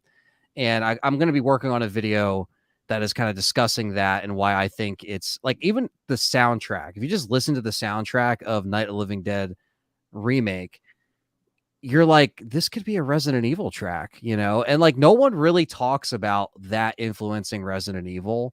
And I kind of want to do a video testing out maybe to see how it works with my viewers of like me talking about a live action film and like bringing it back to Resident Evil. You know what I mean? So I want to work on that this month and put that out and see how it does. Because I really love that film. It's a great remake. And it's not really talked about that much in terms of like, maybe the influence of Resident Evil 1. But obviously there's Night of the Living Dead original. Like if it wasn't for that, there wouldn't be zombies or Resident Evil in general. But I want to talk about the remake. So yeah, I want to do that video, do a couple more live streams to wrap up December and try to kick off next year with some new ideas. So Cool. That sounds cool. I know you mentioned maybe at one point you might have another channel with non-horror games, like in the far future. Yeah, I'd like to kind of branch out, do a third channel. My other channel is a film channel. That's Inocula Productions, but that's more just like films I put out when I'm done or short films, things like that. I want to do more movie review stuff over there as well to kind of fluff up the channel a bit because it's not really as consistent as I would like it to be. But once I get that moving, I'd like to, eventually do a third channel where I'm playing other games. I don't have that set yet, but I think I have to start making that move. Not because I'm hitting a wall with Resident Evil, but I like to flex the muscle elsewhere and play other franchises on a different channel that isn't, survival horror Resident Evil. Because I do like all the stuff we talked about tonight, like Metal Gear and, other franchises, even, Uncharted, like stuff like that. I like to play, on a channel that won't get, completely crushed by the, algorithm. Because if I put anything else out horror that isn't horror on that channel, it's not going to obviously be seen by anybody. And I don't want to just change the name. I want to keep my RE and survival horror stuff there and then have my film channel. And then if I eventually get that third channel name and maybe some ideas, I could start kind of doing stuff slowly but surely on there. But yeah, just two channels for now. So Let's Talk Resident Evil and then Inocula Productions. And then I do a podcast every Wednesday night with my buddy Perry and Frank and our other friend Fred, which is called The Game Complainers. So we kind of talk about game games and everything else, but we also complain and rant about stuff that pisses us off in the industry, which is a lot. So we do that every Wednesday night as well. But that's a channel that my other friend runs, but I'm just there every Wednesday with him. So Cool. Very cool. And Stuntman, any videos you are coming up? I know you said you had like 80 videos you want to get done. Yeah, I mean, just my channel's only dedicated to collection stuff, just more collection videos. I mean, I don't have anything specific in the pipeline. I still have to pick and choose on that, but like I'll probably slow down on all the busts. I know people like those, but and I still have a lot to do. I mean, it's not like I'm running out. It just shooting it, and like those take so long to set up, and then I have to light the bust a certain way, and I have 3 different lighting sources. I use, like I've told you, Matt, I have so many different things that I have to set that up. So it's like it's not as Yeah. easy as it might look. But yeah, I'll probably slow down on those and just focus more on like steel books or maybe media books or whatever. So one of those are coming soon. It'll probably be something on like a smaller release, not something big like a bust. Cool. But to the folks out there, thanks for watching. Thanks once again, Anthony, for taking your time to 4 hours now on the dot. Oh, dude, no problem. No, it was awesome to have you all. Like I said, like, I used to watch your channel back in the day along with Dead Pit and, the glory days of like, reviews on YouTube. And it's just awesome to actually be here finally on your channel. And yeah, it's just awesome because especially like, I feel like Dead Pit, like they don't get enough credit for what they started. But like, they really were like a major, like, blueprint for me, as far as just like watching stuff on YouTube during that time when YouTube was like, I mean, YouTube's still great because we can still do stuff like this, but like it's not as awesome as it used to be. I think we could all collectively agree. So Yeah. I just remember that time when watching yourself, Matt, or Dead Pit, like that was like, that kind of opened the door for me. I was just like, damn, like I definitely, I want to be in this community somehow or be, upload videos somehow. It was all just building blocks to me trying to find my own path on YouTube. So yeah, it's great to be here finally. So anytime, you want to have me on, I'm glad to do it. Absolutely. It'd be a pleasure. So Yeah. thanks for watching, people. Take care. Fuck the Game Wars. Fuck Neil Druckmann. Yes. Fuck Cole. Fuck Jeff Keighley and all them. Yeah. Fuck Corey from Halloween Ends. Just throw it out there. Oh yeah. And fuck him too. We will see you guys down the road. All right. Yeah. Later. Later.